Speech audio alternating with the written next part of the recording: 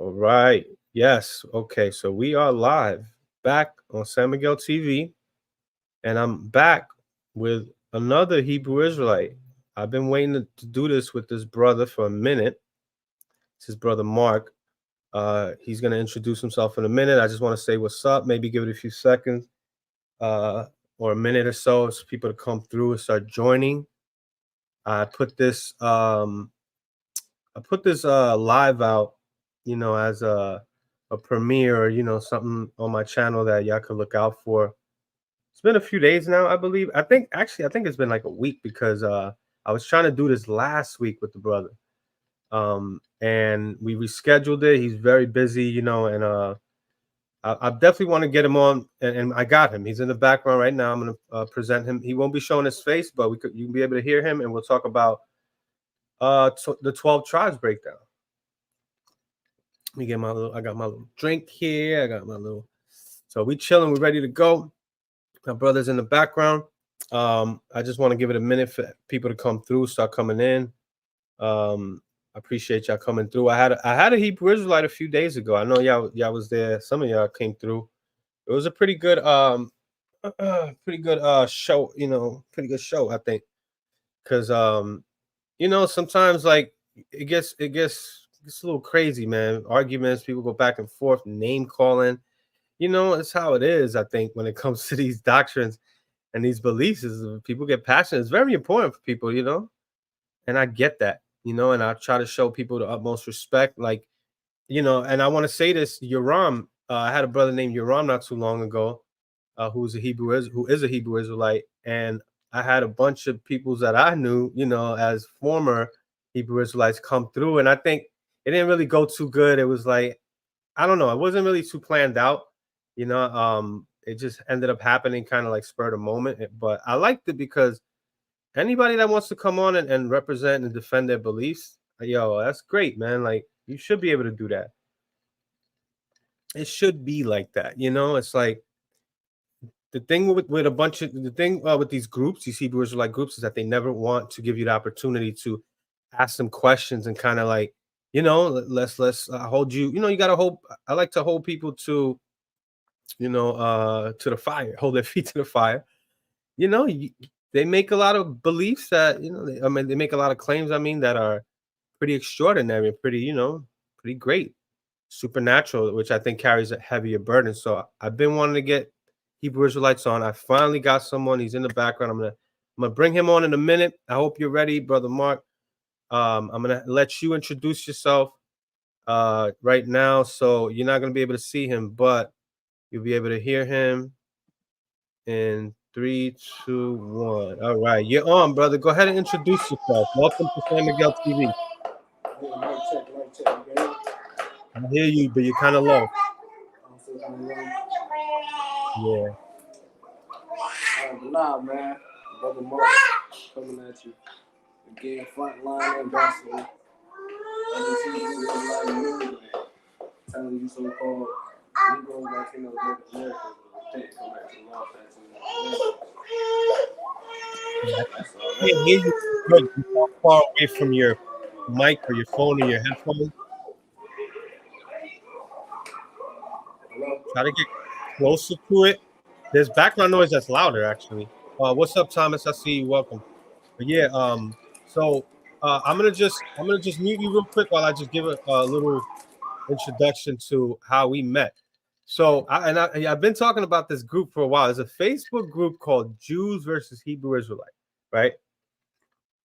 All right. So it was created by a brother named Jacob Israel, who I guess he found me on YouTube. I don't know him like that, but I guess he came through and he might be a fan or whatever, because we kind of share certain beliefs, or I guess, we share common ground when it comes to different things regarding the Hebrew Israelite community. And because I don't believe in Judaism, obviously, I don't believe in what he believes in, but we kind of find each other, we kind of find common ground, me and him. And, I mean, listen, if he wants to debate too, we could debate. I invited him to my channel before, but he wouldn't come on. He tries to keep it on the low. You know, he thinks like he has a lot of enemies. The Hebrew Israelite community probably don't like him too much. They think he's a mole or an agent. I'm like, whatever, man. You know, the dude just opened up a platform. He created a group and created a platform that has a lot of people talking and going back and forth about this Hebrew Israelite stuff.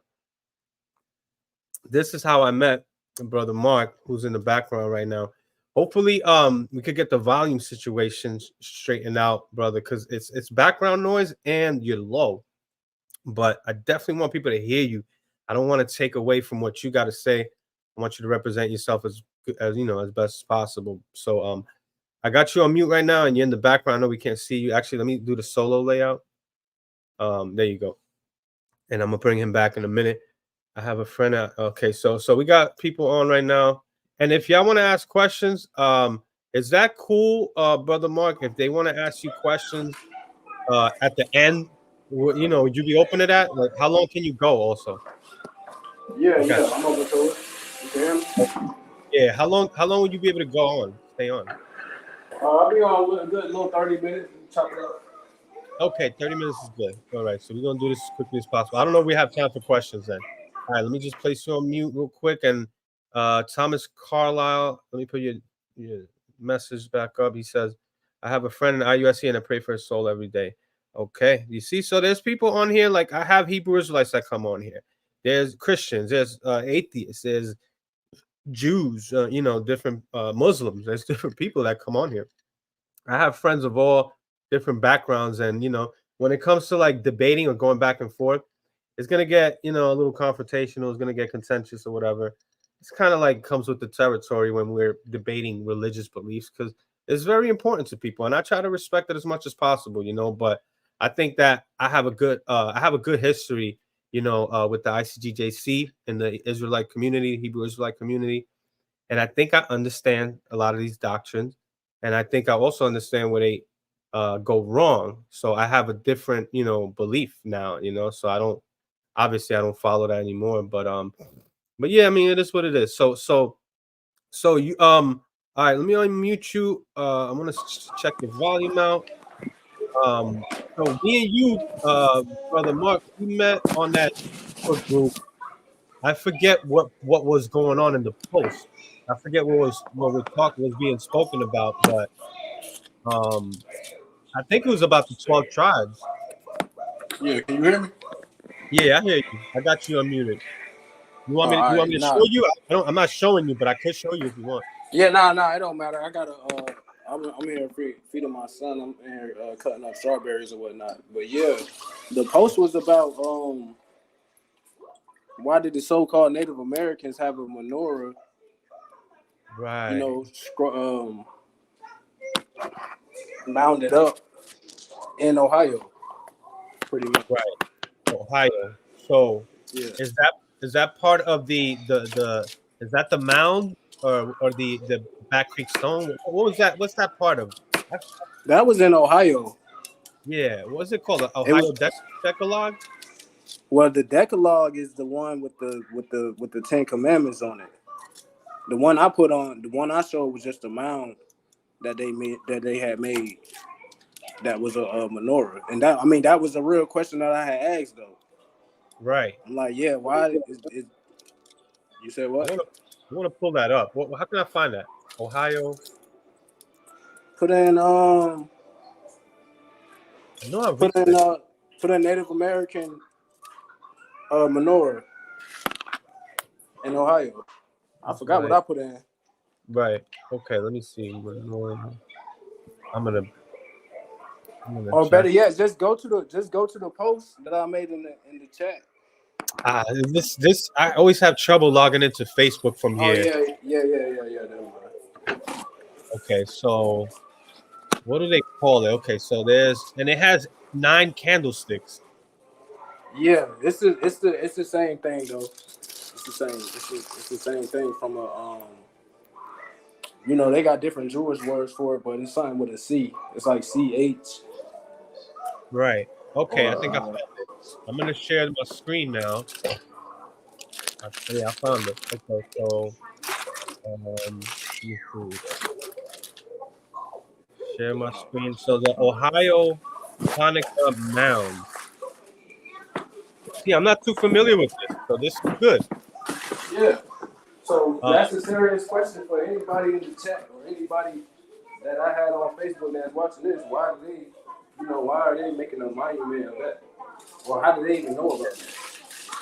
all right. So I'm gonna just mute you real quick because I want to read some stuff, and Yeah. it's just because you got a little background noise, which is cool, bro. You know what I mean? Like you got to do what you got to do. But Yeah, yeah. I'll bring you right back in a minute because this is your evidence. So I'm gonna let you talk about it and what you got to say. But I'm gonna read what the all right. So I got him muted. I'm gonna read what the all right. So this is on ohiostate.edu. So this is the type of like sources that I like. I want .edus. I don't want no orgs and stuff like that. Like sometimes when people come across or it's some damn TikTok evidence, like this brother brought some pretty official evidence as far as it having some a source that's reliable. I think it's pretty reliable. The universities usually deal with some reliable stuff, so that's what I like to look into. All right, but anyways, this is the menorah. This is the photo of it. Let me see if I can make it bigger. Um, I'll just zoom in real quick. Um, Wait, how do I zoom in? It's okay. So I'm just gonna zoom in real quick, and so y'all can see. Um, there's 1, 2, 3, 4, 5, 6, 7, 8, 9. This is your typical menorah. We know there's 8 days of Hanukkah, and they leave one that's taller or separate. I forget what's the meaning of that. Um, you could go into that later, brother Mark, because I kind of just want to read this. So, brother say, y'all brothers look up Pastor Ray Hagins. Oh yeah, I know Ray Hagins. What up, Jonathan Soko? That's not. He said so. So there's somebody already that's familiar with this. I think Jonathan Soko is already familiar with this. He says this is not a menorah. Jonathan Soko, if you want to come on and maybe, well, you know what? Let me just chop it up with him, with brother Mark first. I don't want to bring anybody on because he don't got much time. So okay, let me just read this. So let's bring it back. This is National Archives photograph. I don't know what's going on around it, but from what I see down here, I see the sticks and I don't know what that is. I don't know what that is, but that is the number of your typical menorah sticks. I used to celebrate Hanukkah being an ICGJC. I got you muted, Mark. Just if you want to say something, just I don't just wave at me or something. But I want to read this for sure. Let me get yeah, because I don't want to just shut you out. It's a little background noise, so I want to get this. So let's just read it. It says the ancient earthworks depicted above once lay along waters of the East Fork of Little Miami River in Ohio, about 20 miles above its mouth near Milford, and about 25 to 30 miles east of Cincinnati. So okay, so good. We got the location. That's where it's at. They have long since been plowed level, and their orientation and exact location are unknown. So orientation and exact location are unknown. Ohio has dozens of such large-scale earthworks attributed to the Hopewell culture of circa 100 BC to 500 AD. However, most of them incorporated relatively simple geometric structures, primarily circles, squares, octagons, and extended parallel walls. The East Fork works are unusual for their complexity. The above map is a portion. So that's a map, is what it is. So I guess this is like a big scale, like a location that's like mapped out. I don't know, where this came from, or it's saying that what it's saying is that its exact location is unknown. Is that what it's talking about? An orientation. Okay, well then it says the above map is a portion of one drawn in 1823. So this is 1823. What are they saying? This was drawn in 1823 and attributed to Ward in 1835. So now I'm getting 1800s, which to me, um, that okay, that there were already Jews in the Americas by then. So not too amazing there. If this is what it's talking about, because that's what it's saying. The above map. This is a map, ain't it? This is supposed to be a map. Yeah, it looks like this is a map, and then there's, because what are we looking at here? That's another thing I was looking at. I was like, what are we exactly looking at? It looks like a map. Okay. It's attributed to Warden Major, I guess, to MAJ Isaac Roberto. I don't know, Roberto.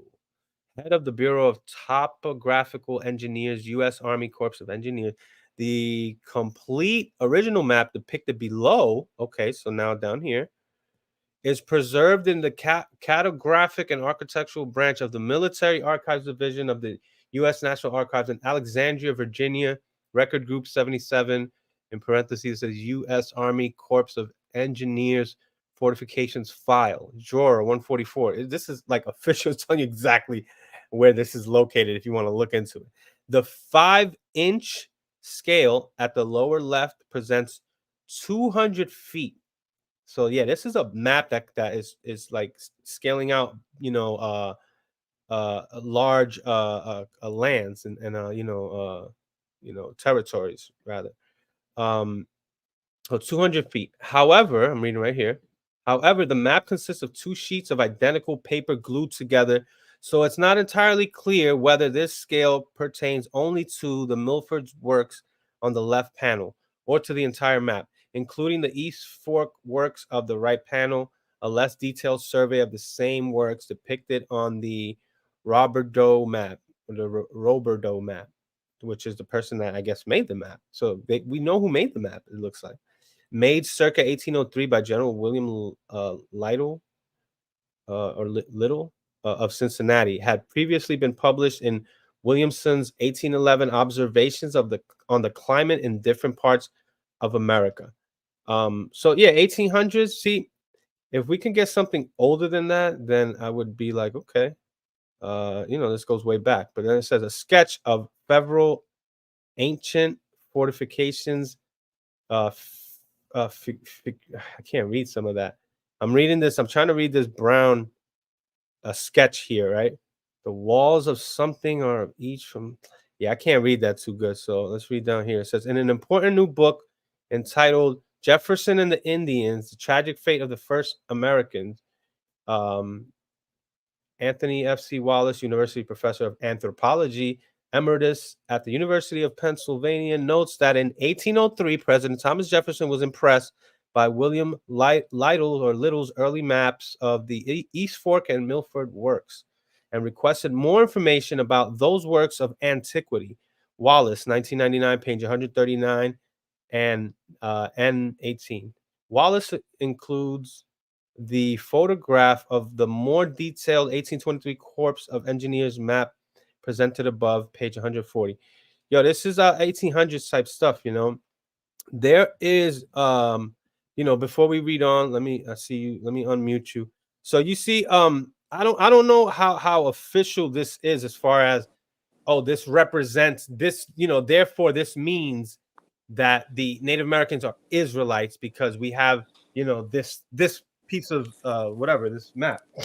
Like, some of this stuff, I got you unmuted now, brother. But oh, you can hear me? Yeah, I can you hear me? I was reading it, so I couldn't see you if you were trying to Nah, you good. But look, it's yeah. from the 1800s because that's when they drew out the map. That's not when they made the actual architect of what you see. Okay. That's just them mapping out what they had, the land they came Right. across. They just mapped it out and made the blueprints of the land. I guess you can say that. But Okay. that been there way before the 1800s. It just say the 1800s. That's when they sketched it out. Right. Okay, so the map represents. So this is kind of like how you see what I guess like with crop circles. Is this like a big sketched out like type of menorah that's in the ground somewhere, like a mound? Yeah. It ain't no, the damn sure ain't no crop circle, but it's just. No, I mean Yeah, but it's just something that trying to compare people. it. Yeah, it's something that people pre Christopher Columbus had made, and when they had came in the 1800s, they seen it on the lands, just like a simple pyramid that you would see, and they just sketched it out. So they sketched it out in the 1800s. That don't mean that it was built in the 1800s. They just made out a blueprint of the land. Do we know who made it and when it was built or when it was, crap. That's the thing. Yeah, I mean, Native American. I mean, who was here first, Native Americans or Christopher Columbus? I'm saying, but what if it happened in the 1700s, or or like when? I That's mean, what I'm saying. I mean, well, Yeah. as far as biblical history, they would have been over here around 700 BC. So so you can't say the 1700s. You have to go way back when. Well, what I'm saying is, when was this, made, the mounds? Like, when did this, how far, how can we even date it too? Like, how can they Oh date it? well, that exactly. That's what I'm saying. It's like it's way older than it's pre Christopher Columbus is what I'm saying. Okay, that's what I'm trying to see if I could find here. I still have the article shown, and I try to go by, like, some unbiased type stuff that's not dealing with religion, because that there's Mormons that believe similar stuff to Hebrew Israelites and stuff, right? Yeah. I know Yeah. that, but like you said, that's a foul document in the damn U.S. Army, whatever military Yeah. they had. So that's like that's not a hoax. They would say like that ain't none of that. Oh None of yeah. that's going on. No, I think the Back Creek Stone has been exposed as a hoax, right? There are and there's other things. There's the Los Lunas Decalogue Stone, which is it's not that's not a hoax. What a hoax is pretty much a forgery where somebody's trying to make money off of pseudo archaeology. Yeah, Pretty and much, I right? don't think the Back Creek Stone not a hoax neither. Because I think, yeah. if that was the case, then that means they trying to push the same agenda that Hebrew Israelites trying to push. That the so-called Native Americans are Israelites. Yeah. I mean, So that's why would they benefit. want? Yeah. No, I Why would mean, they want to do that? because it's financially beneficial. Is an incentive to say, like, check this out, right? When, like, there was a lot of Europeans that were coming out here in the early, early America, the beginning of America, pretty much 1600s, before 1600s, and even through the 1700s. I had a book called The Origin of the American Indians by Lee Eldridge Huddleston, that my cousin, who's still in the Israelite Church of God of Jesus Christ, she got it from the library, and she pretty much rented. She took it out and never returned it. And I looked into that shit online. That book cost like hundreds of dollars. Right. Now, that book states that there were, I forget the name of some of these Spaniards or Europeans that were coming out, and they were usually religious, and they would say that um it seems like the Native Americans are descendants of the lost tribes of Israel. Now, why would they be doing this, for, if it's not true? I would say that there's a political power that comes with that, financial power.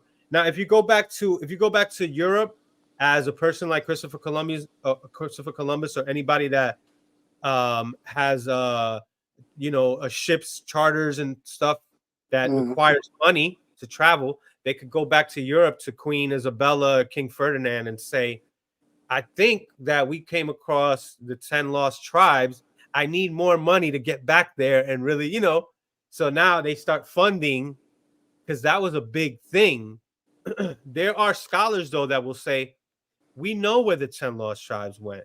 They were in Assyria after Shalmaneser, 720 BC. And we're going to go to 2nd Esdras 13, because Oh this is, yeah, we're gonna get we that. have to go there, right? Like, Yeah, this that's a is like big. where this is like a crucial Yeah, scripture when it right. comes to this 12 tribes breakdown. It's very Yeah, crucial.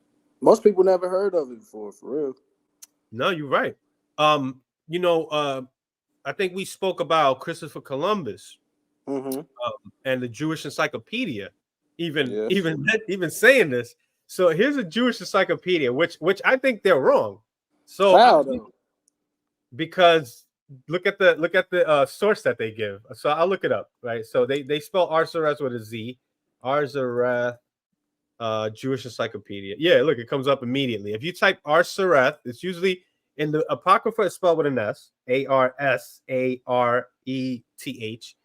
And the Jewish Encyclopedia is Arzareth.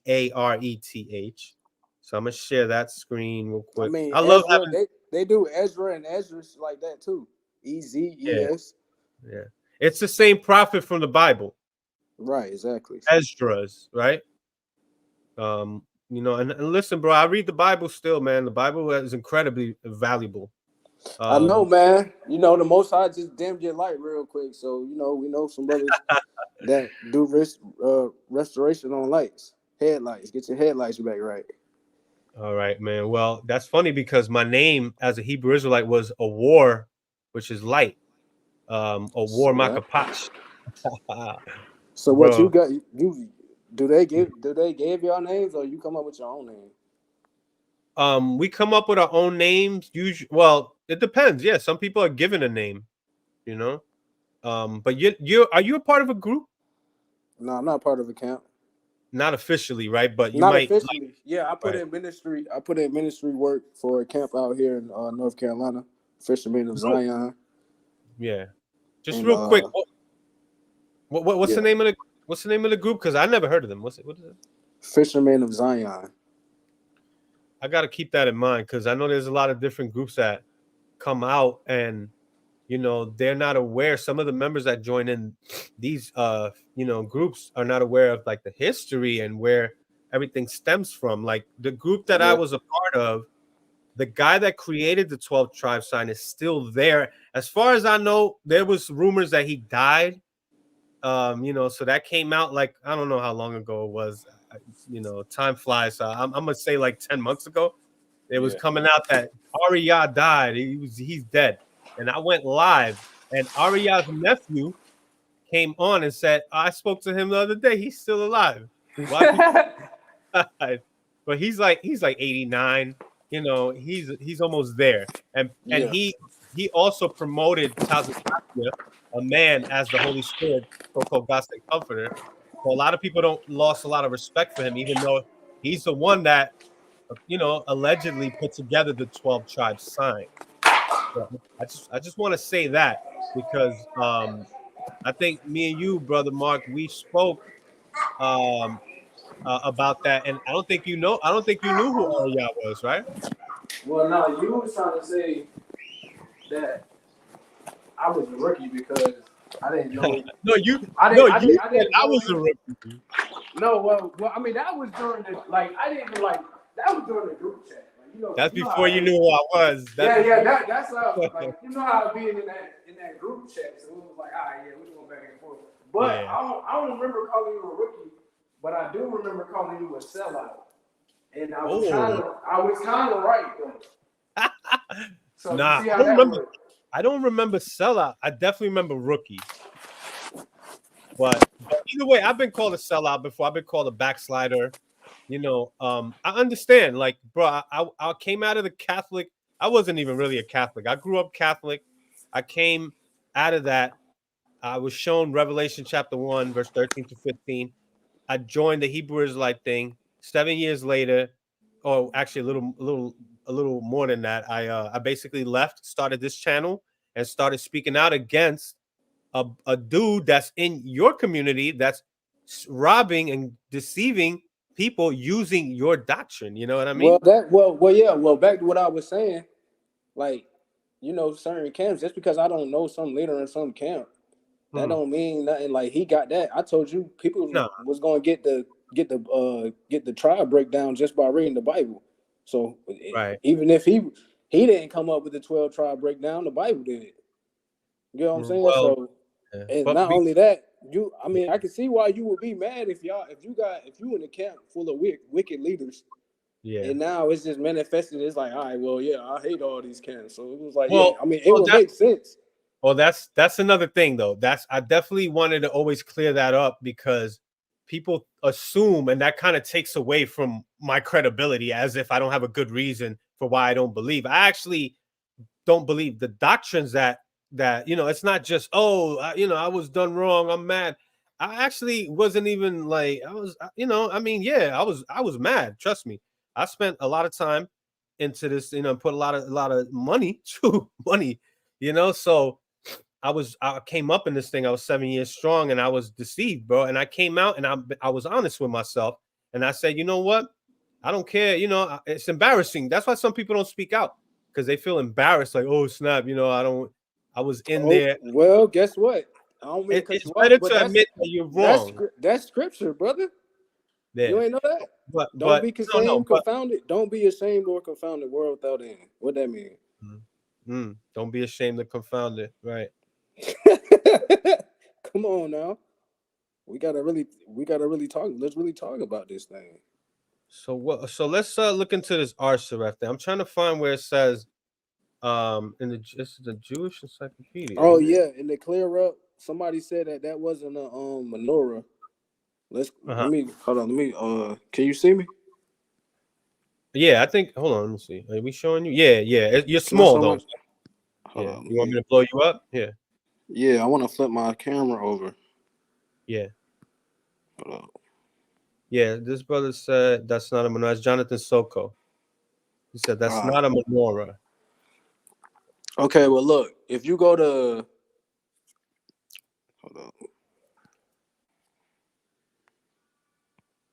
The thing is, like they said that the origin and location is unknown.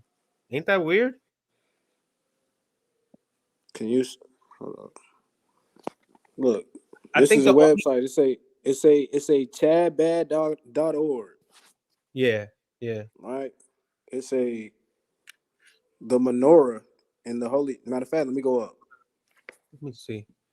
I'll put you. It's a menorah and it's something called a Chanukah. They say the design of the Chanukah menorah may be not be similar to the original menorah with some important differences. The menorah in the holy temple has 7 branches, while the Chanukah menorah has 8. Right, so one of them have 7 branches and one of them have 8. They the same thing though. My thing is this. I wouldn't even say what Jonathan Soko's saying. You know, what I'll say is this. I'm reading what we read. It Mm-hmm. says that they don't even know what this map, because what the evidence we have is a map. Mm-hmm. So the Ohio State.edu says the location is unknown. You know, The so where location is unknown. They was at the location. They got a that actually made TV. That's a history that was on a History Channel. They was at the location. History Yeah, Channel fell off I hardcore. mean it's off, but they was Yeah, actually at the location in Ohio. You know they gonna have the money and the yeah. machine and the funds to actually fly out and actually go to these locations. So they actually went to the location. From what we read though, it said and you know I try to go by official sources but that's fine, man. Let's go to the crux. Let's go to the real like you know the concrete stuff or the big evidence that's used, because we can go into the individual breakdowns of each tribe, but that Mm-hmm. said tribe, that second Esdras, you know, pretty much goes into Arsareth. So let's read in the Jewish Encyclopedia what it says about Arsareth. So this is the Jewish Encyclopedia. I looked up. If you just type in Arsareth, this is like the first one of the first things that come up. It says by Morris Joshua. Can you see that? Hold on. Let me share it. Y'all can't see it. And let me remove this comment. Boom. All right. Let me remove our faces too. So I'll try to blow this up. All right. So the Jewish Encyclopedia, Arsareth. Like a lot of people don't even know what Arsareth is, man. Like when I was in this group, the Hebrews, the ICGJC, bro, I used to be out there with my little what we call the dagger, right? My pocket Bible. And you know, I'll be in my garment and I'll approach anybody. I was so confident in my belief. And pastors, bro, you know, you name it, they wouldn't know. They didn't even know Romans 9:13.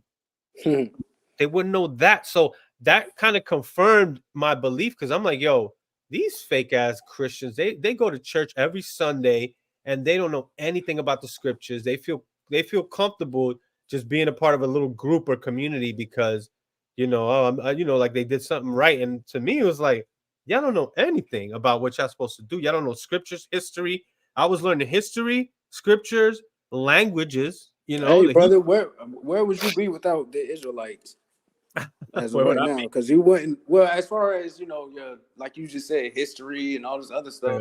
This the Most High showing you, revealed the truth to you. Now you're gonna turn your back on them? Well, I pulled like I try to, be unbiased and say, yo, this wasn't like this wasn't no Jim Jones. Like we wasn't drinking Kool-Aid and poison. It was like whatever. Yeah, all right. I was deceived by a slick talking mother effer from damn Harlem. And They but they say the them fact, Harlem the them, fact them that Harlem we had brothers, them slip talkers. the fact that we had Arya, the dude that created the 12 tribe sign, and he never left, and other old members that were the heads since way back when Abba Bivens was there. Because you know Abba Bivens, you know that name. Yeah, You yeah, know, Abba Bivens was the one that started this joint that pretty much ended up in One West 125th Street, and that's now at 1941 Madison Avenue in Harlem. This thing started in Harlem. So I thought, like, why would I be part of GMS or IUIC or any of these other groups that are splinter groups that are what First John chapter 2 verse 19 says, that they were once among us, but they left from us. And it was revealed that they were not among us. They were not one of us because they left from among us. So we used to think people like you or people in these other groups, we Well, called hold y'all. on, hold on, hold on. What? That sound like the Northern Kingdom or something. What did you say? Nah, that's What First verse is John that? 2, 1 John chapter 2, verse 19, which talks about the Antichrist. Oh, okay, okay, okay, Where it says, okay. my little ones, being something that ye shall know that the Antichrist there's Antichrist that will come. And then it says, even now there are many Antichrists. They were once among us and they left from us. So we used to use that scripture as, the ICGJC to say, yo, these cats was all among us, and now they left and they took all the knowledge that they learned, 12 tribes sign, everything, and started their own groups, and they're dividing the nation. Whereas in First Corinthians chapter 1, verse 10, I think, or 10 and 1, I always get that confused. It says that you should all be in one accord, speaking the same things. Yeah. So we all separate, and it's like there's divisions based off of little disagreements, very small disagreements sometimes, but that's a whole nother thing. I kind of want to get back on track, but did you want to add on to anything I just said? Nah. I mean, All right. as far as that camps, like the old school camps breaking up, Bishop Nathaniel, he just came out with an interview and he pretty much broke down why the camps had split up, and like we Yeah. was talking about earlier, people was coming with money, telling them to do this and do that. Yeah. So Yeah. I yeah, think. Yeah. things I went think that. left. I think that happened to the leader of the group that I was in. I think he got for some money, and then the whole doctrine changed. But I don't trust Nathaniel either. I have a cousin that's in the IUIC too. I have family, I have two cousins up in the community that are in different groups. So I'm very familiar with this. I came in 04, I left in 2011 almost, and then I was kind of like just in limbo, but I came back and started really trying to like understand in 2016, and I started this channel in 2017. And I've been debating. I'm not scared, bro. I've spoken to Gorilla Hebrew and Hakka. I've Yeah, spoken. yeah, I seen that. I've spoken to Kataza, the Jewish looking cat from ISUPK. Um, I've spoken to many different people, but I love doing this, bro. Like I really appreciate you coming on, man. Let's keep this going, though, man. How much more time you got? We good. We good for now. I'll let you Okay. know. All right. So Arsareth, the name of the land. So we're right here. The name of the land beyond the great river. So first of all, a river is not an ocean or a sea. So the great river is Euphrates or Tigris. This is what they called these rivers. So there's a land beyond these rivers. That's what Arsareth. This is what this Jewish encyclopedia is saying, which this is supposed to be the enemy or the Edomites. So, but now we're relying on them when they confirm what we believe, which is very Well, very convenient. well, hold up. Let me respond to that Yeah, because you yeah, said that last time. So the yeah. thing is, like I told you, Amos 3:1, Joel 2:27.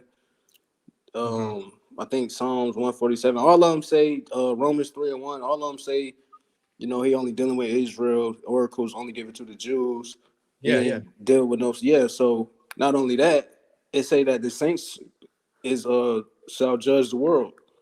Right. So yeah, we do have audacity to tell these other nations that have our culture and our history that okay, yeah, that mean that, or that's wrong, Right. or whatever we want to say. Like they just can't. That's like them trying to take a gun or Young Thug bar and try to come to us and tell us what it means. You know what I'm I got saying? They can't do that.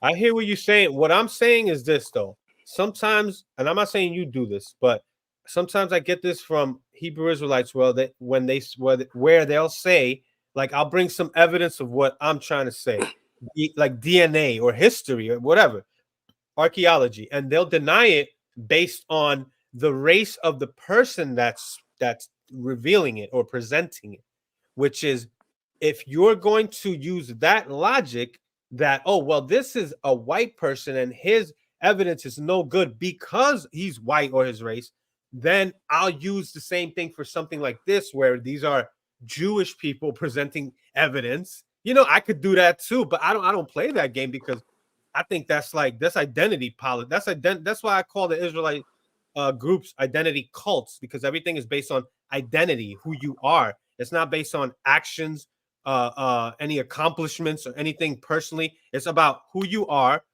I mean, also I know that you got to believe too. You can't just be an Israelite. Not all that are of Israel. Not all Israelites are of Israel. I know. But Right. at the same time, it's like, okay, well, I could bring evidence from Hebrew or Black or African people that don't claim to be Israelites, that are Black Christians, and they'll do their research on things that will debunk or refute these type of things that Hebrew Israelites are saying. So I think where the appeal comes in, it's like, oh, you see, Jewish people are saying this. They even them. Always how they word it. Even white people or even Jewish people will say this. I always hear it like that, and it's like, well, when it's convenient, you'll say, well, no, these are white people. They're the devil. But then Well, they'll not well, yeah. I mean, like I just said though, if it's sincere and they say something, then we right. got every right to tell them if it's right or wrong. But if they saying something, like you'll have to pull up an actual case where they say Yeah. something and we don't agree. Because I mean, Well, I wouldn't yeah. agree to if they saying something that's true, we gonna agree to it. But if they saying, well, no, there's no more Edomites on the earth, then it's like, bro, what are you talking about? Like, you know what I'm Yeah, saying? yeah. Some of them will say that. Yeah. Exactly. I've heard some of them say that they're a certain tribe of Middle Eastern people too. So there's different schools. But let's stick to this. So I think that this is an example of what you just said, where here's something that we need to research. Have you okay, so then it says, let's keep reading it. The name of the land beyond the great river, far away from the habitation of man. So this is like, I see why people say this is America. I mean, but yeah. but in 720 or 730 BC, there's archaeology. There's like so much evidence that will show you that there were already people in these lands that's called America, from South America to Alaska. It You wasn't millions of people though. It was probably a couple of tribe people, probably know? no more than 100 people. Not But even now, probably not even that. you're creating a criteria that it's like it has to be a million people or something.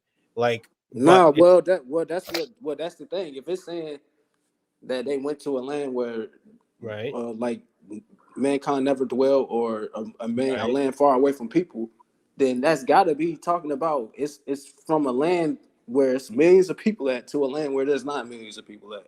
But we So don't you're we don't know how big the land is, though. what the land that it's talking about? Yeah, Well, we don't know that the land that it's talking about. Well, we do know the lands that it is talking, like that it's not talking about. You get what I'm saying? So if it's saying that they, as far as Second Esdras, if it's saying that they went to a land where mankind never dwelled, it can't be right. talking about Europe, Africa, or Asia. That's automatically out the picture. But you're bringing up like a whole continent. Like, what if the land is just talking about a small piece of land, as far as like, a town or something? That's still land.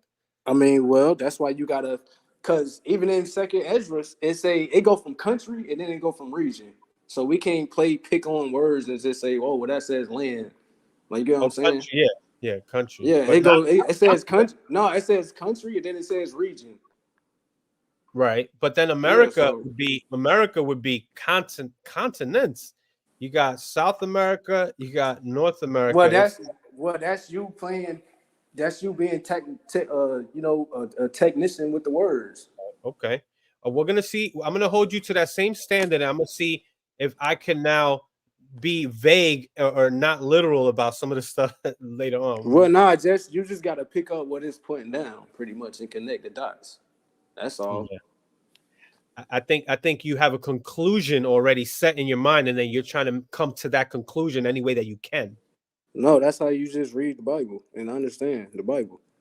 I think in your mind you already have a conclusion of what you think is true, and then you try to make it fit, like the Cinderella effect they call it. You try to make it fit to your narrative when it doesn't. That's what I Nah, think. it's just Yeah, nah, it's just this not even like we done already had this conversation before, so it's like but yeah, okay, we have we it enough. already know. Yeah, so it's like we already know what we're talking about. It's not new information to us. So I Right. mean, yeah, Okay. we already know where this is going. Right. Okay. Yeah, definitely. So, but let me just finish this. I'm getting sidetracked. My bad. So it says, far away, I'm right here, far away from the habitation of man, in which the 10 tribes of Israel will dwell, observing the laws of Moses. So that's another thing, observing the laws of Moses. Were they doing that? I mean, did they have friends? Do the Native Americans and the Incas and the Mayans did they wear fringes for one? Not all of them. Some Native American, North America tribes, Okay, well, I mean, well, damn, shit. Okay, so they spoke Hebrew. they They didn't wore speak. fr- they huh? They didn't speak Hebrew. They didn't speak Hebrew No, no way. No way. during all the evidence you done seen. How No, they there's didn't no speak evidence. Hebrew. That's the thing. It's like Chris- there's don't. That's where I found problems with the doctrine. Is like they kept saying that they spoke Hebrew. They spoke Hebrew, and then I actually spoke to an archaeologist from Puerto Rico who has the lost the Father Nazario stones, which a lot of these groups claim that it has Hebrew, and they've been claiming it for years. This dude um says that first of all, there's no written language, there's no evidence of any written language in Puerto Rico besides these stones. I never said Puerto Rico. I know, but I mean, we have the Mayan alphabet, we have the Aztec. These languages are not. They didn't speak Hebrew. They didn't speak Hebrew. Okay, There's no well, evidence of that. watch this. Who would be the primary source of the Native Americans? It would be Christopher Columbus, right? Not really. What do you What you? mean? What do you mean? He's the primary source of what? I mean, he was actually. We all know he's a real historical Yeah. person. He was Okay. actually there. He was the man back in those days. What did he Oh, say? Well, I think what you're saying, where you're leading to, is that he brought a Hebrew interpreter. no. What did he say that they spoke? Christopher Columbus never said that they spoke Hebrew. Okay, so Can what I? did he say? No, I'm just saying. So what did he Well, say I that they mean, spoke? did he say that they spoke Hebrew? I don't. I mean, That's what I mean. No, that's like a sincere question. Like, cause I mean, he would I, know out of anybody in the world. He would know. he called them Indians. He called them Indians because he thought he was Indian. Exactly. He thought he was in India when he saw them. That's where he was trying to go. He was trying to, and You we're know gonna go why? there. You know why? Uh-huh. Because during in that sea, that's why Second Ezra say he showed them signs and wonders because you'll get lost in that sea. So he didn't know what the hell was going on for real, for real. We're gonna get there, but first let me finish this. My bad, man. I keep getting sidetracked. But the book that it references, I'm trying to pull that up real quick so we can read it, because you can actually get it on Google Books for free. All right, so this is Meyer Kaseling. Oh, my bad. Y'all can't see it yet. But all right, so let me finish what it says here. Are y'all still seeing that? Okay. Let me blow this up. It looks like it's kind of small. Zoom in. Zoom in. All right. Yeah. All right. My bad, y'all. That was kind of small. But okay, let's go back. The name of the land beyond the great river. So one thing, first of all, it says a river. Then it says far away from the habitation of man. Okay, in which the 10 tribes of Israel shall dwell, observing the laws of Moses until the time of restoration, according to fourth Ezra chapter 13, right? Roman numerals, verse 45. We're going to read that too. Columbus, it says, this is a Jewish encyclopedia, y'all. Columbus identified America with this land. See Kaserling's Christopher Columbus, translated by Dr. C. Gross, page 15. This is where I'm going to go right now to show you that if these are the devils, these are the lion Edomites, yo, you're going to see how this is such a blatant lie. There's nowhere, let me just show you. There's nowhere here in Caserling, right? Remember the what do you call it? The reference. Very important. I'm glad they referenced this because I want to go into this, man. I need to find this stuff. So here it is. Christopher Columbus and the participation of the Jews in the Spanish Portuguese discoveries by Dr. M. Caserling. That's Meyer Caserling, which was referenced there in the Jewish Encyclopedia. We're going to go to page 15. This is official documents for free on Google. You know, this is what's crazy because I've never seen a Hebrew Israelite actually look into this and post the evidence. You know, I did my. I think it's important to. That ain't our main. Well, that ain't my main source. That you pulled that up. Yeah. I say my main source is the Bible. Okay. Yeah, I definitely want to pull this up though, just to show because there are Israelites that'll pull this up. So, and this is one of the things that I looked into, and I was like, yo, it doesn't say it anywhere. What they're trying to say is not saying that in here. So if y'all could see that, it says. So this is page 15. Remember, it said page 15. It's cut off, but what we want to get, I guess we could go back. Let's start at 14, where it says this book. So there was a book written by somebody else that was an explorer. So it's talking about this book interested Columbus so much that he excerpted 3 whole chapters. He was also very fond of reading the Bible and the 4th book of Ezra, which was probably written by a Jew who lived outside of Palestine, which is Ezra. According to his own assertion, the incentive that impelled him to plan his discoveries was not a love of science, but his interpretation of the prophecies of Isaiah.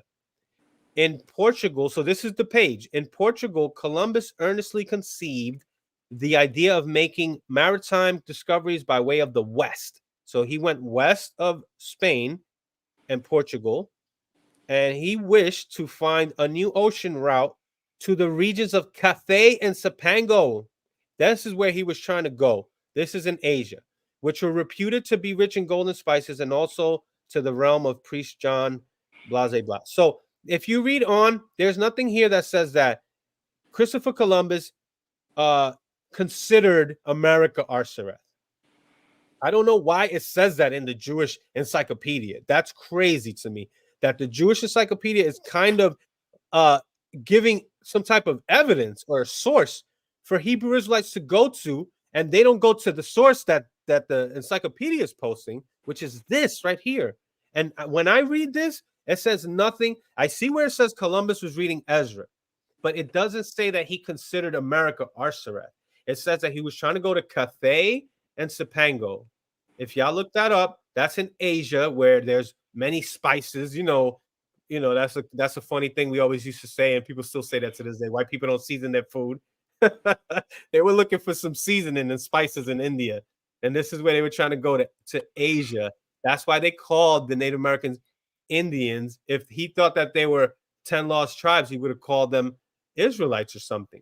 So so you don't consider that proof of anything anyway. So whatever. That's something else. Now I have 2nd Ezra chapter 13 verse 40 already up. We're gonna go into the King James version, and then I got the Good News translation also, because I want to get other translations, because I think that's another problem or issue that it's the translations. Like sometimes the word black in the KJV, because this is British English, doesn't mean like a black person. Like black people weren't called black people back then. Black meant like just like white means pure. Black meant like dark and depression and like that's why during the time of Lamentations in Jeremiah, you read those in those scriptures. There's a scripture in Jeremiah that says, "Astonishment has taken hold of me. I am black and I am hurt for my people." And it's like, what the hell does this have to do with skin color? It's literally telling you that he's like in sorrow and he's lamenting. So that's something else. But the 10 tribes, this is a scripture that I guess you do believe in. Second Ezra chapter 13. This is your proof, pretty much. Second Ezra chapter 13, verse 40. Well, just hold up, just not that. It's like I said. Well, since you don't believe they spoke Hebrew, I mean they wore fringes. They Yeah. you seen the menorah, where that come from? Then they hold up. Yeah, they wore the. I mean they Yeah. they made the menorah. Then they made these quote unquote great altars, these little pyramids. Why did they do that? And I showed you why they did that in Joshua 22. So Yeah. I mean, it's too many. It's too much. It's too much thing. It's too much evidence. All right. So what I saw was a map that was drawn out about a supposed location that is unknown, and there's a menorah on it. And you want to attribute that menorah to Native Americans as a genetic confirmation that, look, there's a menorah, therefore they're Native, all Native Americans, even down to South America. I'm just that's just evidence and proof that it can't be like what can you say about that? You don't even know who that came from. I'm not Well, that's saying the thing. that directly, specifically. I'm just showing this is why we think what we think.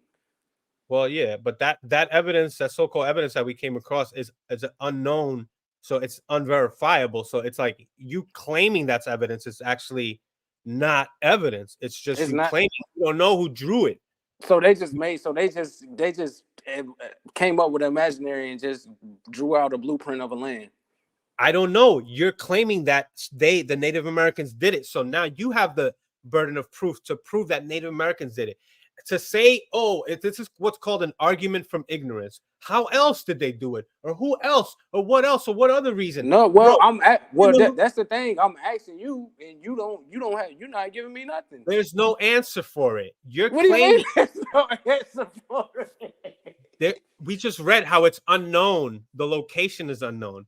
Okay, the location is unknown. That but you're claiming you're the one. I'm not claiming that's evidence. You're the one claiming. You're trying to turn it around on me and say, well, you don't know. Oh, so therefore you don't know. That's called an argument from ignorance. Have you ever heard of that? I kind of want to bring that up. No. I'm saying bring that up now because that's exactly what you. I'm saying that in the 1800s, a group of military officials came and made a blueprint on the land. Don't matter if they don't know where it's at now because it was from the 1800s. So I mean, hell, right. At least they got a blueprint, and that blueprint is showing a menorah. So yeah. I mean, that's what it looks like. I don't know.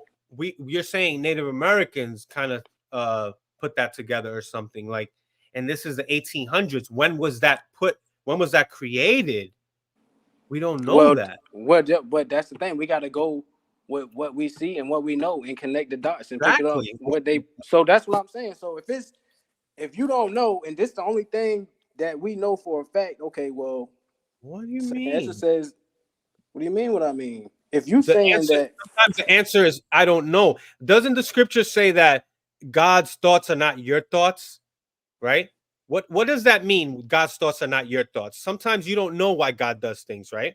Or sometimes things are unknown. So saying I don't know is not a victory for you. I know like Hebrew Israelites and a lot of people like doing this. Just because I say I don't know and you have an answer doesn't mean that you have the right answer. I don't know sometimes is the answer. And I'm just being honest.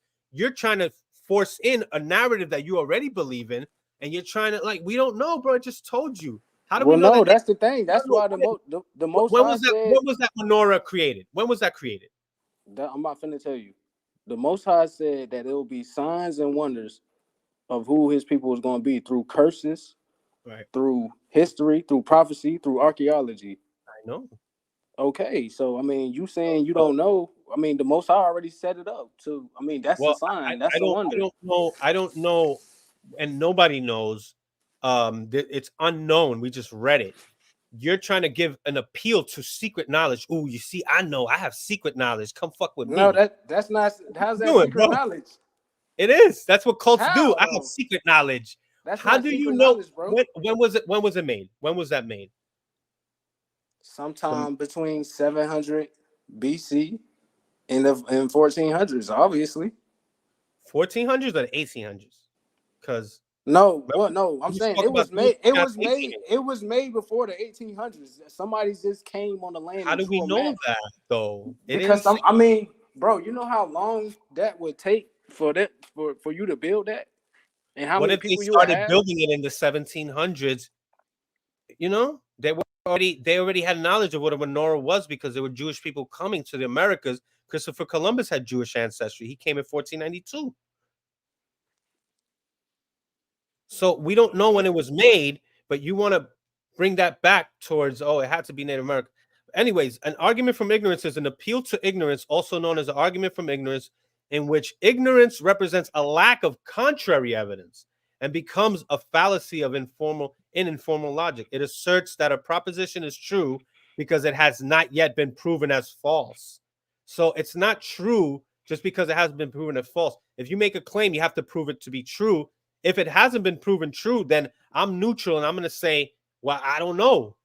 I'm not going to say it's wrong or false. I'm not saying it's false. I'm saying based on what you're trying to present, it doesn't look like it's true.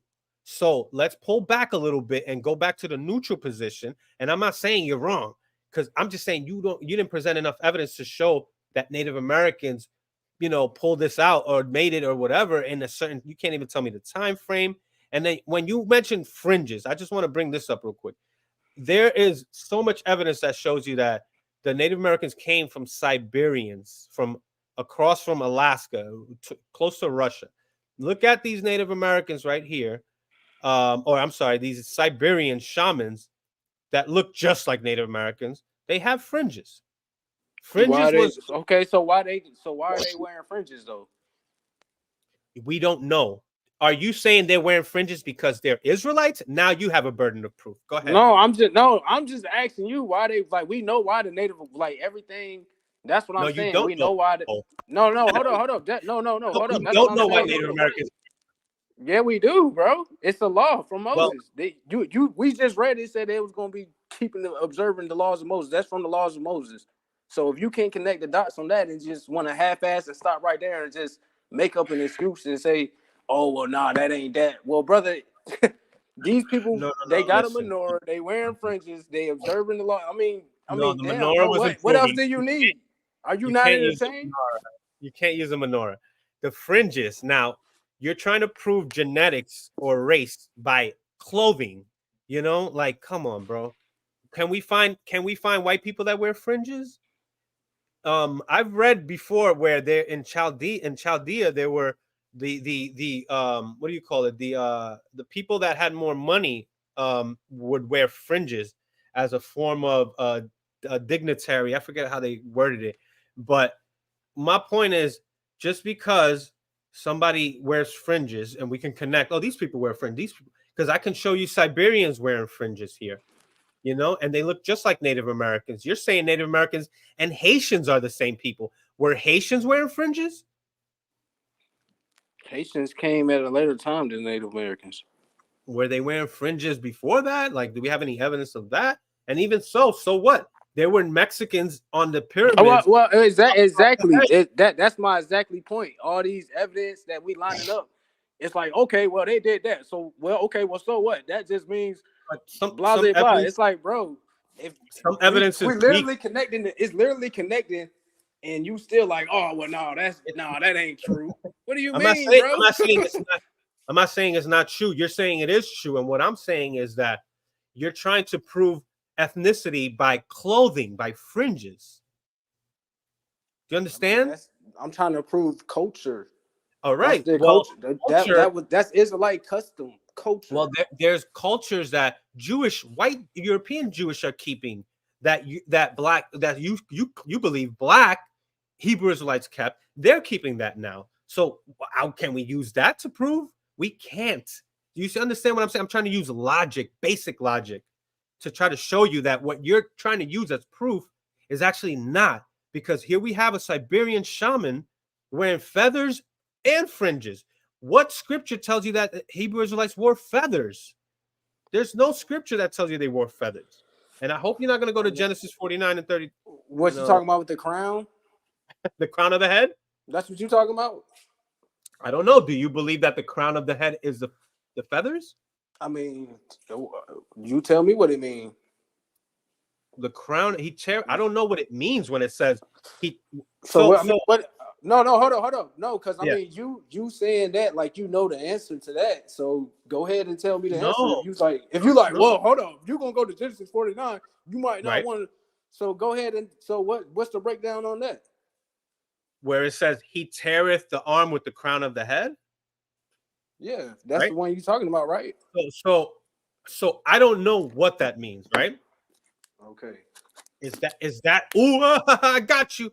No. Now hold up. No, I just said, bro. I just asked if you knew what it mean because you. It seemed like you the one who brought it up first of all, and it seemed like you knew what you was talking about, but you just said you didn't know. I know what it doesn't. I know what it doesn't mean. I mean, if you don't know what it means, you can't know what it doesn't mean. That's not true. That's not true. How do you That's true. That? You don't know what it means. You know what it doesn't mean. Yeah, if you don't know, let me give you an example. If you don't have a clue, let me give you an example of how you can't say that it's not that. If you don't have a clue, if you blind and you I'm hear not a goddamn I'm not blind. No. Let me give you an example. Let me give you an example. No, let me give you. I gotta mute you, bro. Let me give you an example of how you're wrong. You're muted right now. You're not letting me talk. You just said something. Let me say what I need to say.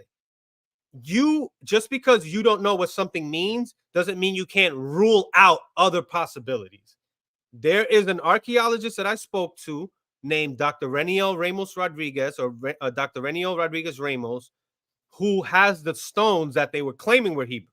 Now they know that it's not Hebrew, but they don't know what language it is. So they know that it's not Hebrew, but they don't know what language it is. Just because you don't know what language it is doesn't mean you can't rule out other languages. If I have stones, I want you to really listen, bro. Nobody can hear you right now. I'm going to let you talk in a minute. I just want to get this point across because you just said something that's wrong. If you have stones where you don't know what the language is, you can't rule out Spanish, Hebrew.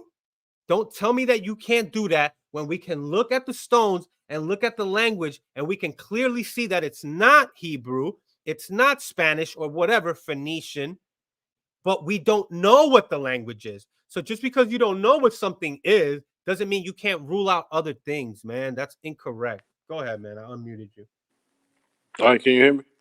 Yes, I had to. All right, so what I was saying with the blind, I wasn't saying you was blind. I was just finna make an example. That's like somebody being blind and they hear a big dog bark. You know what I'm saying? They know it's a dog, but they don't know what specific dog it is. So it's like with the stones, if you're saying it's not, for one, people say today's Hebrew, they don't even know what the Hebrew, ancient Hebrew is. They say that the Yiddish today is the Hebrew. People know, archaeologists know what Paleo Hebrew is and Assyrian Hebrew. I was even able to study that, and I can tell you, I can look at the stones in Puerto Rico and tell you this doesn't look like Hebrew. Now there might be certain markings that might resemble the Yah, which is just a little line. If you look at, remember, the Yah, it's just one little line. Anything could be a little line. It could be a mistake that was chipped in, But what I'm saying is when it says that they teareth the arm with the crown of the head, we're trying to figure out if that is any way to connect Native Americans, where, first of all, the feathers on the head wasn't considered a crown. It was considered a war bonnet, actually. It wasn't considered a crown like a king. So that right there kind of refutes where they teareth the arm. And then the practice of tearing the arm, I've never found. They always say that's the blood brother pact. Where do we get that information from? Hebrew Israelites like to claim things, and then we never get a source for it. Like, oh, Hitler said that the Jews are this. I'm gonna burn you. You want to be black? I'm gonna burn you in the oven. This is what Hebrew Israelites said. That this is why Hitler burned the white Jews. You want to be black? I'm gonna burn you in the oven. Where's this evidence for stuff like this? I started looking into this stuff, and there's no evidence for none of this, man. going back to the Siberian shamans, though, I have to show you because this is. I mean, we're gonna go to second Esdras definitely. I mean, I don't. We're not really getting sidetracked. We're talking about cultural, garments, like things that people wear. I can find the connection with Siberians. Now you have to say that Siberians are Israelites. And when I look at the 12 tribes chart, they say North American Indians are Israelites. So that means Alaskan Indians are Israelites. That's North America. Actually, the Seminole Indians, what they call Reuben, Florida is in North America. So when you say Gad are the North American Indians, how come Reuben or the Seminole Indians are not considered in there? Because Florida is in North America. So North America. That's you just being technical with the words, brother. Being technical again, you're going into that, man. I mean, you want to say it's a Gad Native American Indians, and then Reuben. What do it say? It say Florida. They say the Seminole Indians are the tribe of Reuben. How can we differentiate? Because the Seminole Indians are made up of different tribes that even came from Oklahoma, like Osceola. Osceola is a Native American whose father was European and mother was a Native American, and he was fighting against the European. There's a county out here in Florida called Osceola County. He was the one that stuck a knife through the treaty that they were trying to make a deal with him, and he put a knife through that contract that I don't make no deals with no pale forked tongue, and his father was white, but yet we say, and that's another thing I got to ask you, how do we determine what's an Israelite? It's the father's seed, right? Yeah. How many Taino Indians were raped by European men? I mean, just because you rape, that means you automatically get pregnant. I didn't hear what you said. Just because you raped, you automatically what? You're automatically pregnant just because somebody get raped. Pregnant? Yeah. Oh no, I know automatically pregnant, but there's a big chunk of European DNA. You don't believe in DNA though, right? What, DNA test? I believe DNA evidence. I don't believe in DNA test, but that, I mean, yeah, you got to answer that question though. I mean, if you don't get pregnant every time somebody get raped, I mean, why would you ask that question then? Why would I ask?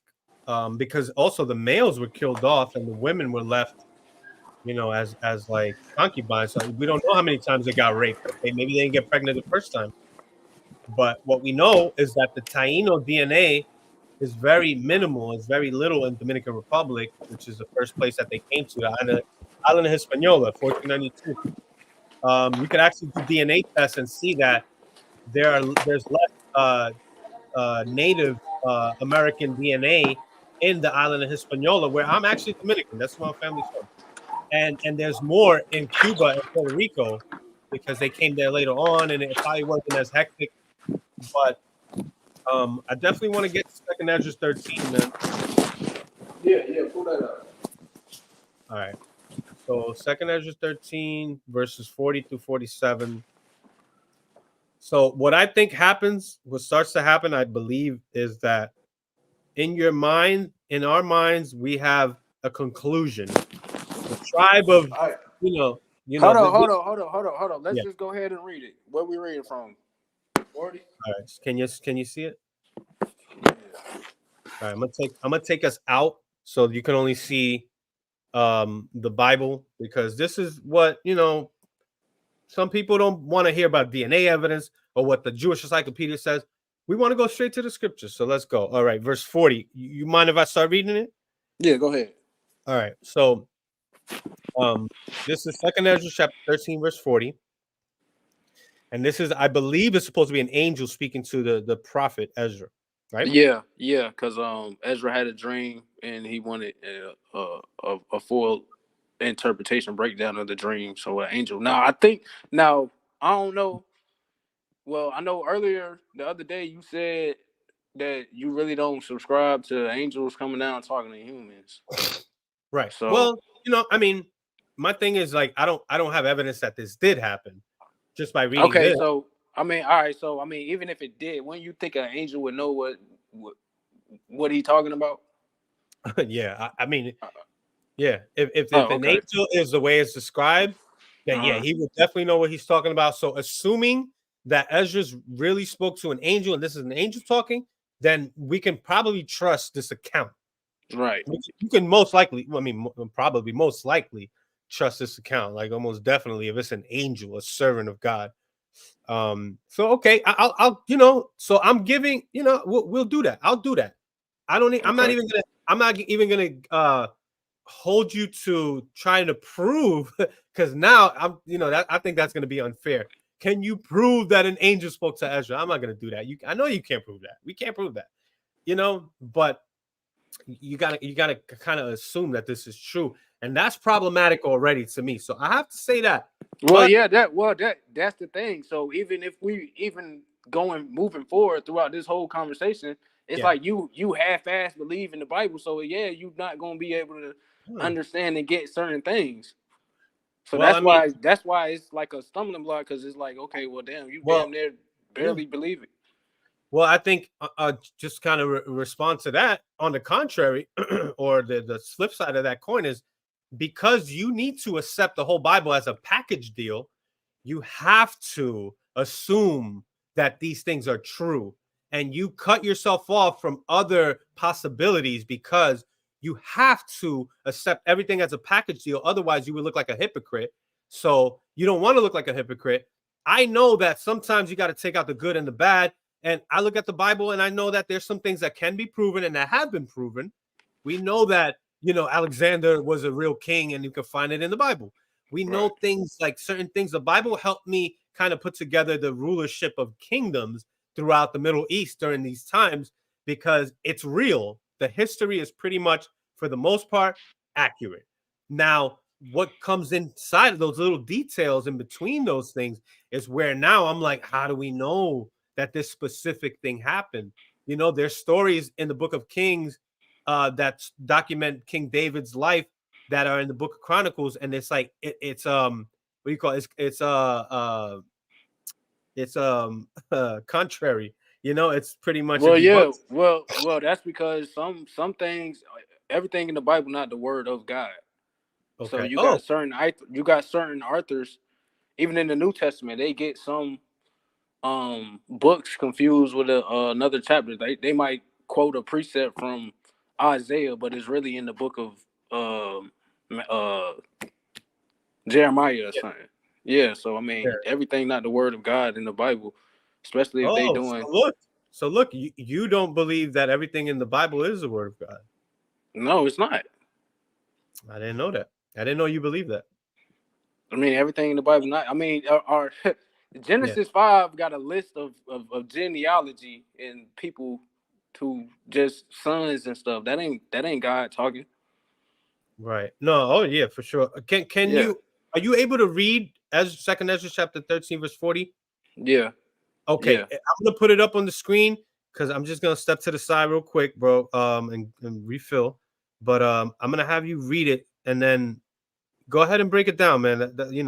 I'll share the screen though. Can you see? Okay. You still gonna be able to hear me? Yeah, I hear you. I hear you. You can hear me, right? Yeah, yeah. All right, go ahead. It's up. Matter of fact, I'm gonna start at verse 39 Okay. because the dream he had was he seen Yahweh Shah, so-called Jesus Christ. He seen him coming down the mountain. Like, well, he seen him do a bunch of things, but he seen two. For one, he seen a multitude of nations, and then he Right. seen another a peaceful multitude of nations. So Okay. 30, Yeah. Go ahead. yeah. So verse 39, it says, "And whereas thou sawest that he gathered another peaceful multitude unto him." Right. So the angel breaking it down to Ezra, he says, "Those are the 10 tribes which were carried away prisoner out of their own land in the time of Hosea the king, whom Salmanassar, the king of Assyria, led away captive and carried them over the waters. So came they into another land. But they hold up. But they took this counsel among themselves that they would leave the multitude of the heathen and go forth into a further country where never mankind dwelt." that they might there keep their statues, which they never kept in their own land.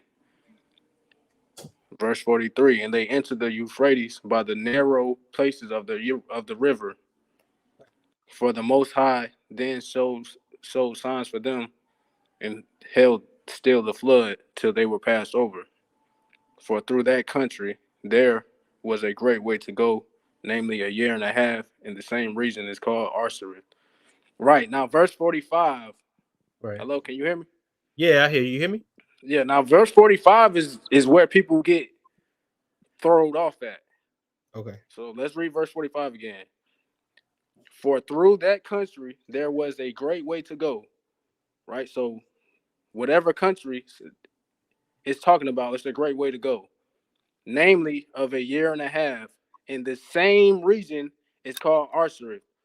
So when you go back, so the country in the region are the same thing. Because it says same region. So I can see why somebody would say that verse 45 it needs to say it's a grammar error because they got 4 through when they meant to say 4-2.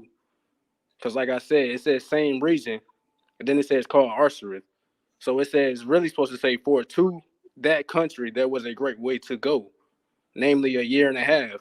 So they saying whatever country they finna go to is going to take a year and a half to go to, and then they saying the same region they using country and region interchangeably is called Arsarid. Right. So wherever they finna go, it's gonna take a year and a half.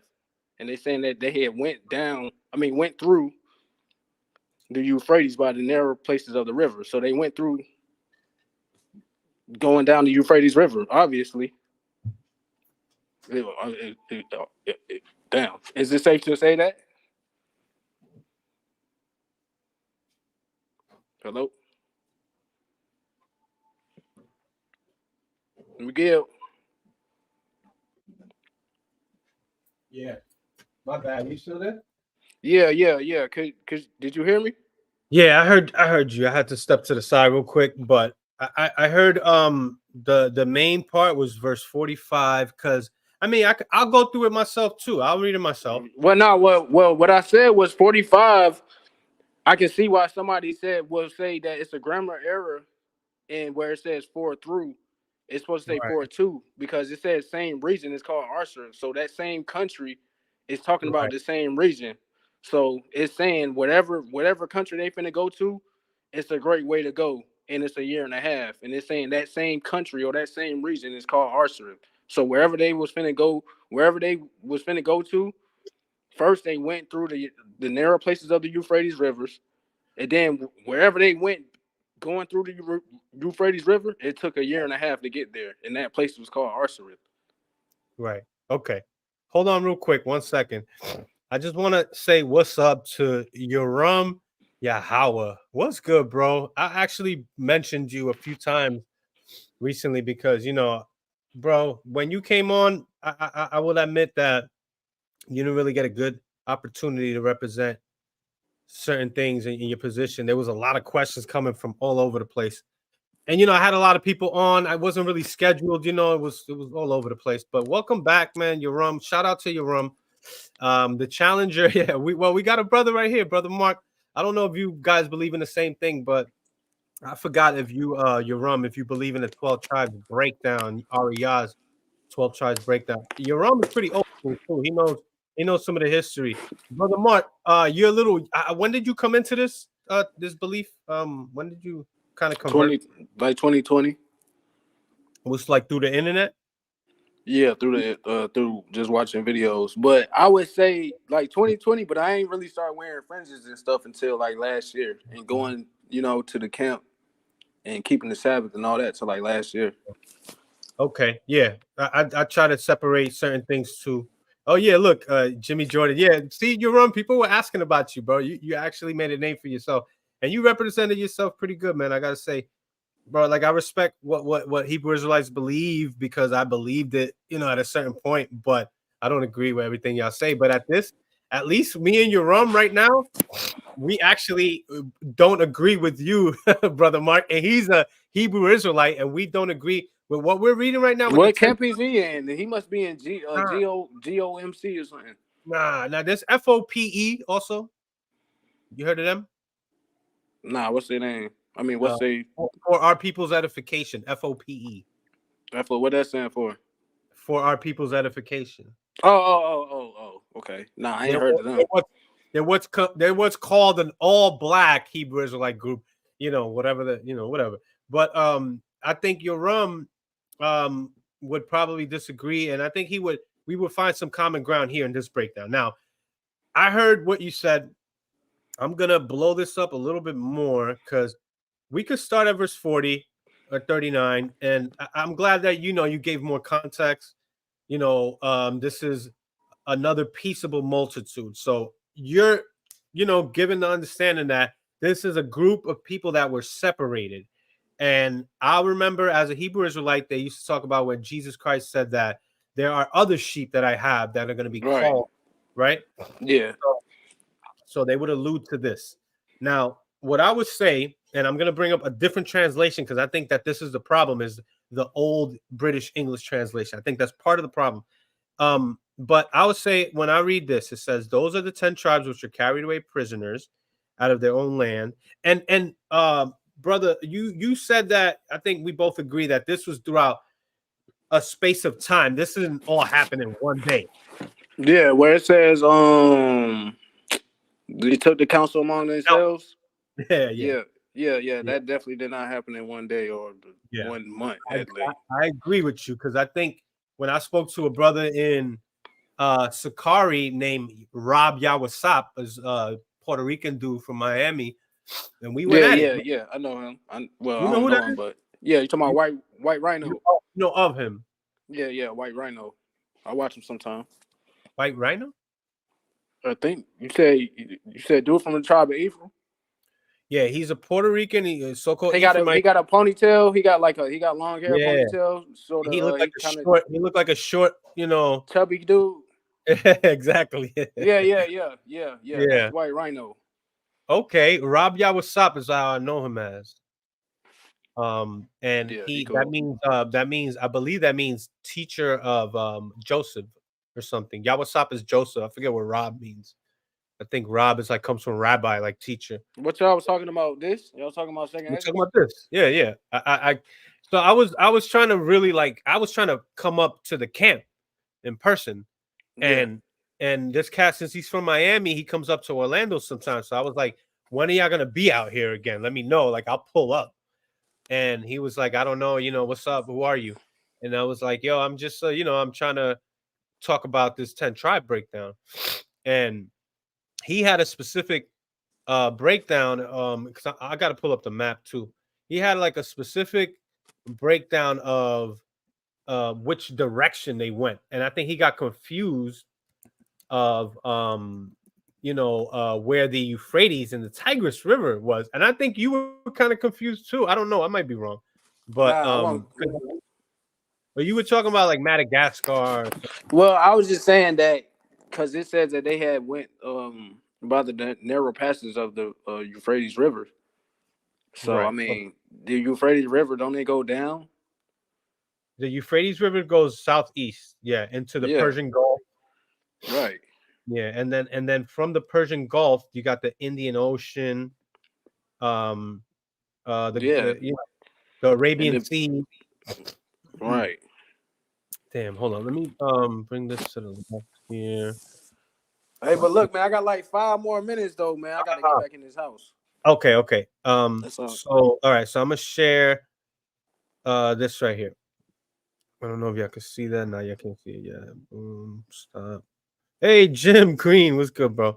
Damn, man, I'm sad that you gotta go. You be able to come back another time, maybe? Yeah. Okay, well, you got my number. I'm definitely going.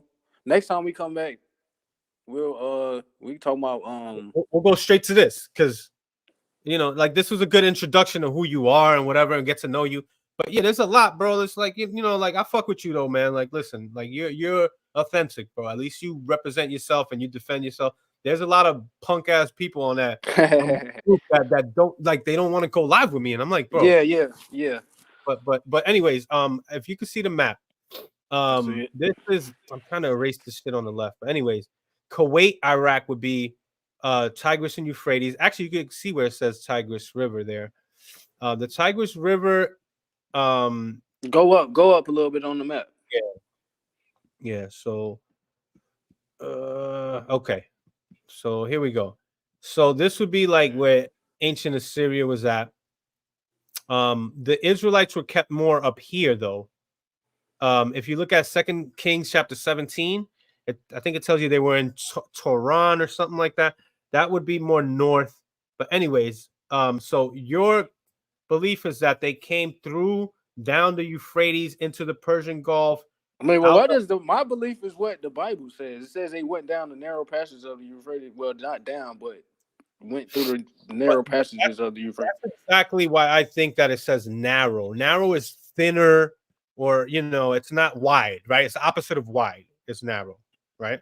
I mean, it's talking about a river, though, right? Yeah, but why is this specifying and pointing out the fact that it's narrow? I think that it's doing that, and this is what I think. I think it's saying narrow because it's easier to get across the river. You're saying that they went down the river. I think that they crossed over the Euphrates River. Crossed over the Euphrates River and went to somewhere where it took foot. a year and a half on foot. Yeah, a year and a half. Yeah, and it took like 2 months for Columbus to get from Spain to the Americas. You're saying a year and a half from Assyria. Now, if it took 2 months for Columbus to get from Spain to the Americas, you're saying a year and a half is going to take, and these are thousands of people that had to live at sea, and they had no unsalted water. Were they hydrating themselves? How did they keep themselves alive? There's no explanation of none of these things. Where did they get the ships from? Where are the ships today? Did they ever discover those things? None of this stuff is anywhere in archaeology or in history. So we have to rely on you adding into a lot of the scriptures. And I think one of the takedowns for me, because I know you got to go, is where it says that they dwelt there in verse 46. Because sometimes they just end, Hebrew Israelites will end at verse 46. We got to go into 46 and 47. They dwelt there until the latter time. And now when they shall begin to come, the highest shall stay the springs of the stream again. A stream is a river. So the springs of the streams are going to be stayed or stopped. Why? So they can cross over, similar to what happened during, the time of Moses in the Red Sea, where it would stop. The river or the sea, the ocean or the sea there were walls. I believe that stream is talking about what was going on in the dream, because he went up. You'll have to go up in the beginning to get the context, but I think that stream he talking about right there is what he is pretty much what's going on in the dream, because it says, "And that may go through. Therefore, sawest thou the multitude with peace."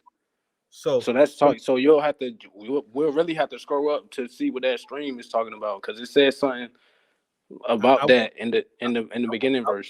I would say that in verse 44, where it says the Most High showed signs for them and held still the flood, is what it's talking about. Stay and held, stay the springs of the stream and held still the flood. I think it's talking about the same thing until they were passed over. What did they pass over, and what country did they go through? Because once you get hold up, you didn't hear me though, because it said, remember I told you that when it. Oh, I can't hear you, bro. I think you mute yourself. Can you hear me? Yeah. Okay. So you ain't hear me because you walked away from the phone. Yeah. It says when it says pass through that country in same region, it's both talking about Arsareth. That country is talking about Arsareth, and then the region is talking about Arsareth. That's why I can see that somebody would say that's a grammatical error right there, and it's supposed to say to instead of through, because it's supposed to say go to that country is a great way to go, and that same region is called Arsareth. I think you got yourself on. Oh, okay, I hear you. No, but when because I think you said what Gorilla Hebrew had told me one time, where he was talking about that the word through actually means to. Yeah, it makes sense though, because it says the same region is called. So whatever that country is, that's that same region. Mhm. The same country is the same region, and the same country and region is called Arsarit. Right. So it Yeah. says go through. It wouldn't make sense for it to say go through this Arsarit, and it's going to take a year and a half to get to Arsarit. And that's what I was saying earlier, that I think that you have to have a conclusion already set where you have to make it fit. So now you can change the words through to mean to, because it doesn't fit your conclusion of getting to America. It No, doesn't. no, no. Read the verse. It says that through that same region. What same region is that talking about? It's in the region where they were at in Assyria. It's the same area. They didn't go, across the world. They were on foot, and it takes longer to travel on foot. And it could be that they just traveled on foot for a year and a half and got to a different region where people weren't developed, where people weren't settled there yet. So I'm saying so country and region. So you saying the country is Yeah. a different place than the region it's talking about. No, no, no. But it Country said region. Yeah. yeah, it says the same country. I mean, it says through that country in that same region. So it's using country and region interchangeably, saying that the country and the region the same thing is both Arsarit. Okay. So Cause for because it wouldn't say same. It wouldn't yeah. never said same. So where does it say region at again? Because I see for through that country there was a great way to go, namely of a year and a half. Oh, in that same region. Yeah, yeah, yeah, yeah, yeah. The same verse, verse 45. Yeah, through The there. country is the region. Huh? The country is the region, and that Yeah. country and region is Arsaret. Yeah. Because it says same. It says through that same. It's like the same. It's the same thing. They No. talking about the same thing. It's just telling you how long it took for them to get there. That's why it says it took it. He. They actually elaborated on it because it said it from that. That's like you finna drive somewhere. It's like, oh yeah, this finna take a little minute. That's what he's saying. It's saying through that country, it's Yeah. it's it's, it's take a little minute, namely a year and a half. But do you understand why I say that? I think that they were going through a land because it says through the country, and I don't want to change the word through. I think it's literally telling you they went through a country. Once you get into the open seas, you're not going through a country anymore.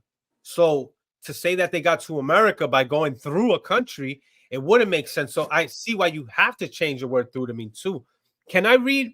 I mean, you can respond to that, but I want to read another translation. Yeah, nah. Well, yeah, I mean Got a that's like the whole content and the whole context, yeah. pericope of the whole paragraph really is literally saying that that same region in the same country is the same thing. All right. So before you go, please, if I could just hold you up for a minute, Yeah, yeah. I want to read the Good News translation, and I want to say this too. I know this has nothing to do with what you're doing because you might not agree with the Good News translation of the Apocrypha. That's fine. But when I was talking about this with Gorilla Hebrew and Deacon Haka, they brought this up, and I had no clue. They brought this to my attention, and I ended up looking into this later. And I'm just gonna read this and see from verse 39. You saw him gather another great crowd of peace-loving people. You see how it's similar to what it's saying, but it's different. Verse 40. These are the 10 tribes of Israel who were taken away into captivity in the time of King Hoshea. King Shalmaneser of Assyria captured them and deported them to a foreign land east of the river Euphrates. So they were east of the river Euphrates. This is getting more accurate, if you want to believe in the Good News translation. Verse 41, but the 10 tribes decided not to stay in that land among the many Gentiles. So they moved farther east, farther east. So you're kind of claiming that they went west through the Atlantic Ocean. Just you don't have to agree with what this is saying, but this is saying they went further east to another country where no human beings had ever lived before. There they hoped to keep their laws, which they had failed to keep in their own country when they had to make, verse 43, when they had to make the difficult passage across the Euphrates. God the Most High performed miracles for them and blocked the channels of the river until they had crossed over the river Euphrates. Their long journey through that region, which is named Arsareth, took 1.5 years, and they have lived there ever since. Now, in these last days, they are coming back home, and once again, God Most High will block once again. So it's I think it's literally talking about what verse 44, even in the KJV, where he stayed the springs of the stream.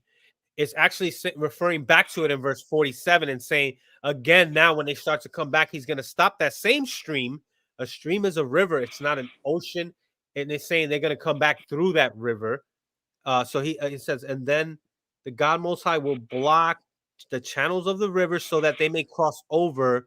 That is the meaning of the great crowd of peace-loving people that you saw. So, I just wanted to read that. That's the Good News Translation. This is just giving you a different view of what the KJV. I like to get, a full context of things. Yeah. But, compare translations. Yeah. But yeah, like, I mean, yeah, the Euphrates is drying up right now as we speak, though. That's true. It's for other reasons though as well. Certain angels. It's dried up a lot over centuries and millennia. It'll dry up and yeah. So yeah, that's what I was trying to tell you. That's what I was trying to. Yeah. I'm about to go. But that's what I was trying to tell you the other day when you kept trying to bring up certain things from the past and try to compare it with modern day things that we do today. Like it's like having a shortcut in your old neighborhood and then thinking you're gonna go there and thinking it's the same shortcut gonna be the same way it was before. Oh yeah, no, I'm not saying that they couldn't. I'm not saying that they couldn't have gone down the Euphrates. Like, bro, I understand your belief, bro. Listen, I used to believe the same thing, bro. I get it, but I think that I started like looking at things because I was in a cult and because I was in a group that they kind of narrow your belief and they say don't read this and don't entertain this and don't do that. Now they kind of shut you down to just a narrow way of thinking. And when I started, like there's people like Gorilla, like I told you, Gorilla Hebrew, Sakari, they're the ones that brought up the Good News Translation when I was trying to tell them that this don't seem right that they went to America, and they kind of put their own foot in their mouth, and then they kind of like closed that down and jumped out of that real quick and said, no, we don't need to read that. I was like, well, yeah, the KJV is the closest one to the Hebrew. So that's what they say. Yeah, so I mean, but yeah, man, when you trying to go back live again? Whenever you're available, because I know you're busy and you have your schedule, like I used to hate having that schedule that you have. It's like right in the middle of the whole day. Yeah. So I usually don't go live no longer than 10 p.m. I'll go on as early as you can. I'm off the rest of the week. And then, the whole vacation, Christmas shit and everything. Yeah. I'm about to say I'll probably hit you up Sunday. Let's see if we can do something Sunday. You can hit me up anytime, man. I appreciate this conversation. Was great, man. I appreciate you, bro. Thanks for coming through. Appreciate you, man. To all them saints, all the saints out there scattered worldwide. Repent. Do you keep the law, statutes, and commandments? I try, and I don't. No. You say you don't? Nah, I mean, what you mean? Like what? I mean, do you eat pork? Do you eat shrimp? Do you wear fringes? I don't wear fringes. I love shrimp. I don't like pork. So knowing the truth, you just rather not listen to the Most High. After he tells you not to eat it.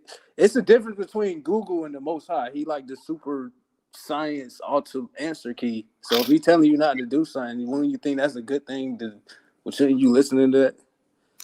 That's the difference between me and you, though. I don't assume that God is telling me these things. I just think that there were people that believed that these things were, were given by God. I mean, that's another thing. Like, as far as the Native Americans, the fringes and them speaking, like they fit their curses more than the Negroes fit the curses. What you mean? The curses of Deuteronomy 28.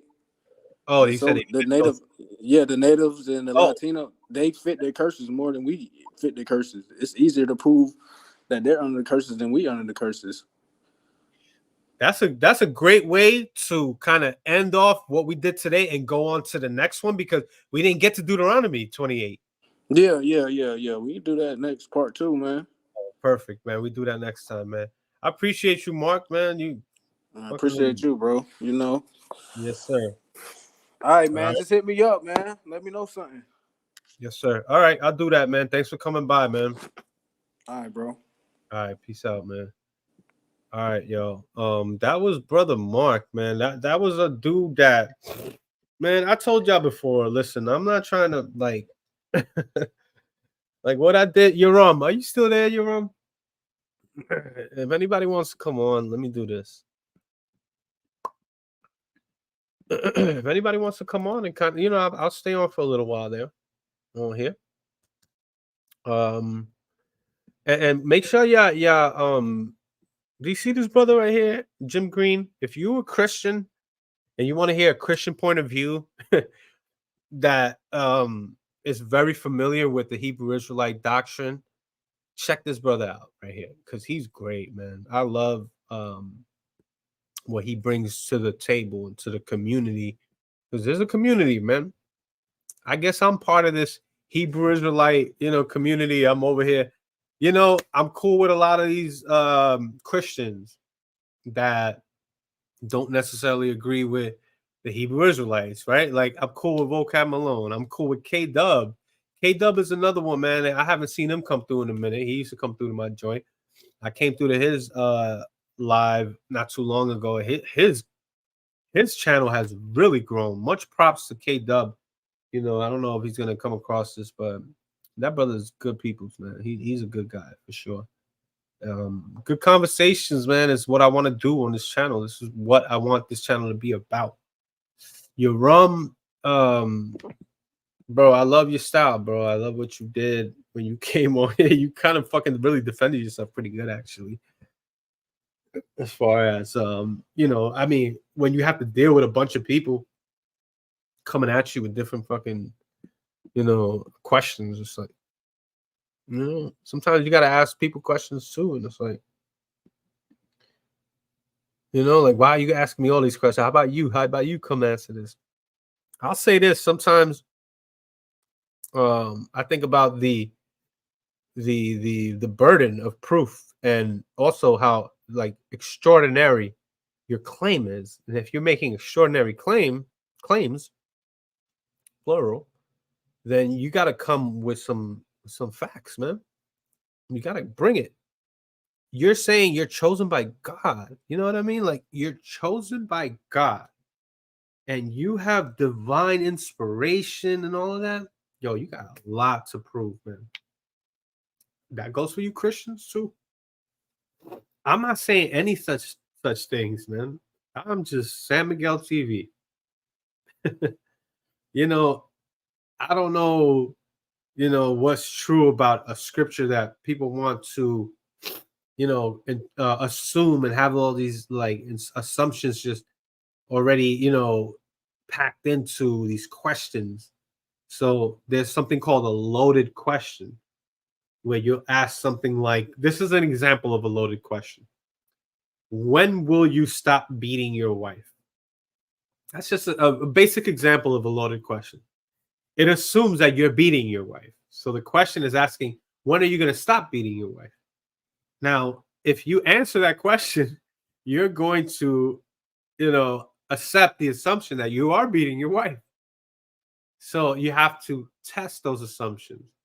This is what I try to do with Hebrew Israelites, man.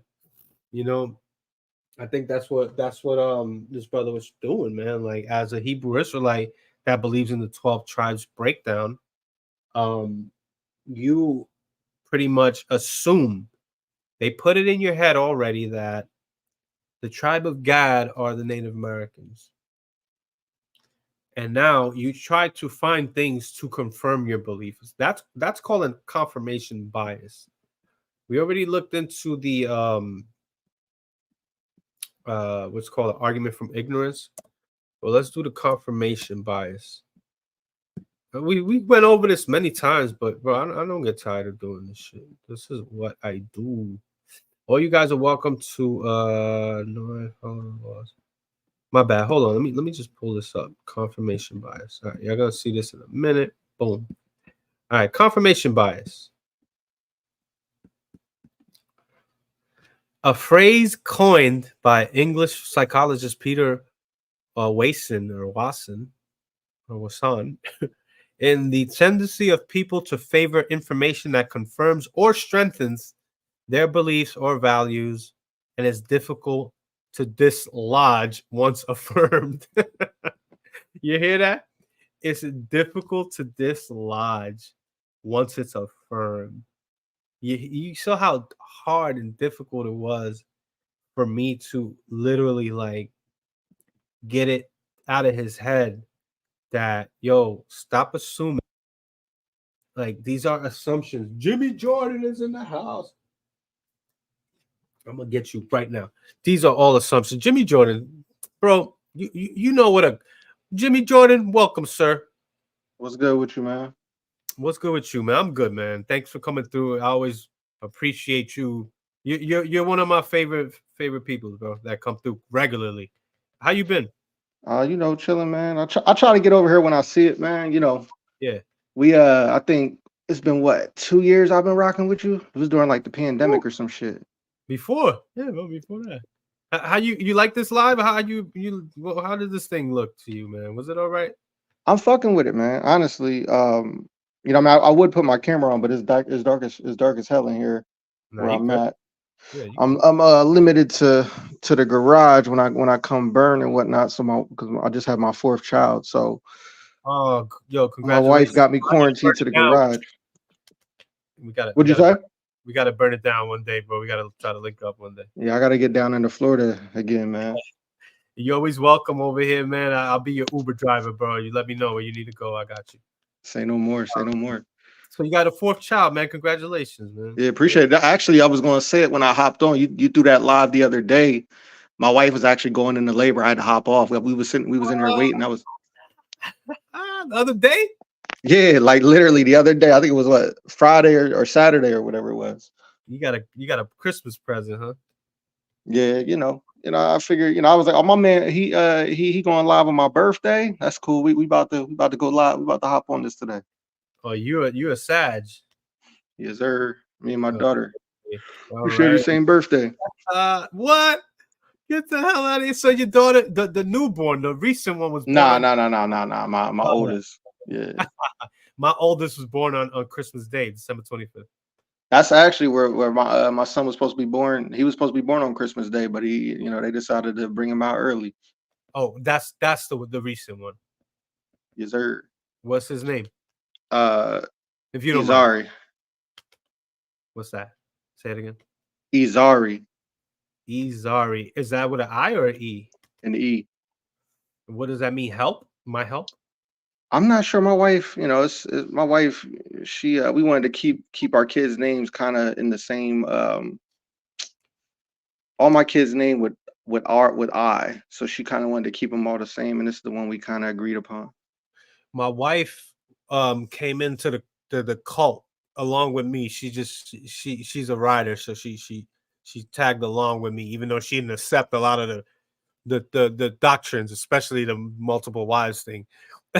Her name, I gave her name. Her name was Izar, Oh, word. which means help, my help. Was it Izar? I forgot the full name. I know it's definitely Izar, and then there was a brother um who's old school from Miami, who was one of the original founders of Florida, pretty much. That his name was Isaiah Nathan, which means Isaiah means my help. With the ya means my, it makes it like personal, or I forget the whatever. But Isaiah, yeah, I don't know. It sounds like it, so that's why I was asking if it means like help, or Yeah, I mean, I'm sorry. Is it? Yeah, I think it's help. I think that's what it is. Yeah, there you go. yeah. I think she told me it's African origin. I believe my Oh, wife Dominican, so she. what? What'd you say? I said my wife. She told me it means it's like it has an African origin to the name. That's what she told me. But what you said about Dominican? Yeah, my wife is Dominican. Oh, okay. No Yeah. doubt. I love my Dominican people, man. I've been watching a lot of videos in Dominican Republic that people love to go visit Dominican Republic. I think, and I'm not being biased here. I think Dominican people, especially the women, are some of the most beautiful people in the No, that's a world. fact, bro. I gotta, all my mom's friends was Spanish speakers, so I always had a thing for them. Yeah, bro. And I've been to DR twice. We planning on going again here. My wife is straight from the island. Like she moved over here when she was 5. Oh shit. Okay. I went to kindergarten in Dominican Republic. Like, I was born in New York City. I was born in Queens, but after Mom Dukes passed, my father was moving me around, and me and my brother ended up in Dominican Republic when I was 4. So it was like 1988.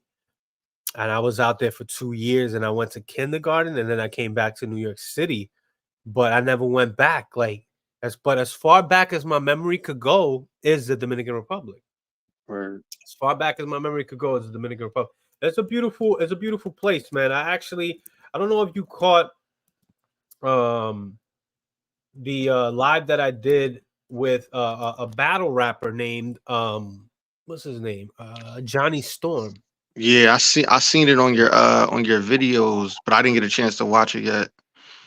Okay, well, I thought that one was pretty good. I thought he was gonna come on, you know, because the dude I had been knew about him, right? Like, I know a lot of people in the industry, the underground hip hop cats out here. I know a lot of these cats. You know, I actually was able to hear the group Black Star, Most Def and Talib Kweli. Yep. I mean, it's a little bit before my time, but I do my history on hip hop. I'm a hip hop fan. For sure. So Talib Kweli loves Orlando, right? Hmm. So there's a dude that I'm cool with. I know his whole family and shit. He's a producer named Junito, and he's dope. He's a great producer. He is very close with Talib Kweli, and Talib Kweli actually came out to Orlando and met this one Brazilian rapper who he signed to his record label. Mm. His name is Nico Is. So, like, I was able to fucking listen and hear the Black Star album produced by Madlib completely. Which that was my main problem. I think they should have brought DJ High Tech back, and did the official Black Star album. Right. But I actually got to hear this joint, and so I know these rappers out here, and these cats do not really necessarily be on some Hebrew Israelite shit. They be more on some 5% shit. Right. I got a homie But that's in the 5%ers. yeah, like there was a dude that was cool with this producer that I fucked with. I used to always see him in the streets out here. His name is Jay Biz, and he done tracks with Sean Price, and he's a 5%er. And I've seen him perform one time. He opened up, I forgot what rapper I went to go see, and he opened up for this rapper, and he's on some 5% shit. I was really surprised to hear that a Dominican, Johnny Storm, who is not a good, like, he don't know how to really make a song and an album. He's a battle Right. rapper.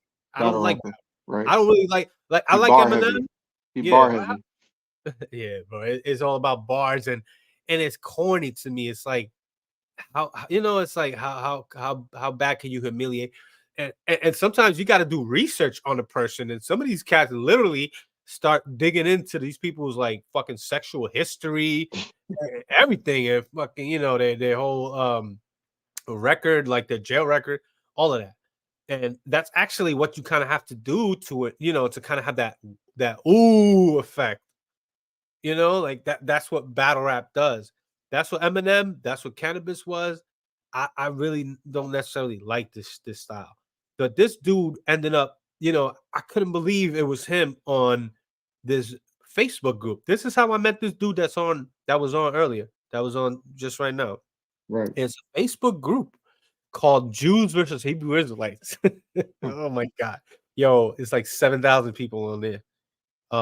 There's about 1,000 active people, every day, just constantly just giving their damn opinion on shit. And I spotted Johnny Storm. I saw the name Johnny Storm. I was like, Okay, well that's a fucking Fantastic Four guy. I was like, let me click on this guy. Who is? I was like, this is the battle rapper Johnny Storm, who's Dominican, like me, who's in Orlando, like me, who's now, I guess, a Hebrew Israelite, like how I used to be. And I started getting into this whole Dominican Republic shit. That's what I got up right now. And he said 80% of Dominicans are black.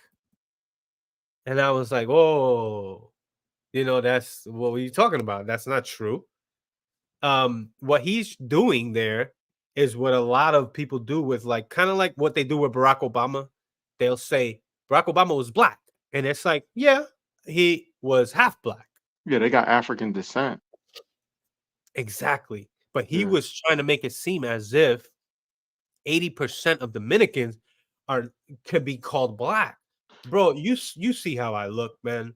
You No, know, I'm that's a not, fact. you can't call me black, bro. Like, I No, don't. no, I hear you. I hear you. It's crazy because when I went to when we went to DR, right?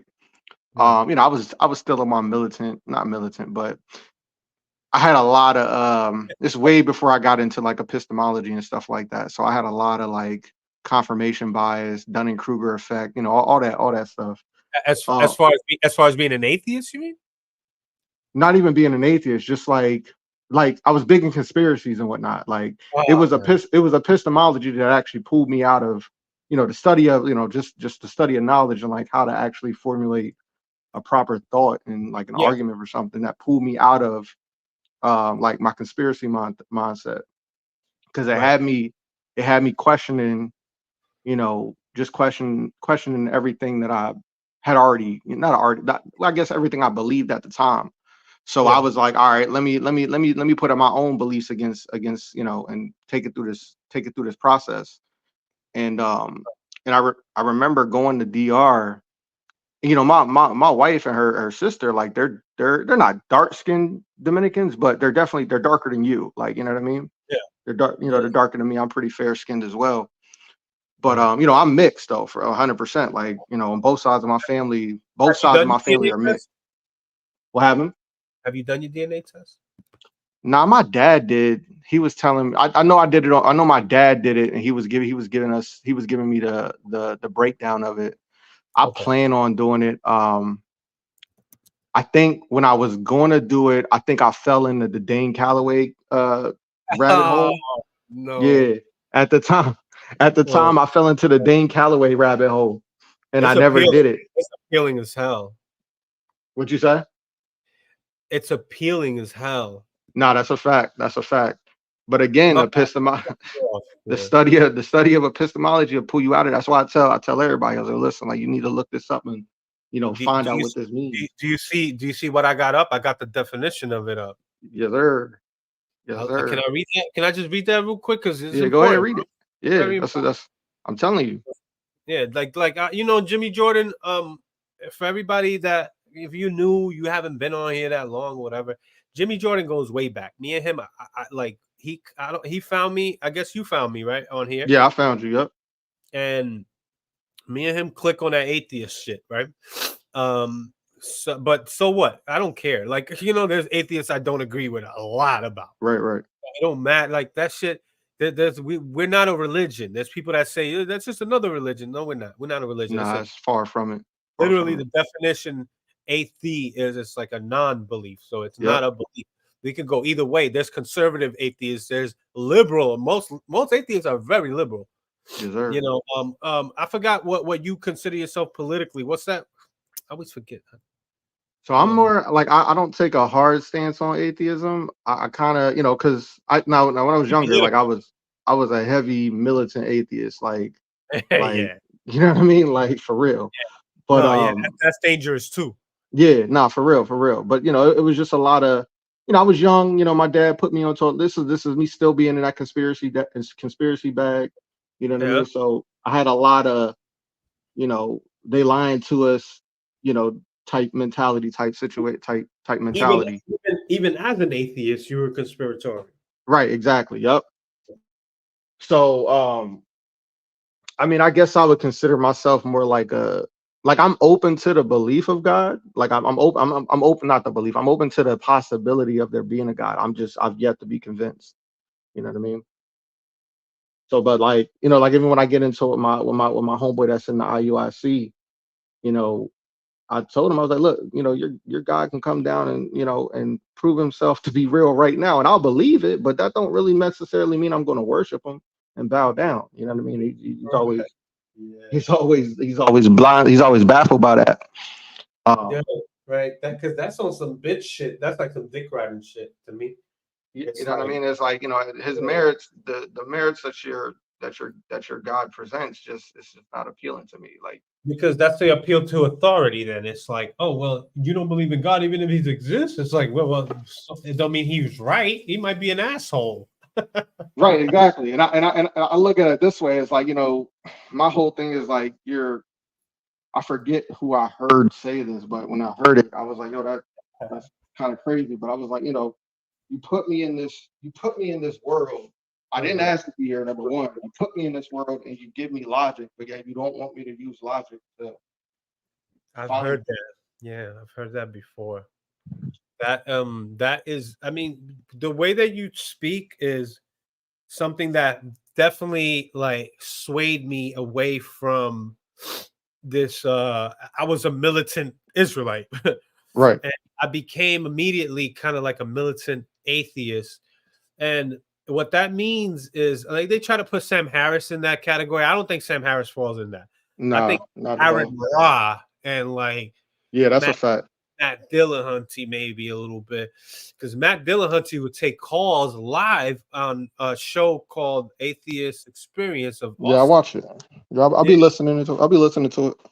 it was a good way for me to kind of like deprogram, when I was coming out of the Israelite shit.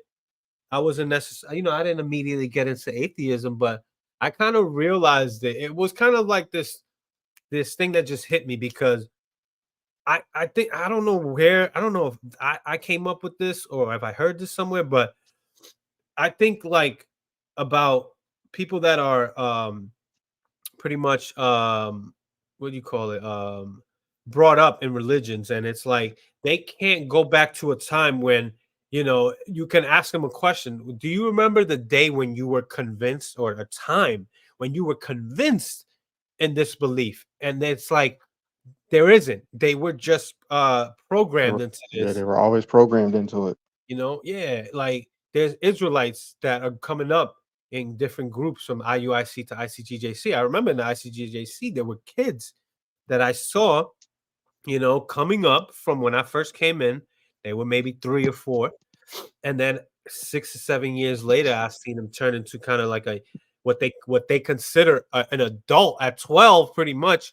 You're like an adult, like you're responsible for your own actions as an Israelite, because that's like that Jewish shit, what they call them, the what do you call it, the what do you call it, the son of the commandments, the Banav Tazawaf, or I forget how they say it in the actual Yeah, Hebrew. you got me on that, bro. Because that's one thing about me, bro. Like I've been a I think I told you this before on one of our when I hopped on a while back.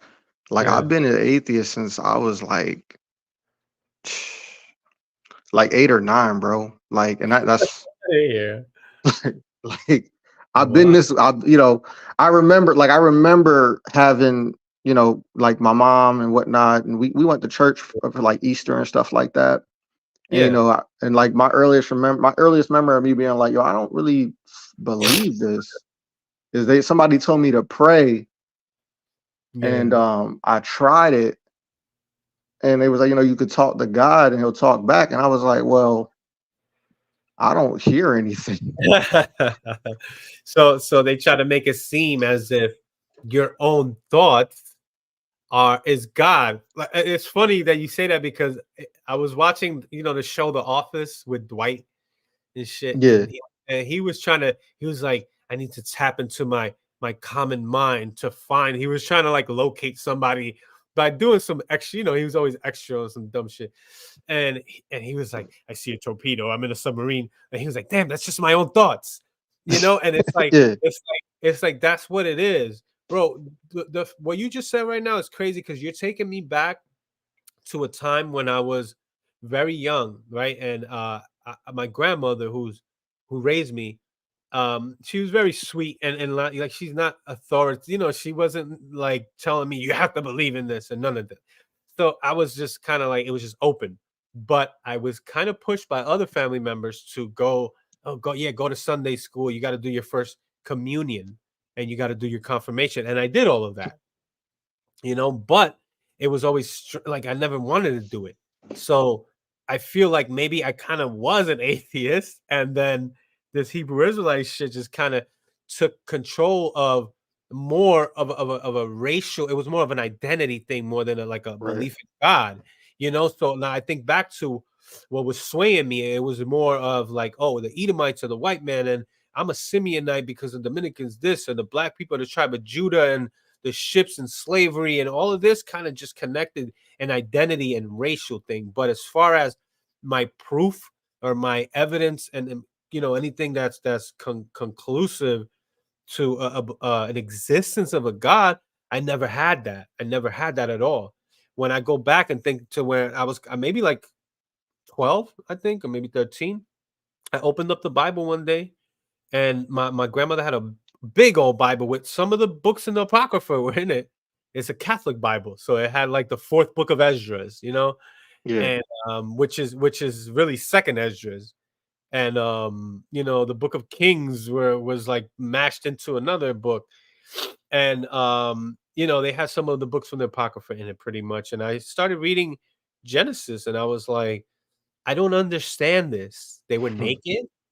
Like why were they naked? Like that, how is it okay to be naked? I remember telling her.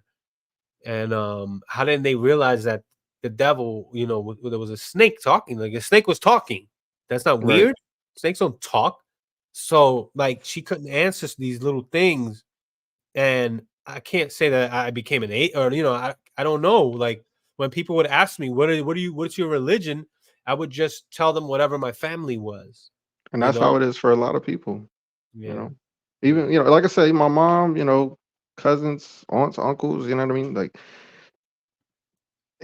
it's I really like I can sit here and say this, like even at 8 or 9, I didn't know I wasn't like I I know I didn't believe in God, but I didn't know I was an atheist until like I moved to Atlanta with my dad, and my dad was breaking it down to me. Like I never even heard the word.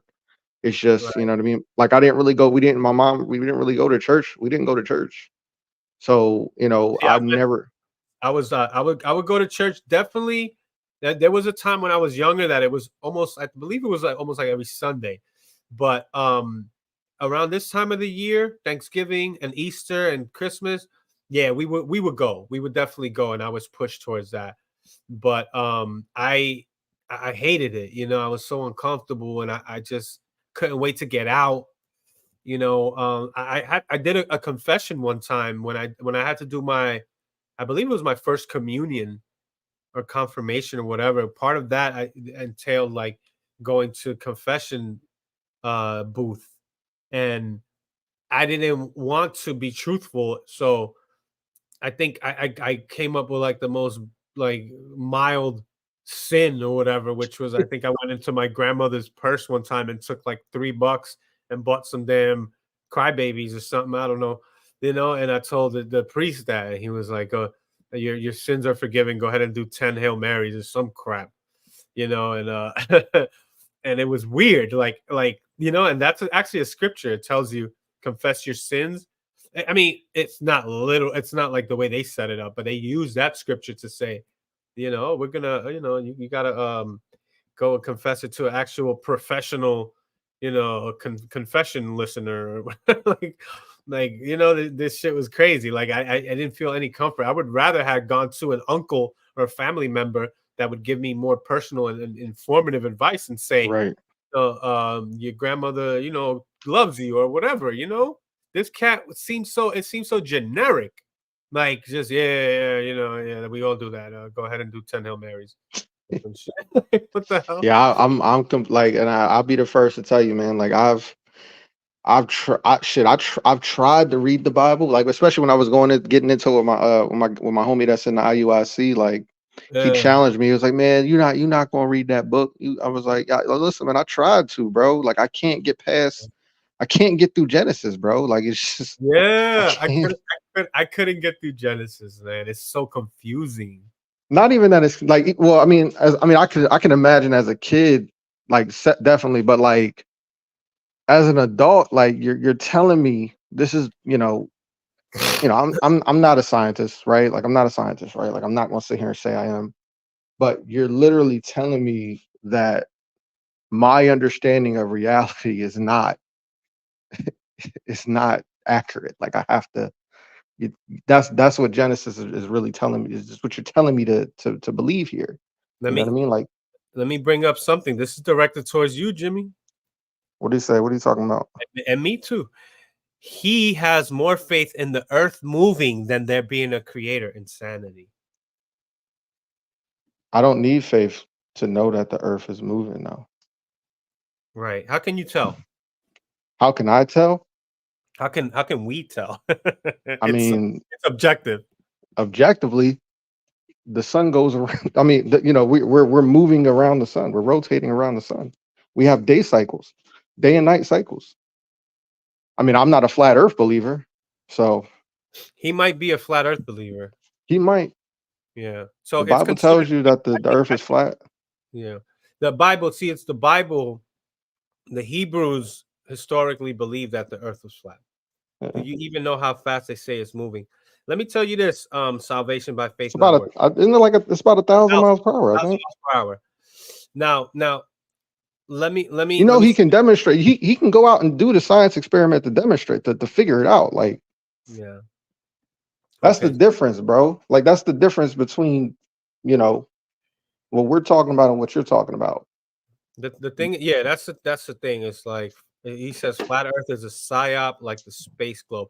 I'll say this. Okay, so a big object, a massive object like the earth moving at 1,000 miles per hour is not the same as a car moving at 1,000 miles per hour. It's just not the same. That's why what we experience in 24 hours is one complete rotation. One complete rotation happens in 24 hours. Yes, He it's moving. doesn't understand how big the earth is. It's hard to contemplate that because what we know in our little minds and our vision and everything, what we can see is nothing but flat. Like I have a But friend. Yeah, that's the beauty of it. Like, and that's what I tell people all the time. Like, even when I get into other discussions, it's like, yo, we're not infallible. Like, your senses can be tricked. Like, right, right. and Yeah, you can do optical illusions and yeah. see how your senses can be tricked. Like, it's crazy. But also salvation by faith. You know that the earth does one complete rotation in 24 hours, right? Don't they say that the earth does a complete rotation in 24 hours? Don't they say that? Yeah, it is. So I want to see if he responds. You could come on too, by the way. Anybody could come on. I'm glad, Jimmy. I'm glad you came on, bro. Because I wanted to stay on after this cat left because he told me he was only going to be on for like 30 minutes, but I was like, no, no, no. We got a lot we got to get to. We didn't get to everything. Like, Nah, this. dude Yeah, was cool. Like I fuck with the streams, man, because you yeah. got to get these guys on here to. It pisses, it low key, it's a cop out for the other groups, man, because I would really like somebody from IUIC to come on or somebody from. They won't. I That's the know, thing. bro. That's how I knew. Like that's how I knew. Like when on that Facebook group, I could tell who's involved in a group and who's not by how they talk and if they're willing to come on a live too. Like when this cat and the other dude from a few days ago from Mississippi, that dude was cool as fuck, But he's so out there, bro. He's out there like housewares. You can't bring him back either. It's like exactly what it says about a confirmation bias. It's like they're just gone, and they keep on going and trying to confirm what they already believe. And it's like, oh, you back? I'm here, bro. Oh, okay. I thought you You know, got I'm out. here.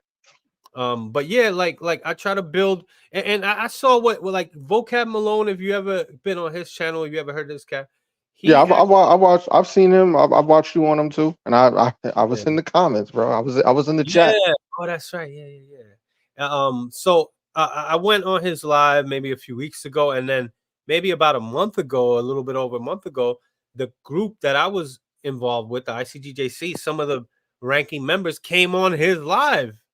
Now, bro, I'll tell you this, that's crazy rare. They don't do that. They just don't typically do that. You I know? don't. They usually like to just like debate other believers. Like I want Yeah, them to get. I want like hop on this shit with an atheist, man. Like somebody that really knows what the hell they talking about. Like don't go with a militant. Go with like if you really. That's what I try to tell my IUIC homie is like, bro, like why don't Nathaniel hop in, really trying to prove his point to these yeah. other to these non-believers, bro. Like I don't get it. I saw him go across the pond, and he went to Africa, and he was on some Nigerian news or some, I forgot, some, not news, but some religious network or something, where he'll talk to them and listen, they're completely unaware of the scriptures that he's about to bring out. Right. I'm I know exactly what these cats are gonna bring out. Like I knew exactly what this dude, brother, Mark, and you saw how he spelled the word brother wrong. Oh, like goddamn, I love the brother, but he spelled the word brother wrong when he came on my shit. And it's like, damn, it's like it's people that like are just ignorant to these things. Like when I was a believer, I used to go on the streets out in the on the hood, But that's and crazy. That's almost predatory, bro. Like, yeah, they don't know. They don't know how to respond to some of these scriptures that are like, all they know is John 3:16, bro. That's it. And it's like we take advantage of the fact that these guys are just raised. Most of these Christians are raised in a community and in a tradition. It's like a tradition, right. where That's a fact. they just keep it going. And it's like this cat that came on, brother Mark. The conversation that we had before this one, bro, it was embarrassing for him. He did Mm. not know who created the 12 tribe sign. He never heard of the ICGJC. He started learning about this shit in 2020. And if you're not involved in a group, you're gonna be very lazily learning about this here and there. The Oh yeah, fact that yeah, I could tell, like, listen, like I said, I got a homie in IUIC. I've been listening. Shit, actually, that's actually how I found you, because yeah, he yeah, was he was spewing this shit to me, and I was like, bro, have you talked to anybody that's been in this group before? Because I was labeled, I was like, bro, this is a cult, bro. Before I even heard you say it. yeah. I, Um, I found them. I did. Was it the video that I did with them at the Walmart? Because they approached me at a Walmart parking lot one time, and I started recording the audio, and I left the phone in my pocket, and I was like, "Oh, these guys don't know," but I'm gonna let them talk, and I let them. They did the same thing that we used to do, because I was the first one that went and broke ground, so to say, at that actual Walmart and brought the ICGJC there, and we did unit work, is what it's called, years ago. And it was just crazy for me to see them there years later when I'm out now. And I was like, oh, it's on right now. Like it's on like hot butter popcorn, baby. Let's right. go. And I lured them in like a spider, bro. I was like, so what's going on here? What is this? What are you guys promoting? And there was the first group that approached me was like, I could tell the one that knew the most was very, very, like, he was a novice, and he brought up something that we went into earlier, which is the Jewish Encyclopedia definition of Arsareth. Yep. And it's wrong. Did you see how I went into the source that they used?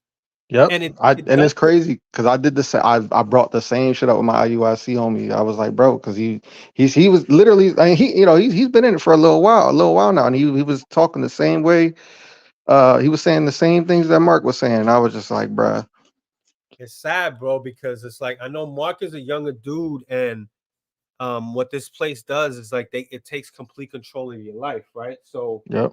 you might be involved, you might be going to school, you might have a job that is probably not paying much, but it's going to pay off in the future, or you might have a talent that you want to pursue, that all this shit kind of gets like taken over, and then you no longer have a you know a real passion for any of that, and the passion now becomes the Bible.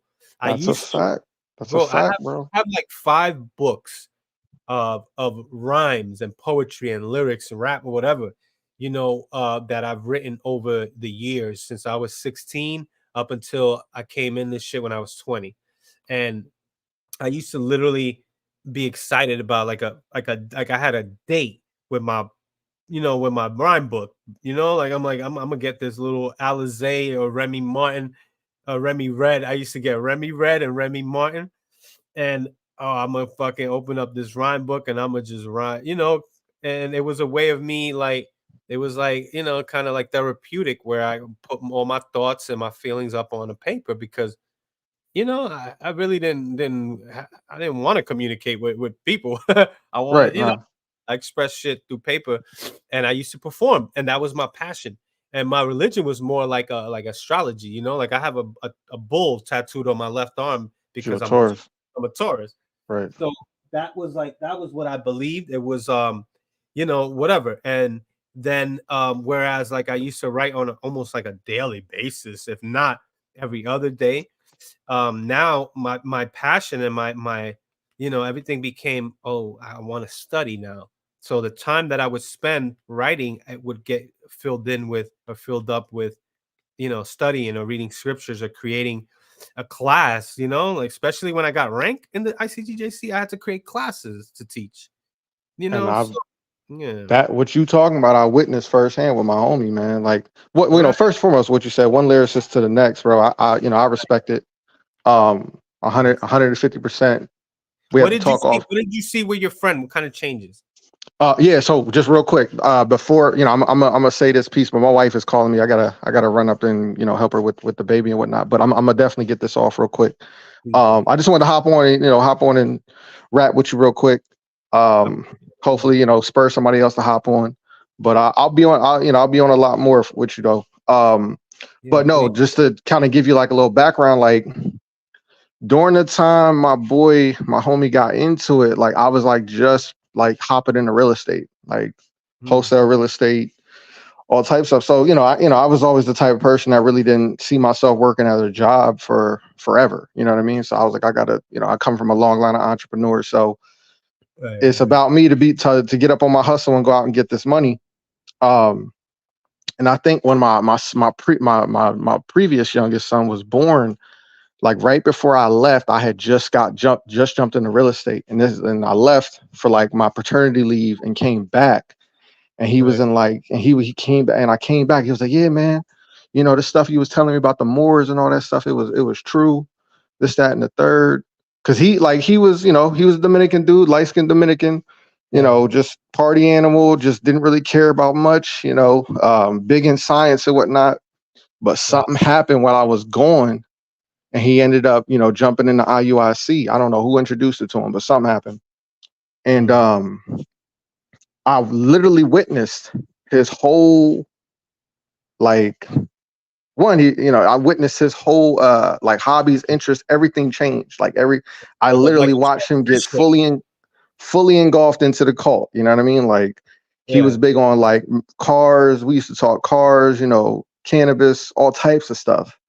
Mm, And once he got into it, like it was just like one by one. Like he started isolating himself from his family. He was bringing his wife. And now, don't get me wrong, he ended up marrying his baby moms and whatnot, and he did definitely make some changes in his life, right. but it was at the cost of him being a person. Like it's just the shit that he was saying, man. You know how it goes. He Right. became like uber racist and just a bigot. It just got crazy. And I was like, dude, like you don't see how this is making you become a worse Yeah. person, bro. Like And you don't, you got love for dude. right? You know what I mean? Like I want to see everybody, everybody, you know, I call and my friend or whatnot, I want to see you prosper, bro. And you know, Right. I was trying to bring him along to do the real estate stuff because I have a knack for somebody that you know, if I see potential in you, I want to bring that out of you, bro. Like, there's no reason, bro, that you got to be sitting here busting your ass for fucking, 40, 60 hours a week doing this shit, bro. Like, come on, there's another way. Let me show you how to get to this money. And he just pretty much, God got me, bro. This book got me, bro. I was like, Yeah. all right, man, Crazy. It's sad. But now I definitely want to get into a rap with you more. But I gotta let me get up here and relieve the wife here. I just wanted to hop on for a minute and rap with you for a second, just to say, man, I appreciate what you're doing and keep doing it, bro. Keep doing that shit, bro. Thank you very much, man. I appreciate people like you, man. I get more support from people that I met on the internet, strangers, and you know, family and friends, man, which is crazy. And I appreciate you, man. Thank you. Yeah, nah, bro. But yeah, I'm gonna hop off and man. Congratulations on your newborn, man. That's beautiful. Appreciate it. But yeah, man, when I hop in, you see me in the chat, bro, I'll definitely if I'm free and ain't nobody and my kids ain't screaming around here, it ain't a lot of commotion, I'll definitely hop on, man. That'd be the reason most of the time, bro. I don't hop on. It's like, damn, there's too much going on. Let's do something soon. We'll talk about being atheists and whatever. I don't know. We'll talk about more shit. That's cool. I got some good conversation, bro. We can wrap. Sure. I already know. All right, bro. Later. All right, bro. Peace out. All right, that's Jimmy Jordan. That's a true. Hold on. I'll still be in the chat. I just can't do live. That's all. All right, I'll stay live, man. Got you. Say no more. All right, bro. Much love. That's my guy right there. That's a real supporter. That's real love right there, man. I appreciate people like that. You know what I mean? Like I just said, man. It's weird how I get more love from people that I've never met before, that I have no real connection to, strangers, that it's kind of like I said it before when I had the brothers from Miami, like, some of these brothers that I knew when I was in the cult. I did a live with them that was really dope. And I was telling them, like, there's something about us all like getting together and doing, and talking about these things, because it's almost like nobody else could really understand. And Jimmy Jordan is so dope, and people like him, like, they kind of understand, even though they wasn't there. Like, he wasn't in the cult, he wasn't there. He didn't experience the shit that I experienced, and a lot of other people experience. So for him to relate is very special to me, because I can't even get some of my own family members and friends to relate to this, and they don't come on my shit. They don't. I'll be surprised if they even are subscribed. Half of these guys, they definitely don't come on and say what's up. There's a few people, man. There's a dude I grew up with, but we in end times era. What up, Kenzo? Yeah, bro. I don't know, man. I respect what you believe. But that's what's considered doomsday beliefs. Like, there's cults that are considered identity cults, and doomsday cults. That what happens now? Like, I did a whole I think I did a whole video on it was two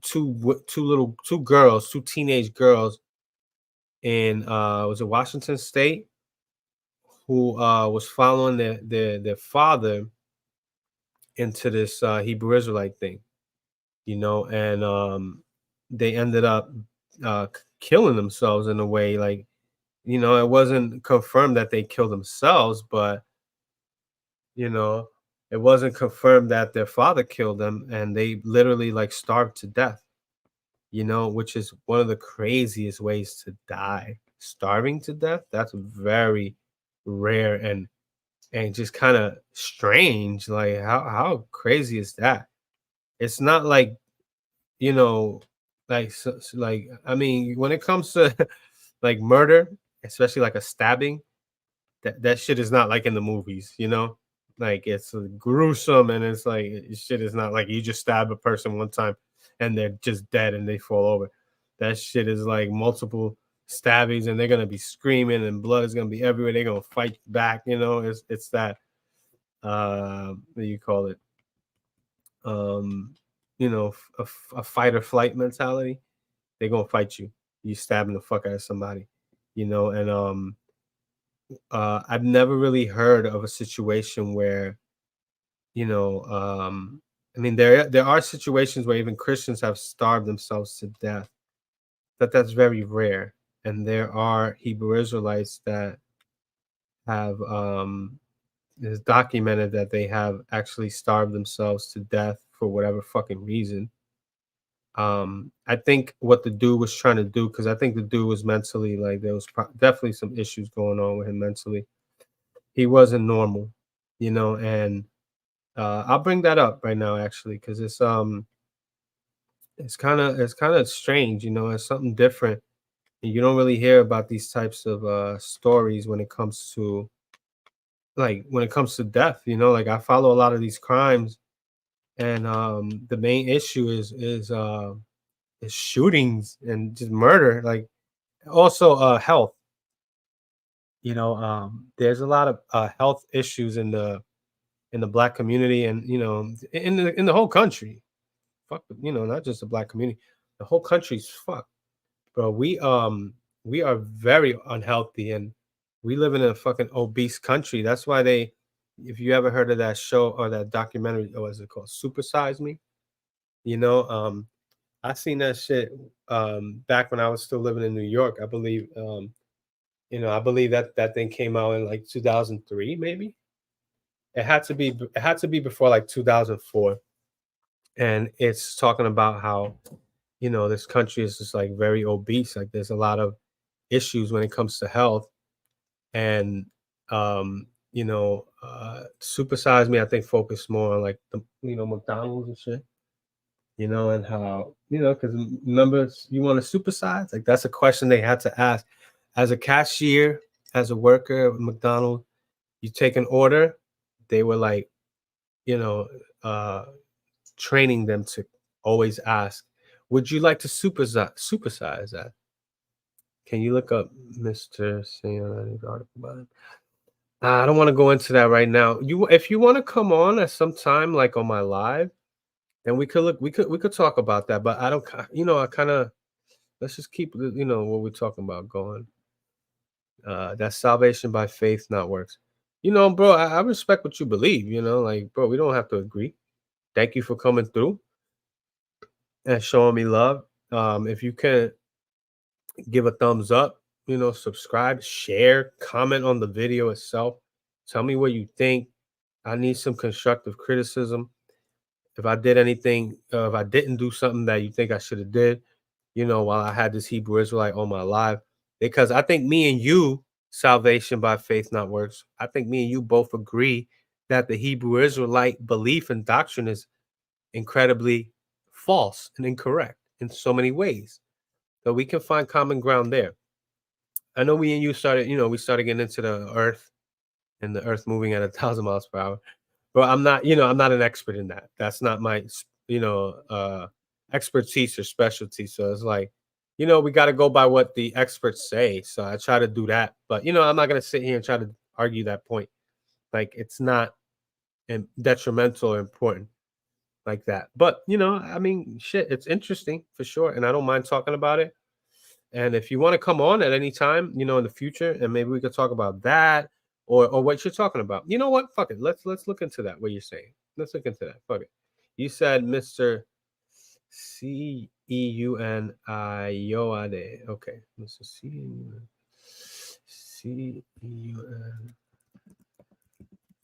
Oh, Seun. Yeah, okay, so it came up. Fuck it. Nigeria. Okay. What's he saying? So what are we looking up? What are we looking into exactly? I'm gonna just click on the first thing I see. So let's X this out. I don't want too many things open. Um, and let's zoom out. a little bit. It says semanticscholar.org. Should I click on that top one? Should I scroll down more? What should I go into? My bro said my God is money. Who said that? Put Adam and Eve after. Oh, okay. Put Adam and Eve after. Okay, so let's do that. Adam and Eve, right? So you want, oh, it's a peer reviewed. You want me to click on that? Let me zoom out. So it says Juniper Publishers. Yeah. So what should I click on? Juniper Publishers? Should I click on that? You see that? Peer reviewed? Because if it's peer reviewed, that's that has some damn credence to it. I'll fuck with it. My bad that I didn't, I was just trying to like not be all over the place, but whatever. Let's look into this a little bit. So it says Nursing and Healthcare Journal. Is that what this is about in Nigeria? Any of those? Okay, cool. So let's start at the top there.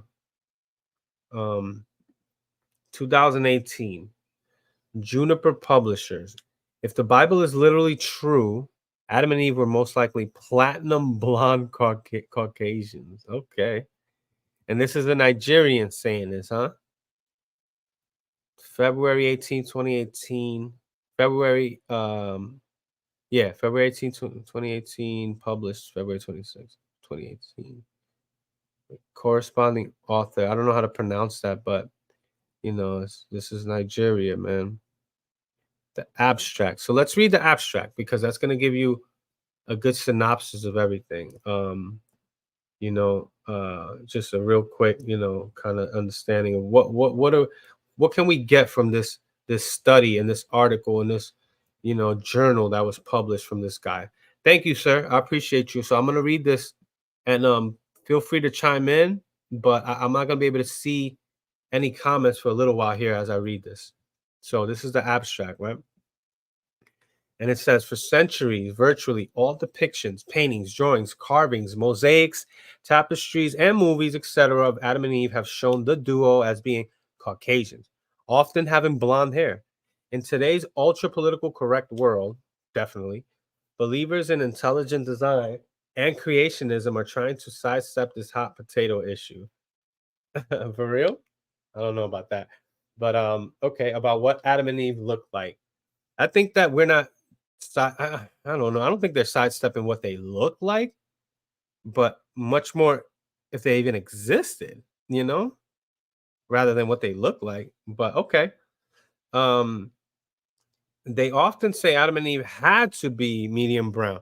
So this is something else. When it comes to evolution, there is no Adam and Eve in that belief. So scientists don't even believe in that. They believe in evolution, and they do say that the first Homo sapiens we're somewhere like Kenya, somewhere in Central Africa, in I believe they do say Kenya, and that they were Africans, pretty much.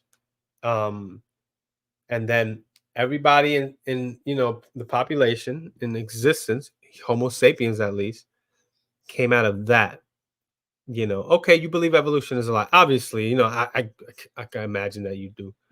So now it says, but that's fine. Evolution is really hard to accept, man. I have to tell you, I can't sit here and try to break that down and explain it to you intelligently at all.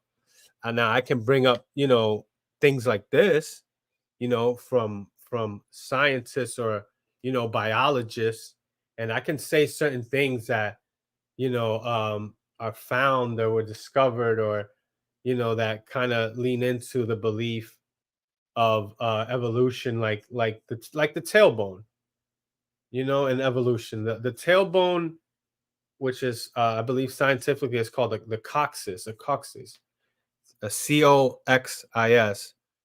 is part of evolution that we kind of like uh you know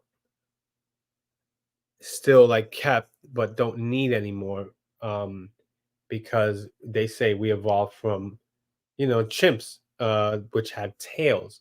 So why do we have a tailbone at the end of our spine, down at the lumbar, at the tail end of the lumbar, literally? So that's one of the, that's one of the things that they say.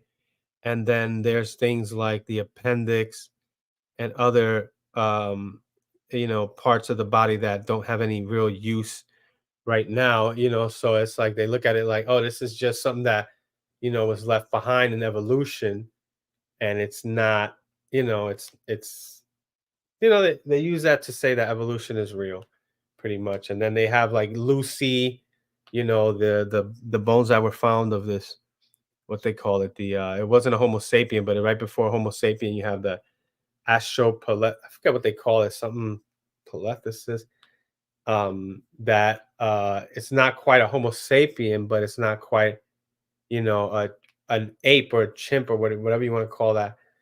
The there's all these intermediate species. There's also what they call Homo erectus, before Homo sapien. And there's evidence of that. And I think that's what Lucy was in northern Africa. That's where they found the bones of Lucy. They found about half the bones, and they found the torso, a lot of things that were crucial and just, important to this evolution belief. But I don't, yeah, listen, I can't hate on you, man, for not believing in something like this, because coming from a religious background, if that's where you came from, or even if you didn't, um, if you're at where you're at right now, which is a religious belief, and then it's hard to accept these things. But yeah, you can go look up the fossil. That's the thing, Jimmy Jordan, is, this has nothing to do with atheism. It's like, this is you know objective science, and things that, I don't like. Even Christians have to adhere to these things. Like the fossil record is very important to these things. But yeah, like believing that evolution is a lie is definitely one of those conspiracies. Because it's like, why are they coming up with this? It's like, you have to assume that there's this grand conspiracy to lie, and kind of like, you know, um, like make people think that the Bible's not true. Like, I don't think that's what's going on. And that's another claim that you have to kind of like support. And it's like, it's no, man, there's so much evidence of other things happening that in the Bible they just weren't aware of, and they only documented, certain things, like going back few thousand years, really. The earth is much older than that. There's a lot of things going on before the human species even fucking, you know uh evolved to this point, and then popped up and started even thinking, and becoming more civilized, like the cradles of civilization, they say, started off by the Nile River. It started off by rivers, pretty much. The Nile River, the Tigris, and the Euphrates. Then people started thinking in these these beliefs, these uh, ideas of a god. They believed in many gods originally, and then they came to just a monotheistic, just one god. But like, you don't have to believe in the Bible to believe that there's a God. Also, so I'm not saying that you do, but I think that you probably do believe in the Bible, because it's the forerunner to a lot of these beliefs. It's like what this dude was doing as a Hebrew Israelite. He begins with a conclusion, or he begins with an assumption, and then he tries to deny reality, and tries to find his way over to this belief that's it's just really problematic when it comes to what's objectively known in the scientific community. And you have that right, bro. You have the right to question, and that's good that we have people that want to question shit. It's like, even with science, man, you don't want to just accept something that, oh, I'm a scientist, so yeah, then everything you say must be true. You don't, that's not a smart way to think. Fossils of dinosaurs. I do know. Let me tell you. Please look this up. The in museums, some. Let's look that up. Museums, fossils of dinosaurs in museums. But you act like they don't have these fossils elsewhere because of how important and you know and expensive and delicate it is to to transport or create. They'll do a copy of these bones sometimes, but there are in some museum there are actually real fossils. So America's best dinosaur exhibits, Wyoming. So let's see this. Do museums buy dinosaur fossils? Let me see. What can we do? Where are all the fossils kept? American Museum of Natural History. Hold on. Can y'all see that? Oh, y'all looking at the other one. My bad. Hold on. Let me present. Stop that. Excuse me. Present. Share screen. Excuse my crazy hair. Yeah. Okay. Here we go. Where are all the dinosaur fossils kept? Hopefully this has a video that we can play. And it does. Okay. So let's play this. There are really two places where fossils, especially of dinosaurs, are kept in museums. One place, as the public is well aware and visitors, are out on the exhibition floor. The exhibition serves not only as a place for the public to come and see the dinosaurs in a museum's collection, but it also kind of serves as storage space for the fossils themselves. Now, behind the scenes, in other parts of the museum, fossils are kept in big storage racks or metal containers with drawers in them for smaller fossils. The fossils are basically identified. They're placed on soft foam surfaces so the fossils don't get damaged. These storage rooms are climate controlled so that the glues that are holding the fossil fragments together don't break apart and decay. And essentially, these big storage rooms for fossil bones are like a library of dinosaur bones. And researchers come from all over the world to the American Museum of Natural History to study the kinds of dinosaurs and other animals that they're interested in these collection rooms. And that's really the service that this museum and other museums provide to the scientific community as a big library of fossil bones. Yep. All right. So let's double back. There was let's X this out real quick. There was archaeologist, I believe. It's his story when you meet him. Ask. I mean, listen, man. These cats are not even funded that much. Like people ignore this stuff. There's so much of a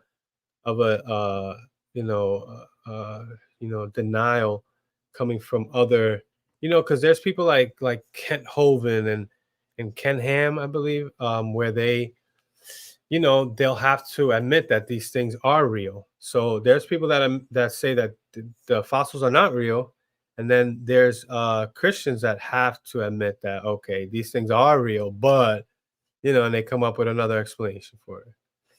But they existed during the time, and they come up with all these other explanations. That's like, okay, they have to continue with their worldview, So let me see, Joe Rogan and a archaeologist, it was a big fat dude and shit that was talking about he don't get no funding, like people don't care, like he's broke and he doesn't do this shit because there's money in it.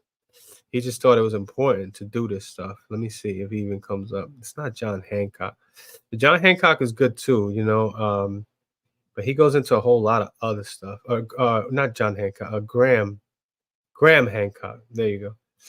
But damn, I forgot this other dude's name, man. He goes into, he's like a big dude, man. Was he an archaeologist, a dinosaur? Yeah, something about dinosaurs. Yeah, there he goes. A paleontologist, Trevor Valley.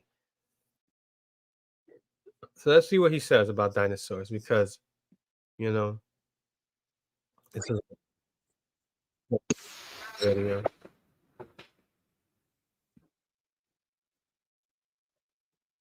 Okay, so this is great. Hold on, hold on. So this is great. Damn, what the hell's going on?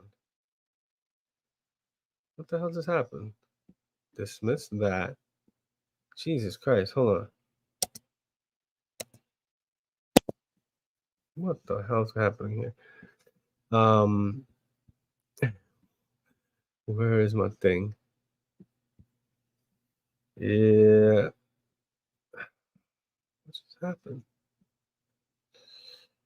Command tab. Jesus Christ. Why is this happening? Yeah, this is not.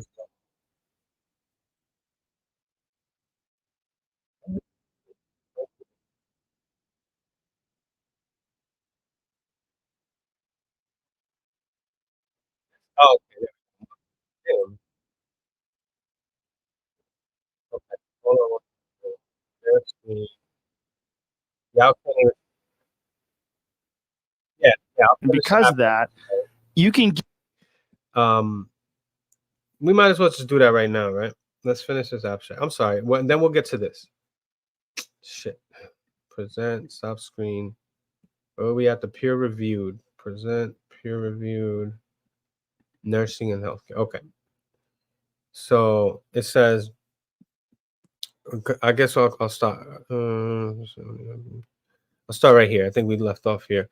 They often say Adam and Eve had to have been medium brown or golden brown in color, as they had within them the genes or genetics information to produce all the divergent races of man. This is a politically correct, condescending, and inclusive argument that makes people, especially non-Caucasian, happy, but it is not scientific. Adam and Eve did not have to be middle brown to produce blacks, Orientals, Asiatic, etc. If Adam and Eve did indeed really exist, so it's even questioning that, and are the parents of all people, Adam and Eve most likely were platinum blonde Caucasian. That's crazy. According to the literalist interpretation of the Bible, there were only two original human beings from which every other human being that has ever existed descended. In fact, there was first only one human being who married what can be described as his, bone transplant, Eve. If this is true, it would imply inbreeding, right? Had to have, if this is true, it would imply inbreeding had to have taken place among the children, right? Cain and Abel, and other descendants. And who was after Cain was after Abel was murdered by Cain was Seth.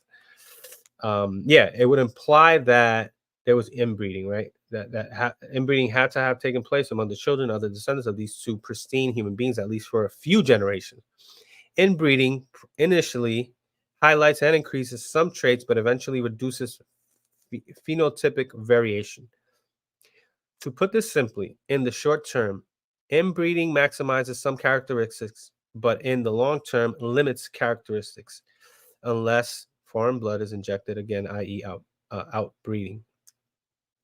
Inbreeding is the biblical explanation, according to some creationists, for the different races of man today. However, the most phenotypical varied race today is Caucasian. Thus, it logically follows that the closest thing to what Adam and Eve look like would be an extreme Caucasian, a platinum blonde. A platinum blonde is an extreme blonde with silvery white hair. As an African, this realization is slightly disturbing. However, it is the most reasonable and scientific conclusion. Here's why. And there's a lot more. I'm gonna definitely tap into this on my own. I don't know if this seems like an official document for sure. I don't know if it was ever accepted. It says it's peer reviewed. That's great. Summary says if the Bible is true, and all 8 billion of us are individuals, I'll tell you something real quick. Salvation. Thank you for participating and just I love to hear all types of different opinions and views, and this is good right here. Like, this is coming from Nigeria. What I'll say, pulling it, yeah. I'm sorry I can't read all of it. It's a lot, but it's good, and I'll definitely refer people that's watching this, and I'll look I'll look into this later. This is all recorded, so it's I'm gonna be reminded of this later on. We've been live for a minute. Look at all the references to Cambridge University, biological science, inbreeding, and all of that. Now, when it comes to Adam and Eve, it's for scientific mind, it's like, they it's laughable to them. And one thing I'll say is this, man. I do a lot of laughing at Hebrew Israelites, I'll say, because they tend to be very disrespectful. And it's funny in a way. This is interesting more than I hate that response, especially when you don't have anything to come behind that's like a real rebuttal. It's just a laugh, like, ha ha ha, you're stupid.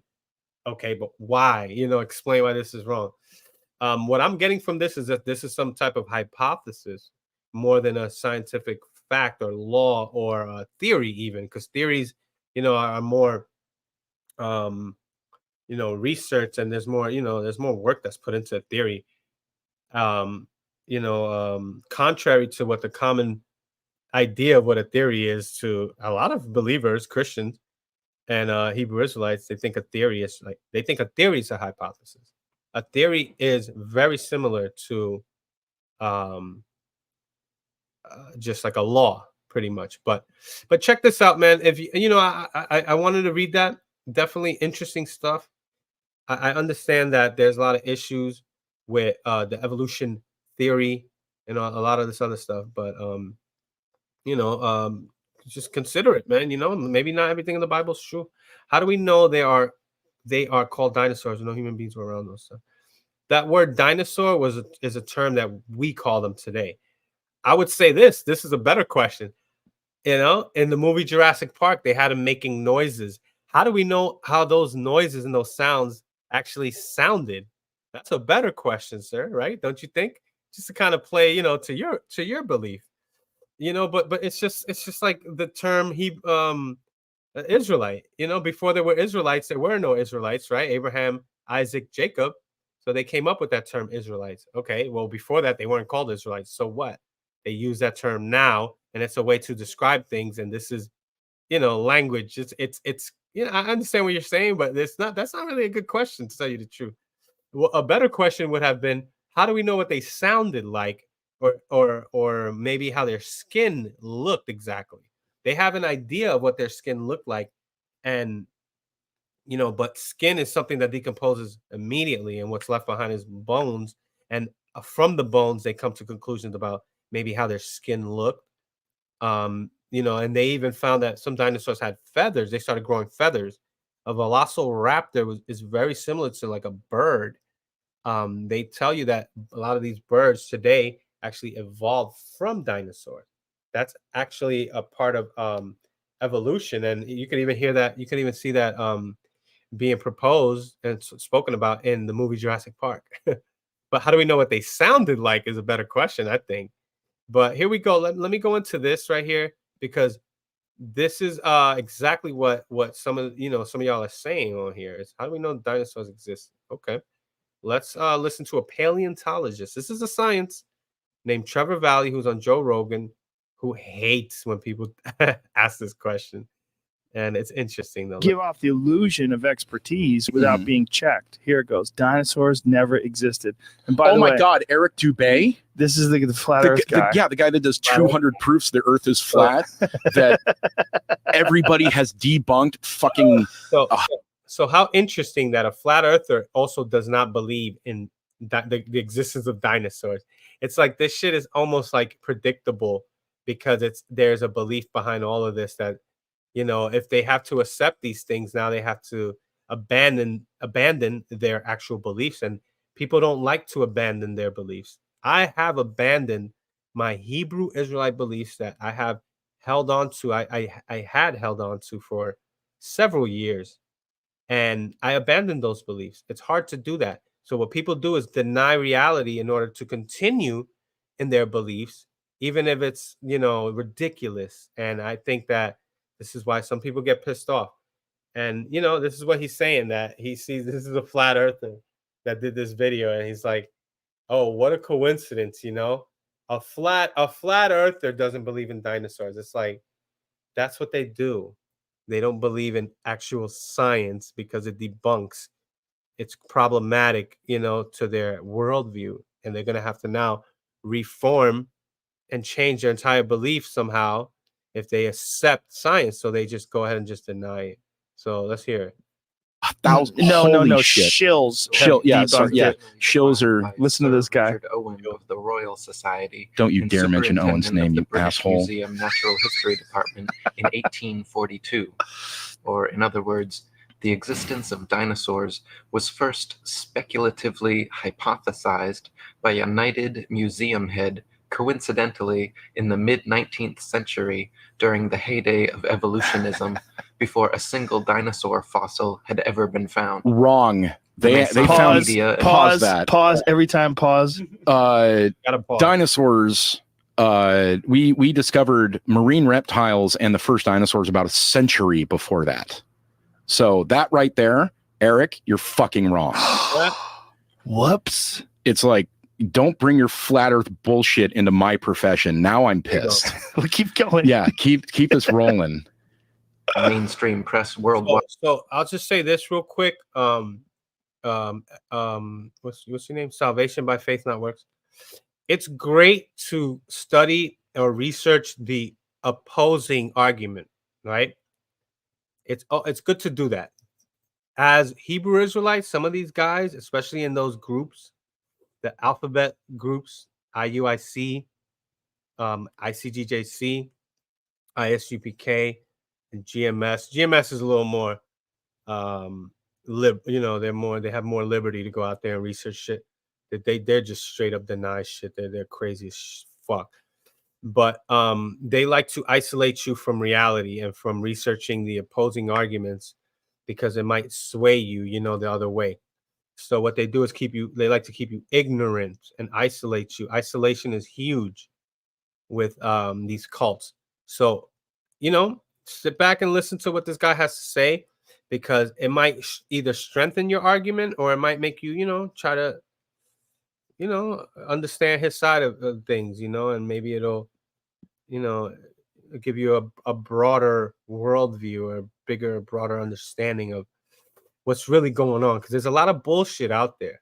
There's a lot of bullshit and lies that get pushed as if it's a fact or truth. And he's immediately debunking these things. So, you could research this on your own. It's 37 minutes. We're not going to go through all of this.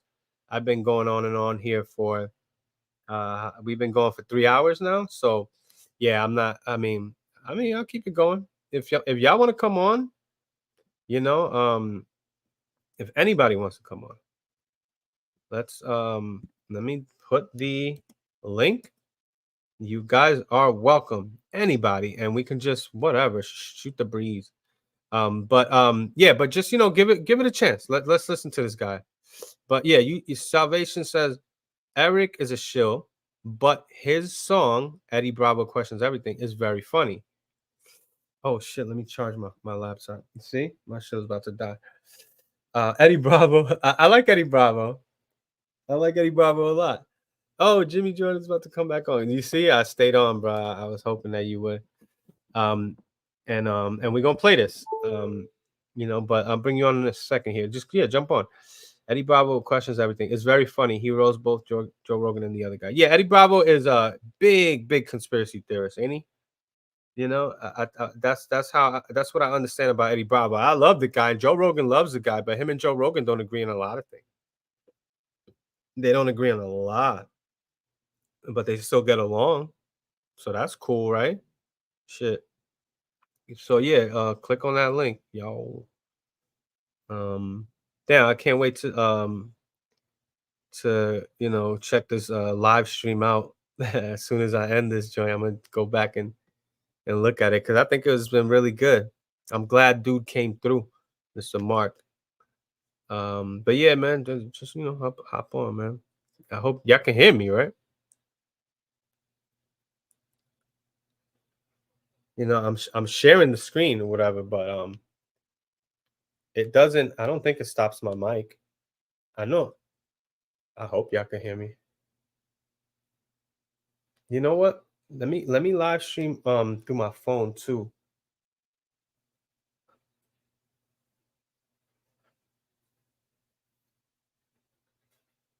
But yeah, y'all can hop back. Y'all can hop on. You can hop on, Jimmy Jordan. You know? Okay, you can hear me good. Let me get my phone stand too, so that way I could set up my phone. Hey, where I put that joint? Okay, so thank you. Oh, salvation, thank you. So yeah, let me just play this. And Jimmy Jordan, if you come on, go ahead. Just Wide got to work hyping stories of these supposed long-lost animals, and then, lo and behold, 12 years later, in 1854, Ferdinand van der Veer Hayden, during his exploration of the upper Missouri River, found proof of Owen's theory. A few unidentified teeth he mailed to leading paleontologist Joseph Leidy, who several years later declared them to be from an ancient, extinct Trachodon dinosaur, which, beyond ironic. So that's because we can do things like look at modern analogs and see how teeth are fucking made. We know if it's a predator or if it's prey. We know if it's an herbivore or a carnivore. We know how teeth are fucking built. Even back then, even when they're doing naturalistic drawings like this, it's like the megalodon tooth on my arm. It is a predator. It's obviously a serrated. Is it megalodon or megalodon? How do you say it? It depends. Your emphasis can be on a different syllable. Okay. It's both. It's like, not like nuclear and nuclear. No, because it doesn't have two U's. But it's spelled the same, but it's like Dimetrodon or Dimetrodon. Okay. It's the same thing. Megalodon or Megalodon. Can't play all Oh God, you're keep going. Yeah, keep doing this. What is it? 20 minutes? Firstly, it should be needless to say that it is impossible to reconstruct an entire hypothetical ancient animal based on a few teeth. But even more importantly, it is dubious that a myriad of ancient reptile, bird, and reptile mammal transitional forms necessary for the blossoming theory of evolution would be hypothesized and then conveniently discovered by teams of evolutionist archaeologists purposely out looking to find such fossils. I'm glad I brought a lot of. By the way, that term evolutionist is kind of derogatory. Yeah, come, take your time. I'm not derogatory, but it's kind of like how, they have that term, creationist. They created that term evolutionist kind of to, kind of go on that same, as if it's like just like a belief, when it's like, it's more than just a belief. You know what I mean? It's not like these people are choosing to believe that dinosaurs exist. You know what I mean? They're not just choosing to believe that because by faith or whatever. It's like, kind of like they're compelled to believe in these things. It's like reality and evidence and all of that forces you to come to certain conclusions. Kind of like the reason why I am an atheist. Reality has kind of brought me here. I can't come to the conclusion that a God exists. So because of the lack of evidence of that, and listen, and I'm open to believing, to accepting it or considering, that possibility. I'm open to that possibility. That shit is very, and it's possible. I'm gonna say it's very possible. I don't know how possible it is. We can't measure the possibility of it. So I'll just say that, I'm open. I'm very open to the possibility of it. But it's like, when it comes down to it, the evidence is scarce. it's not so clean cut. It's not just like that, you know. You know, but okay, let's keep listening to this, and you know, it's interesting. It's even more dubious that such fossils have supposedly existed for millions of years, but were never found by or known to any civilization in the history of humanity until evolution. Okay, yeah. The reason why we didn't know about things beforehand, because we weren't doing shit like wholesale intellectual studies of science when people were building fucking pyramids and stuff like that. That's why we have different ages throughout anthropological records. We have the Bronze Age and Iron Age and all that, because we have to do things like figure out the land around us. And when we start finding really old bones, like, hey, this looks like a really big chicken bone. What the fuck? Or this looks like a huge human with a single eye. What the fuck? We start looking at stuff like that. Saying just wholesale fucking bullshit like that. God damn. But that's what a YouTube video Exactly. is. A YouTube conspiracy theory video is. Oh, I It's know. one person getting to spill their nonsense and they're unchecked. Yeah, This is why I wanted to play this for you. And response videos can be blocked by the original person. They can curate all comments. They can only allow certain ones through. They can moderate everything. Same with a blog. Same with all of that. They control their own criticism. There's a guy right now that a lot of the paleo community is going after. His name's David Peters. He's a jackass who's like doing stupid things like all reptiles are mammals and all of these clades should be in this and just all this crap. He wholesale copied an article from a colleague of mine, posted it, which is a violation of copyright, because he's attempting to supersede that work by importing his own ideas to it. He will refuse any critical comments to be posted on his WordPress site. That's really common though. Yeah, it's really common with people. The war of ideas in the comment section, that's where it's being fought. Yeah, it's because it's an echo chamber. Yeah. It's like people don't look as, why do people think the world is flat, or why do people think dinosaurs don't exist? Their Google Boolean search is dinosaurs don't exist, or creationism is true, evolution is false, the earth is flat, chemtrails exist.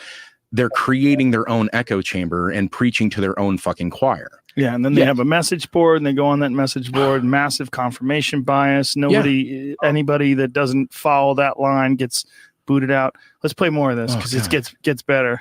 Creationism's Masonic Renaissance in the mid-19th century. David Wozni wrote, "Why are there no discoveries by Native Americans in all the years previous when they roamed the American continents? Because they weren't There is digging no the fucking belief of earth. dinosaurs in the Native American religion or tradition. Because they were all For dead. that matter, why were there no discoveries prior to the 19th century in any part of the world? There could have been, According you didn't know what it was. That's the the thing. World Book and It's like the same thing with mammoth cyclops. Yeah. We didn't know what the fuck it was. We didn't know it was a massive, a massive elephant species. We thought it was a giant person. Yeah. When the first animals were discovered in the La Brea tar pits before 1913, they thought it was livestock that got trapped in there and died. Then they realized, holy fuck, cows don't have 9-inch long incisors that are perfectly evolved to slash open the throats of things. And then you started questioning. So the Native Americans and all the people, they were finding possibly scatters of bone and didn't know what it was. Well, did the northern first people start licking bones and rocks? No. Yeah, it's more this Trevor Valley guy. I kind of was I remember coming across this at some point and just saying like, yo, this is kind of dope. He's a paleontologist who is trying to show people like, he's just not getting the attention and the funding that everybody's trying to say, that, oh, mainstream science and this is all, they're taking over and they just get all the funding and all the attention and nobody cares to hear the opposite side of the other side of things. And it's like, that's not true. There's actually a little bit of funding. It's like these people don't really get any attention. You know, people don't want to be buying dinosaur bones out here. You know, museums, you know, have to spend a lot of money. Museums don't even like charge, right? Like some of these museums, I remember going to the what do you call it? The Museum of Natural History in New York City some years ago. New York City has some great museums. You know, I wonder if I went there when I was a kid. I don't remember if I did all of that. I know for sure that I mean I went there, you know, as an adult, you know, and I know for sure that you don't have to pay. It's like, you know, you can make a donation, they call it, you know, it's like whatever you can give. Um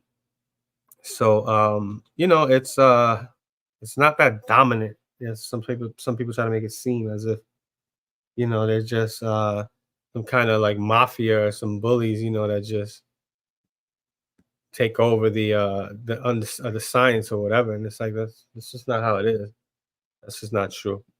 I kind of want to go into let me see if I could pull up some of this stuff from Dr. Reniel, you know, because this kind of goes into 10 tribes stuff. And the group called IUIC, Israel United in Christ, did a video with this cat. And they did an injustice and they kind of disrespected his, you know, his craft and shit. You know, it's like this dude is an actual expert in these things. He's not. This ain't no joke and shit. Like, let me see if they got it. This is a short video. Nah, you see that these cats are crazy, man. Let me see. IUIC, no. Is this it? Can we visit this? How many seconds is this? Why they got the show? You see how they cutting this shit up? Let me do this. Hold on. Bullshit. Straight bullshit. Okay. IUIC, Puerto Rico, Dr. Reniel Rodriguez Ramos, right? Check out how crazy they are. Of course.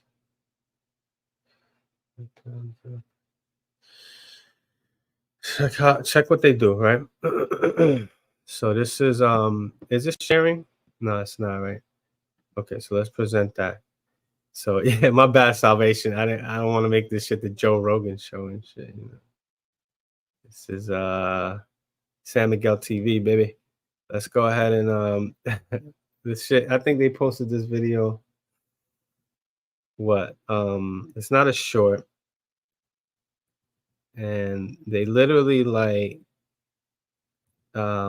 interviewed the dude that is studying the Father Nazario Stones. Yeah, this is it right here. You see, they only got 159 views. This is IUIC Puerto Rico. And you know, this is it right here. You know, if y'all can see that.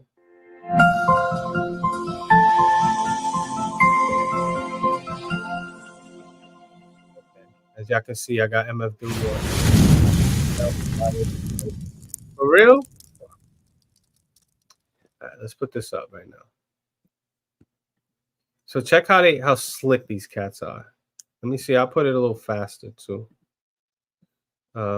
Playback speed. Hey, Shalom Israel, Most High Christ bless. Is Officer Gideon from IC Puerto Rico. Officer Ilya from Puerto Rico. And we're here today in the University of Puerto Rico, the Utuado campus. And today we're here to meet with the man himself, the one that has these stones. These stones. We're going to meet with Professor Reniel Rodriguez. So stay tuned for what's coming up. Right? And hey, una entrevista, hermano, acerca de esas piedras. A ver qué es la conexión entre las piedras. Is that too fast? I hope that's not too fast. Is that too fast? Or can y'all keep up? Because I want it you know, I want to get through this like pretty fucking, you know, pretty fast. Otherwise, we'll be here forever. You know, so let me know. Is that too fast? I'll play it. I'll just keep it going, I guess. But just let me know. Israel. Shalom. Tienen que saber lo que están escribiendo, porque nosotros no vamos a escribir español sin entender lo que estamos escribiendo, ¿verdad? Yeah, entonces es conexión que le dimos. Entonces esos aztecas tienen So let's do this. Let's put it 1.25, and that should be okay. I want to kind of get through this. You know, I don't want. Tienen una atención de ser indignos. ¿Cómo tú has visto, por ejemplo, los planteamientos de los mormones? Porque los mormones plantean algo parecido también. Ellos están pagando montones de millones de pesos para que se hagan estudios de arqueología. Sí, y haciendo cosas desaparecer también. Ah, sí. Sí, haciendo cosas desaparecer. Y muchas cosas están pagando, pero están cosas porque hay importante. Dame eso en Salmo 83, mira. El libro de Salmos, capítulo 83. Oh Dios, no guardes silencio, no calles, oh Dios, ni te estés quieto, porque he aquí que ruguen tus enemigos, y los que te aborrecen alzan cabeza. Contra tu pueblo han consultado astucia. You know what? Let's do this, because I've seen this before, and they go through a lot of scriptures. So right now they're going through Psalms 83. You know, they're gonna try to seduce this archaeologist, Dr. Reniel, with a bunch of scriptures, you know, and they don't let him talk until the end. So let's go towards the end and see when he starts talking. Well, no, actually, I think he might start talking right here. Let's see. Moab y los agarenos. Los Moab son los chinos. Los agarenos son otra tribu de África. ¿Chileno? Gebal, otra tribu de África. Amón y Amalek. Amón son los japoneses. Amalek son los que miramos hoy que decimos que son judíos, los que andan las tercitas, el gorrito. This is in Spanish, and he just said that tribe of Ammon are the Japanese, you know, which is bullshit. Los filisteos y los habitantes de Tiro. Los habitantes de Tiro son otros ayerinos, son otros africanos, porque acuérdense que en el tiempo de la Biblia, la mitad de África le pertenecía a Israel. Todo, el canal de Suez no existía. Eso fue después que pusieron, cuando empezaron la esclavitud, todos pusieron la división, pusieron el canal para la separación y cambiaron. Yo no sé si ha visto el mapa de el norte y Suráfrica, que está boca arriba. No, y si usted ve, el norte de África está arriba y el sur de África está abajo, y usted dice, pero no sería lo que cambiaron cuando la esclavitud cambió. Y hay muchos libros comprobando. Ellos fueron convertidos en judíos. No sé si también se llama sobre Casario. Estaba escrito en el que. Bueno, pues ese es un debate. O sea, todavía no sabemos. Pues. So, you know, they're saying a bunch of stuff, you know, that is their opinions of and interpretations of scriptures, right? This is IUIC Puerto Rico. IUIC's in Puerto Rico. Yes, that's right. You heard right. They are out there in Puerto Rico. Now, the things that they're saying is the same shit that they're saying out here in the States. It's the same shit. You know, they're basically saying that the real Jews are blacks and Hispanics and, you know, Native American. Now, this is an archaeologist that he doesn't follow religious beliefs when it comes to his profession. He tries to stay away from that stuff.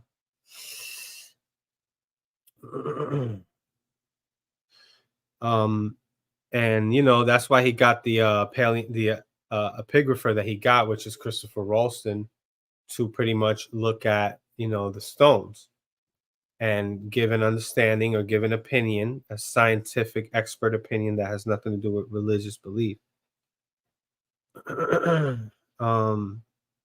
Pretty much what you're gonna, I wanted to fast forward, you know, because there's a lot of bullshit that you know, they go through scriptures.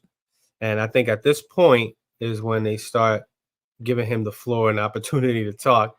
And he's saying, well, this is the debate. He said, todo el debate. I wish I could, you know, interpret it a lot better, but yeah, let me see if I could pause through it and kind of like, you know, translate, whatever.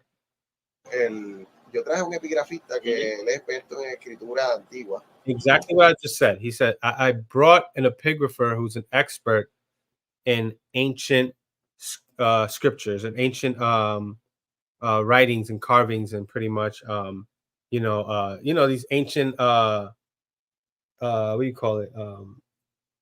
You know, stones or whatever, carvings and, you know, pottery, anything that might have some ancient language.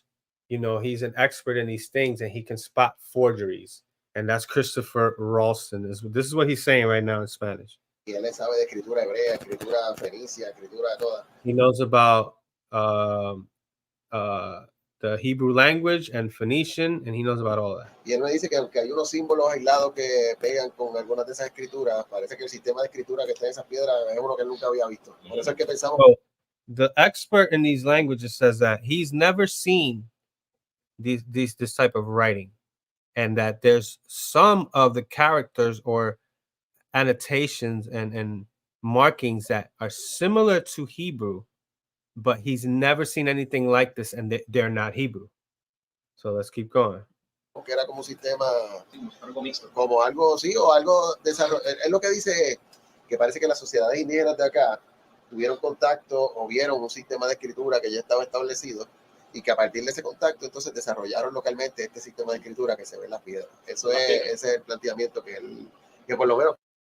So he just said that what the expert believes about these stones is that they originally, the people that wrote it came in contact with some people that basically were using this writing system, but that these are not the original people that created this writing system, that they probably, it doesn't even seem like they understand, what's written. That's his opinion on it. This is the expert. We basically got to go by that. Like, anything else is just our own personal beliefs and shit, So it's like, you got to realize that first and foremost. That's what's going on. But yeah, I mean, this dude is trying to be honest about everything, and he's not trying to be biased, and like he's not bringing any of his religious beliefs.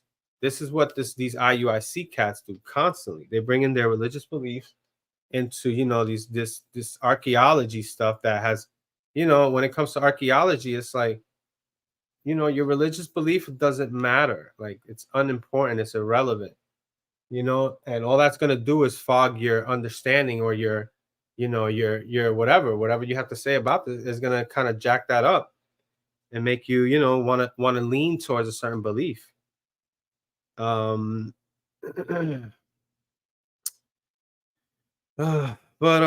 let's keep going. Yeah, I think that's about it, because I want to translate, what he's saying. Que él hizo, ¿no? Porque eso de descifrar las piedras, pues yo no sé de escritura antigua, pero eso es, o sea, por lo menos el planteamiento que las personas y muchos escritores, oradores, le dan, como dice, toman lo que él dice, lo toman con mucho peso, ¿sabes? Con mucho respeto. Y este libro es por Samuel Cole Williams. Ajá. Y esto es la introducción, caramba, esto no lo viste. Obviamente este libro no nos dio tiempo para poner en el PDF para la presentación ahorita, pero te lo voy a leer en inglés, después hay que traducirlo. Pero dice: in behalf of his theory of the Jewish origin of the American Aborigines, it should be pointed out that a long line of writers, both before and after him, held the same view. So, muchas personas muchos seguidores y no seguidores de Ariel, siguieron ese planteamiento de que, espérate, ¿sabes? Los aborígenes de las Américas tienen un origen, ¿sabes? Judío o israelita, ¿verdad? Y él mismo sigue planteando aquí. Dice: soon after the discovery of America, the theory was advanced that the Indians derived from the lost tribes of Israel. Garcia, in his Origen de los Medianos, 1607, declares that these tribes passed the Bering Strait and made their way southward, and claimed that they found many Hebrew terms in the American languages. So hay otras personas que... I don't know exactly what he's reading there, but what he's saying is completely opposite of what the Hebrew Israelites say. Because he just said that, whatever source he has is saying that these people came from the Bering Strait, but this whoever the hell is claiming these things, which that's actually factual, because it's a fact that Native Americans are connected to Siberians in many ways. It's like, it's not even like the genetics. The genetic evidence is the say all. It's that's it. That's where it ends. That's the biggest and the heaviest type of evidence is genetics, right? This is what we're doing. We're making genetic claims about a people. How else are we going to prove it? But genetically, you could say all types of things about a people. If you're not going into the genetics, You know, what you're doing is connecting people by culture, maybe language, or maybe any other things. I don't know. But when it comes to genetics, it's like that's a science that's just not really accepted by Hebrew Israelites. They just deny it because, you know, and I know why. It's because it debunks what they're saying. It just completely debunks what they're saying, and they can't have that. You know what I mean? It's like they can't have it. So instead of trying to, you know, come up with a different way to prove whatever they have to do, you know, they have to just deny it. They don't know how to explain how it's wrong. They can't tell you why it's wrong. They just say, no, it's bullshit. It's like, but can you explain what's wrong about it? And they can't. They just say, no, it's just bullshit and it's blah blah blah. You know, it doesn't make sense. Well, how can they do that? There's no way that they can. And it's like you don't understand the science behind it. You're just completely lost on how this works. And it's so much easier for them to just deny it than to, you know, try to explain how it's wrong. So it's just like, no, it's all bullshit because the white man came up with this and blah blah blah. Yeah, IUIC's everywhere, right, Santos? I see what you just said. Yeah, they don't understand genetics, and you know, genetics is valuable, man. It's like, okay, it might not be the, you know, just the you know, the end of just everything. Like, oh, you just gotta, you know, just that's it. I'm a geneticist, and this is what it says, and boom. You can't argue with me. It's like that might, you know, no, that's just there's let people, you know, have the right to question. Science can be questioned. It's okay to do that. You know, and that's shit. We have that right. But at the same time, it's like, isn't a scientific explanation better than, oh, I have an interpretation of a scripture? Because check what they do. They pretty much get a scripture like Deuteronomy 28, right? Deuteronomy 28. Oh yeah, you see the Israelites were going to go into slavery in ships. Who else went into slavery in ships but black people, you know, to America? Therefore, black people are the Israelites. So they're using an interpretation of a scripture to say, you know, these people are genetically these other people, you know, and it's like that's just irresponsible. You know, that's just not, you know, how you come to a conclusion. It's like this, and the interpretation is completely incorrect. But yeah, I see you, Santos. You know, I'm live on another platform right now, and I got 2 lives going pretty much. So I want to, you know, let me set this up real quick. What up, Robert, and what up, D? This is on another live stream that I just started. I want to make sure people understand that I'm actually live on YouTube, and I started this earlier today, and I was actually debating Hebrew Israelite dude. And thank y'all for coming through on this live. We're live on YouTube right now, San Miguel TV. So go ahead and check me on there. But yeah, this dude Santos, somebody on the comment section, he says IUSC are everywhere. They also are in Africa. That's a surprise. They usually say everybody of Israel is black. Yeah, man, that's where they get a little confusing, and they, you know, they don't make no sense when it comes to that Africa stuff, because they try to say that black people are not Africans. They say Haitians are not Africans, and Haitians and Mexicans are the same nation, but Haitians and Africans are not. But yet, oh yeah, then they muddy the waters and say, but yeah, there's a lot of Israelites in Africa, and it's like, but then who are the Africans? Obviously, black people, you know, Haitians and African Americans, obviously they look like Africans, right? And then they'd be like, no, but that's because there's Israelites in Africa, so you may think those are Africans, but those are Israelites. And it's like, but there's Africans in Africa, so they look like Africans. Like, what the fuck? So yeah, welcome, Casper. What up, Nikki? I'm live right now on YouTube, and I'm live also on Meet Me. I go on there too sometimes. But yeah, we've been live on YouTube for a minute. And now Santos on YouTube says, but that's their belief. We got to be careful with One West. They will get carnal if you don't believe in their belief. Yeah, man, like they've been known to get physical and violent. Like they get disrespectful immediately. What up, Michi? And they get disrespectful immediately, and you know, it's a very offensive to them. It's like you just call you know, their mother, the goddamn, you know, the B word or something.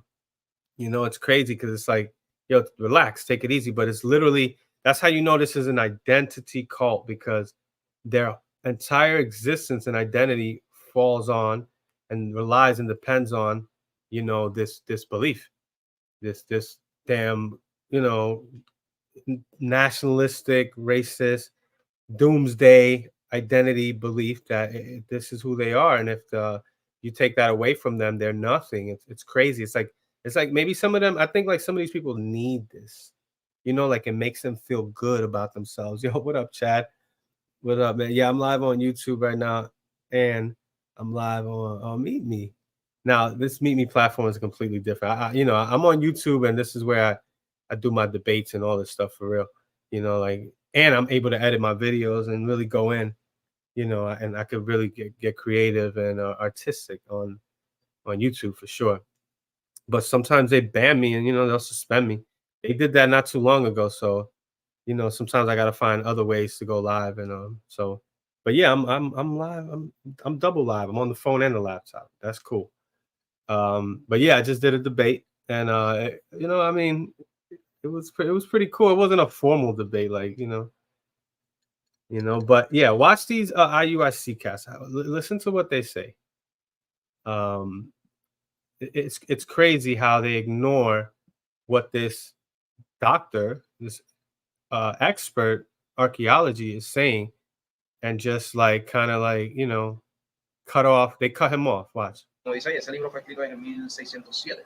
Muchas personas antes de Ariel ya estaban haciendo ese planteamiento de la similitud, ¿sabes? De la similitud en el lenguaje y los ritos y las cosas y las costumbres que los aborígenes tenían de las Américas, ¿con qué? Con los ritos de la Biblia y de los judíos, ¿verdad? Dice, las casas was of the same opinion. So hasta Bartolomé de las Casas tenía la misma opinión. And the first English writer on the subject, Thomas Thurgood, in his Jews in America, que ese libro fue escrito en 1650 y parece que lo revisaron también en 1600. They're going into these old books that were written by these Europeans that were trying to, they were assuming that the Native Americans were of the lost tribes of Israel. And it was actually powerful politically and religiously and financially to make these assumptions. It was actually a you know, a incentive, and you know, financial incentive, and you know, all types of incentives behind this. So you know, some of these Europeans were claiming that based off things that we can't even prove now. But you know, so they take these stories and these claims, which is another problem. It's like you're using, you know, claims that now those need to be proven too, and it's like this is not evidence. These are claims, more claims. You want to consider this evidence? It's like it's problematic. 60 followed Las Casas and the Puritan apostle in the Indians, John Eliot in his conjecture. So hubieron muchos escritores y muchos exploradores que cuando vinieron ya tenían ese planteamiento. Y obviamente para poder implantar algo así tienen que tener algún tipo de conocimiento en lo que es las raíces hebreas, las raíces judías, para poder decir eso. Porque, yo no voy a ver donde usted, mira, profesor, yo encontré esto y esto es, qué sé yo, de alguna tribu maya por allá, y tú me dices, mira, eso es un caracol que tú encontraste en la playa. ¿Sabes? Yo no puedo venir a hacer ese planteamiento a usted no teniendo el conocimiento. So just to translate this into English, he's saying that based off what he's reading there, these claims that maybe the Native Americans are descendants of Hebrews because so and so and so and so, and the evidence is based off similarities in customs and cultures, and sometimes they get into languages, but I didn't hear that here. But yeah, it's not like, this is not you know, anything conclusive or definitive. It's like there's similarities in cultures, many different, you know, amongst many different people. That doesn't mean that they're genetically connected just because they have certain similar cultures. And that's the problem with these cats, you know. And then they're going off, you know, they're using the word of some Europeans as if, oh, you know, even Europeans, you know, which they hate Caucasians, definitely. But they're actually trying to use it as this, oh, you see, they're white, as if just because they're white, there's some kind of authority. And it's like, the fuck? You know, but yeah, this is you know, I'm just trying to translate it properly. But yeah, I want to get to the end because this is where it's important. ¿sabes? So que, Víctor, obviamente lo va a dar para la presentación ahorita, pero que tenemos libros y artículos, ¿cómo se llama el de Cashapp? Él tiene un libro que fue escrito en 1883, se llama El Cashapp, y es conexión entre los fariseos y los indígenas de este lado. Ya había un intercambio. Los filisteos, ellos estaban durante el tiempo del rey Salomón, ellos venían hasta este lado. Acuérdense que los indígenas, cuando leímos de Herod, eso ya había pasado. Ellos, cuando estaban a este lado, Cristo, cuando vino a aparecer Cristo, los indígenas ya estaban a este lado, ¿no? Eso sí, Sí. Por eso yo te digo, o sea, cuando yo te digo que 12.000 a 15.000 años antes de Cristo, cuando ellos estaba Cristo ya los indígenas llevaban aquí un montón de tiempo. Y esa historia que leímos del segundo Esdras, eso es antes de Cristo. Eso fue, ellos ya estaban a este lado del mundo. Por eso empezaron a leer. ¿Tienen alguna idea de cuándo se escribió eso de Esdras, ese texto? Originalmente los apócrifos estaban en la Biblia, la famosa Biblia del oso, que tenía 80 libros en vez de los 66. Que en los primeros 2 libros de Esdras, cuando habla sobre, ¿sabes? Cuando salieron y nos dieron la libertad del cautiverio de Asiria, pues ahí es donde se encuentra eso. ¿Sabes? También ahí plantea, o sea, como dice, eso es de Malaquías al Nuevo Testamento, esos, por decirlo así, pollos. Esos 14 libros. Sí, si tú lees el Nuevo Testamento y pones Malaquías y empiezas y dices, pero algo falta aquí. Siempre uno lee y dice, algo no está conectando. Y los judíos de ahora no usan ninguno de esos 14 libros. No, ellos usan. And I got 2 streams going on right now. So yeah, they go back and forth about scriptures. Now I want to get to, thanks for the cherries, Casper. I want to get to the point where he starts talking about actual science and archaeology. Que le llaman el Talmud que usan ellos, que son los primeros 5 libros de la Biblia. Exactamente, los primeros 5 libros de la Biblia. Ellos son. Y la diferencia es que bastante la creencia de ellos es muy diferente a lo que la Biblia explica. Que uno está, todo es al revés. Fringes. Mira esto. ¿Por qué? Para que también, para que todos saben. Todas las personas que también siguieron, ¿sabes? Escritores y libros. He's talking about fringes as if, because fringes were worn amongst certain Native American tribes, that is, a reason to believe that Native Americans and Israelites are the same. They're genetically, connected. Yeah, so let's keep this going. No, si yo he mirado, o sea, hay muchos investigadores, como decía aquí, Fray Bartolomé de las Casas, eso fue cuando él estaba en la defensa de los indígenas, pues él planteaba que ellos eran descendientes de las tribus perdidas de Israel. Incluso uno de Inglaterra, Lord Viscount Kingsborough, también, cuando lees sobre la historia de Kingsborough, él terminó siendo un prisionero por deuda, porque de nuevo, ¿sabes? Pedía tanto dinero prestado para seguir explorando y seguir buscando información que terminaron metiendo los presos por todo el dinero que debía. Lee eso. El libro de Números, capítulo 15, verso 38 a 41.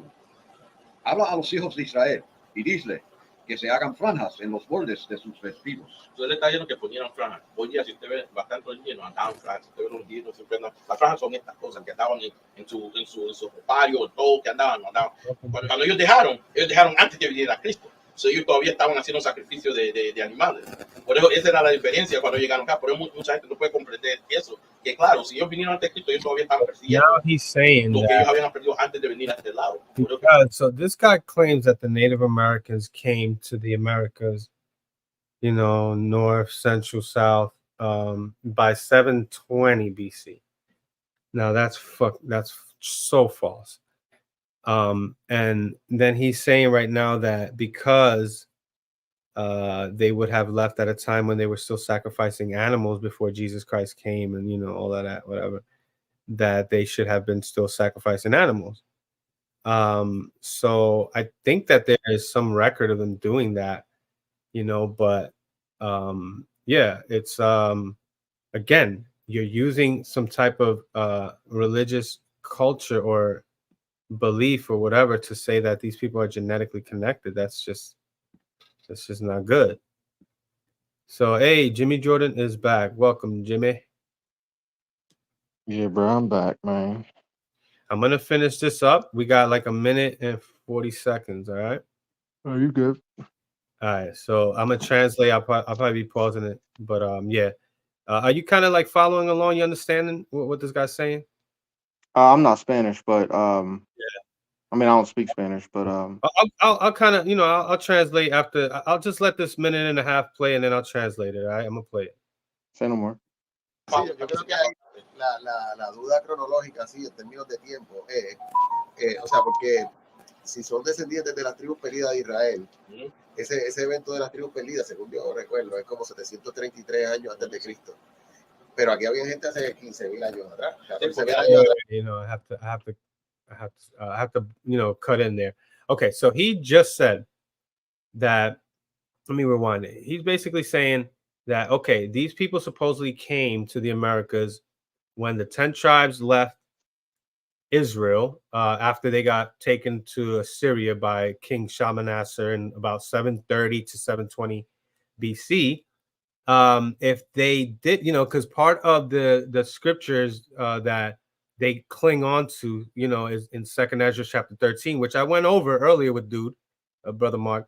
Those scriptures pretty much say that they came to a land that was never before inhabited. So my response to dude, because there's so many ways to debunk this shit.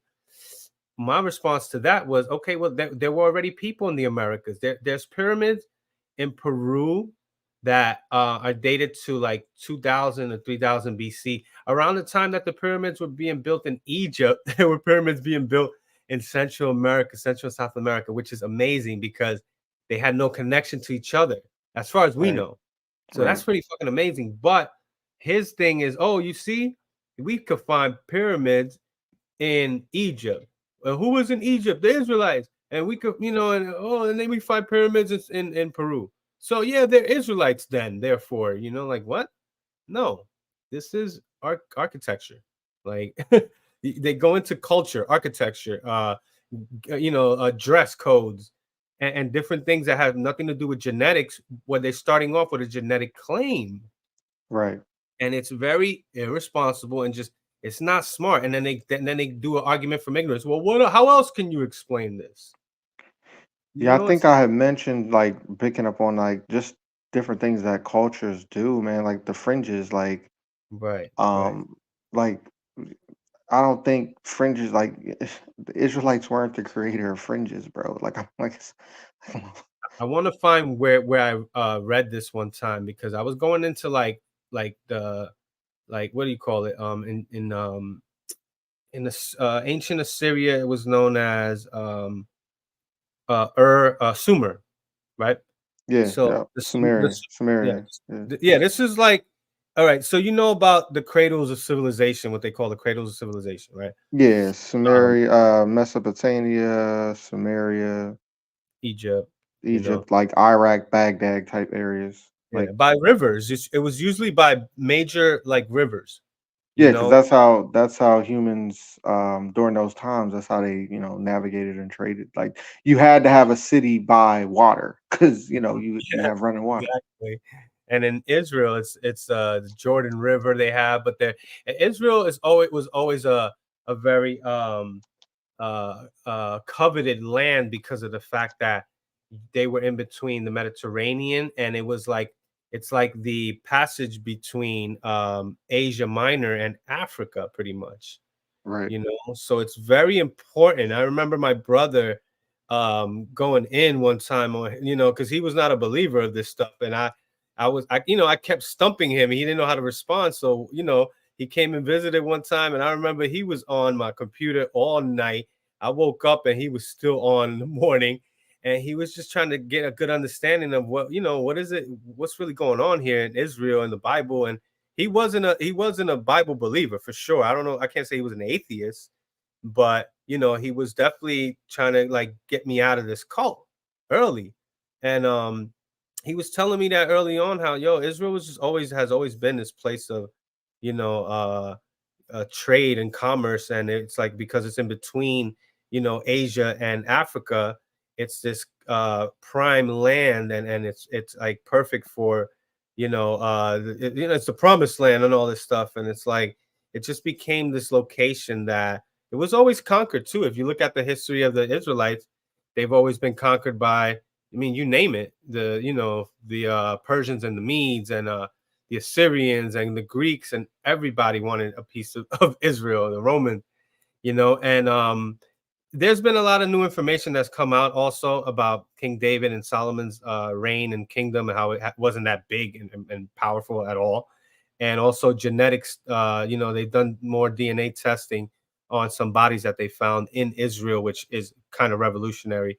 And but yeah, going back to just like these claims pretty much of Hebrew Israelites saying that the Native Americans are descendants of Israelites, and they came to the Americas in 720 BC before anybody else was here. That's incorrect. And this is what this guy, so Jimmy and everybody that's listening, I found this guy. I got in contact with someone that knows this archaeologist, Dr. Reniel Rodriguez Ramos in Puerto Rico. Is a dude. Real quick, just one thing I want to clarify real quick, because I was listening to it, but I was also I had my newborn and whatnot. So this archaeologist is, because I see the IUIC colors in her. Are they interviewing him? Yeah, yo, I'm gonna post the video that I did, the conversation I had with him. He's close with them, and he likes them, and he was refusing to admit that these guys are wrong to me. Like, he didn't want to tell me straight up, because he has such a good rapport with these guys, and he's like, these guys, you're gonna hear it. These guys always been nice to me and whatever, and they always treated me good, and I'm like, wow, like, watch the videos that they have of you and how they use your expertise and your work, and they kind of like violating it. They kind of like disrespecting you in a way where like your work is being used for pseudo archaeology, pretty much. Right. And then he's telling me like, yeah, I refuse to do interviews with Mormons. He was telling me Mormons hit him up. Even the Haaretz University in Israel, they have a website where they're constantly posting stuff about this, and they posted the story, this guy's story when it came out. The Miami Herald, the Sun Times, they spoke about how it's definitely authenticated as, it's not a hoax. These stones are, historically valuable for sure, but it doesn't have Hebrew. Hebrew Israelites have been claiming for the last, I don't know, 10 to 15 years.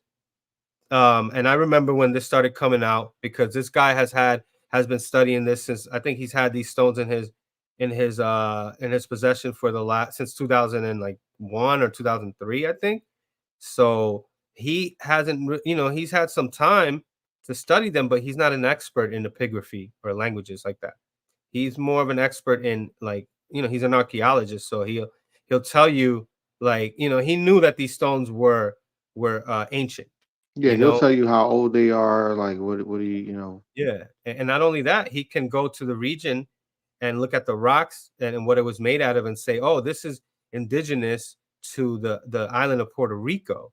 And these rocks are found in this area, exactly where they found the stones. And yeah, you can find like this type of these type of rocks in other locations on the earth, but it's like, now we're going, that's a stretch, to say, oh yeah, these stones were brought from so and so, and it's like, no, they're local.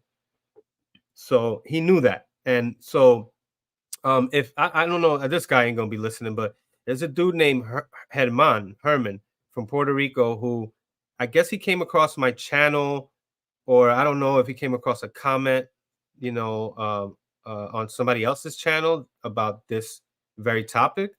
And he pretty much gave me his information right through the comment section, and I called him up like exactly a year ago from today, and he basically, we started talking, and he was like, yeah, these guys they're wrong. I know the doctor, I know the professor. He teaches at the University of Puerto Rico in Utuado. It's a city in Puerto Rico. I was like, oh shit, okay, so you actually know him. He was like, yeah, you want his number? And I was like, so, can you talk to him? I was like, talk to him first. I'm like, I'm not just gonna call this guy out of nowhere, like, just call him up random. Yeah. And I was like, he was like, no, go ahead, he's super cool. And I was like, bro, can you just talk to him, please? Just talk to him for me first, and then kind of set this up. I would appreciate it. He was like, nah, I haven't spoke to him in a while. I don't really know him like that. I just happened to come across him in a restaurant one time, and he just like, had a conversation with him, and they exchanged phone numbers, but he's like, he's never really spoke to him after that. So I was like, okay. So I took his number, and I was already emailing him like crazy. He's on academia.edu, and like I'm emailing him. I'm calling the university in Puerto Rico. I left a message for this Dr. Reniel Rodriguez, and nothing, man. Like literally like over 10 months, 11 months, nothing. And I have his number, and I was texting him too, and I didn't get a response. So I'm like, I'm gonna get brave, so I got a little brave about a month ago, and I called that number, and I heard his voice. As soon as he picked up, I was like, that's him. I know it. I've been listening to him, like everything. I listened to his conferences, his interviews. I looked into everything that he said about these stones to try to put in a video debunking, ISUPK and all these cats, these Israelites that use him as a source for Hebrew in Puerto Rico, and it's wrong. So he picks up, and he was like, first, I told him who I was. I tried to mention the dude, and he didn't know who the hell the dude was that gave me his number. I was like, damn, I was like, okay, well, listen, I really like, I follow your work, and I think like what you're doing is like crazy, like it's revolutionary.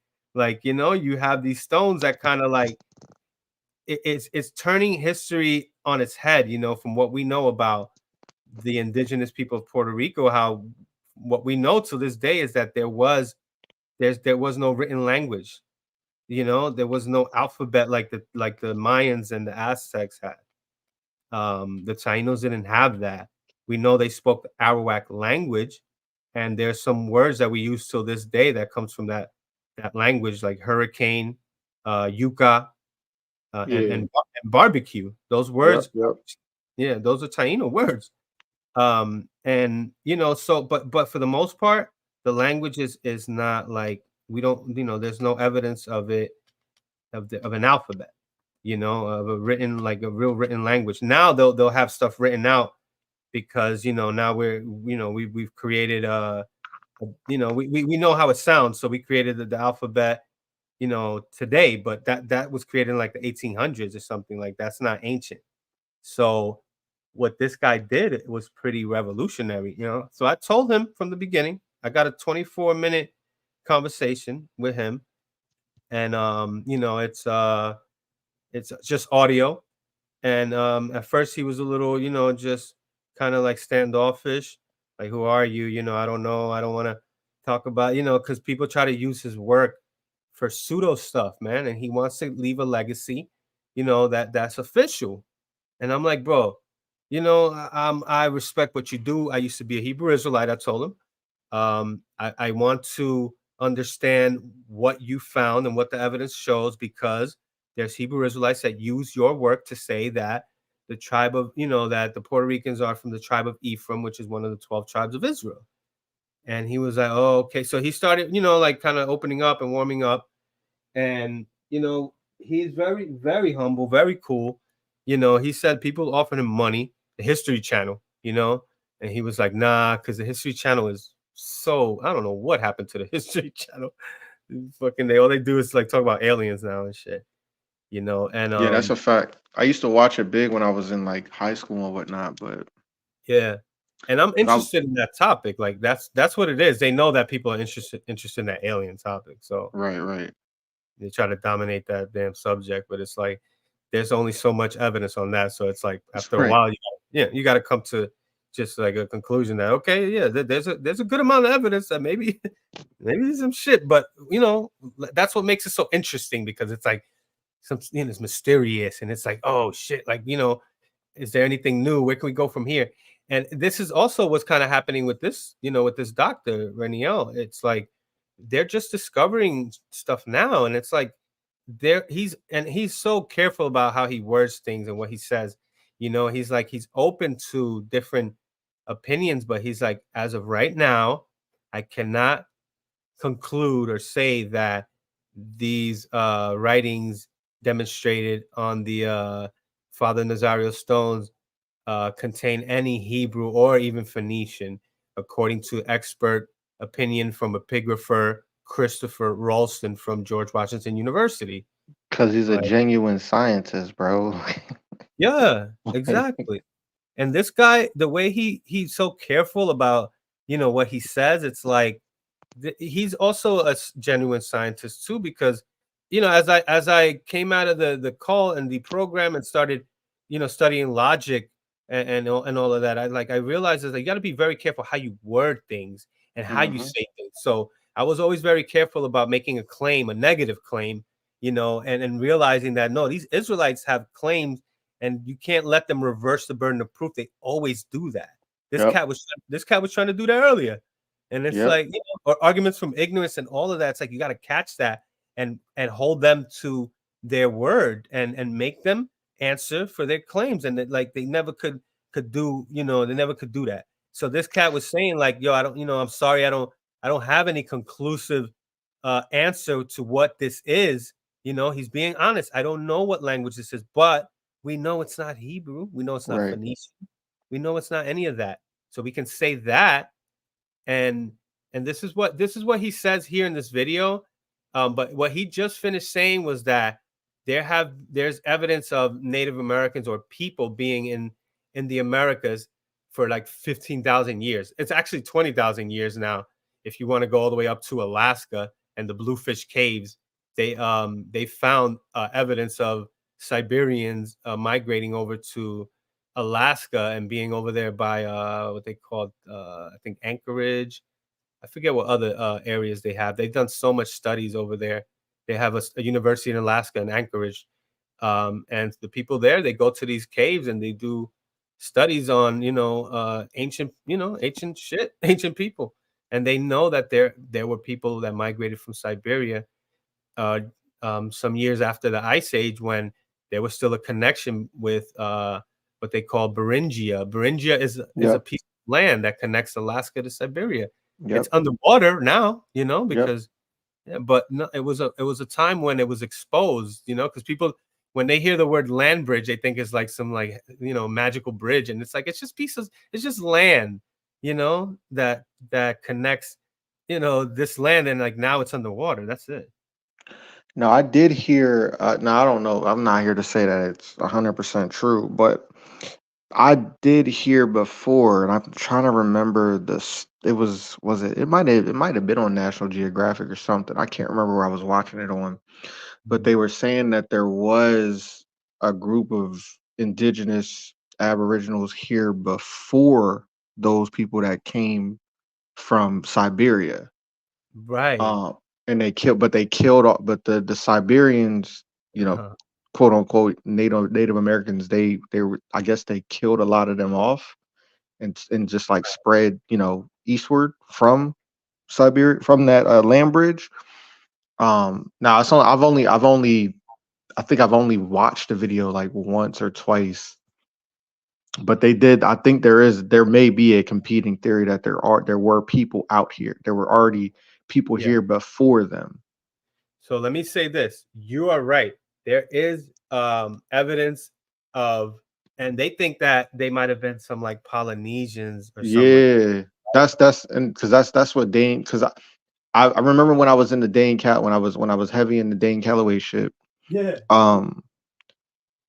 He was quoting Ferdinand de Soto, like he was like, yeah, you know, Ferdinand de Soto came up through the Mississippi River, Florida, and he saw the Indigo peoples. But I'm like, I don't really know, you know. I mean, he said that, but then I seen this like shortly afterwards. I seen this documentary where they were saying that there was another group of people, like similar Polynesian style people that were here prior, but the people that came through from the Bering Strait, they came and killed them off and gradually took over.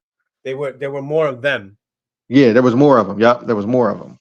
They say what's crazy is that I remember reading something and I'm like, I could see these Hebrew Israelites twisting this actual, you know, scientific consensus, that they say that there seemed to be like originally like 8 family groups of people that came from the first, you know, and yeah, like you're right. They're saying this is the first migration, but they're doing studies in the what they call the Channel Islands of California in the Pacific Ocean.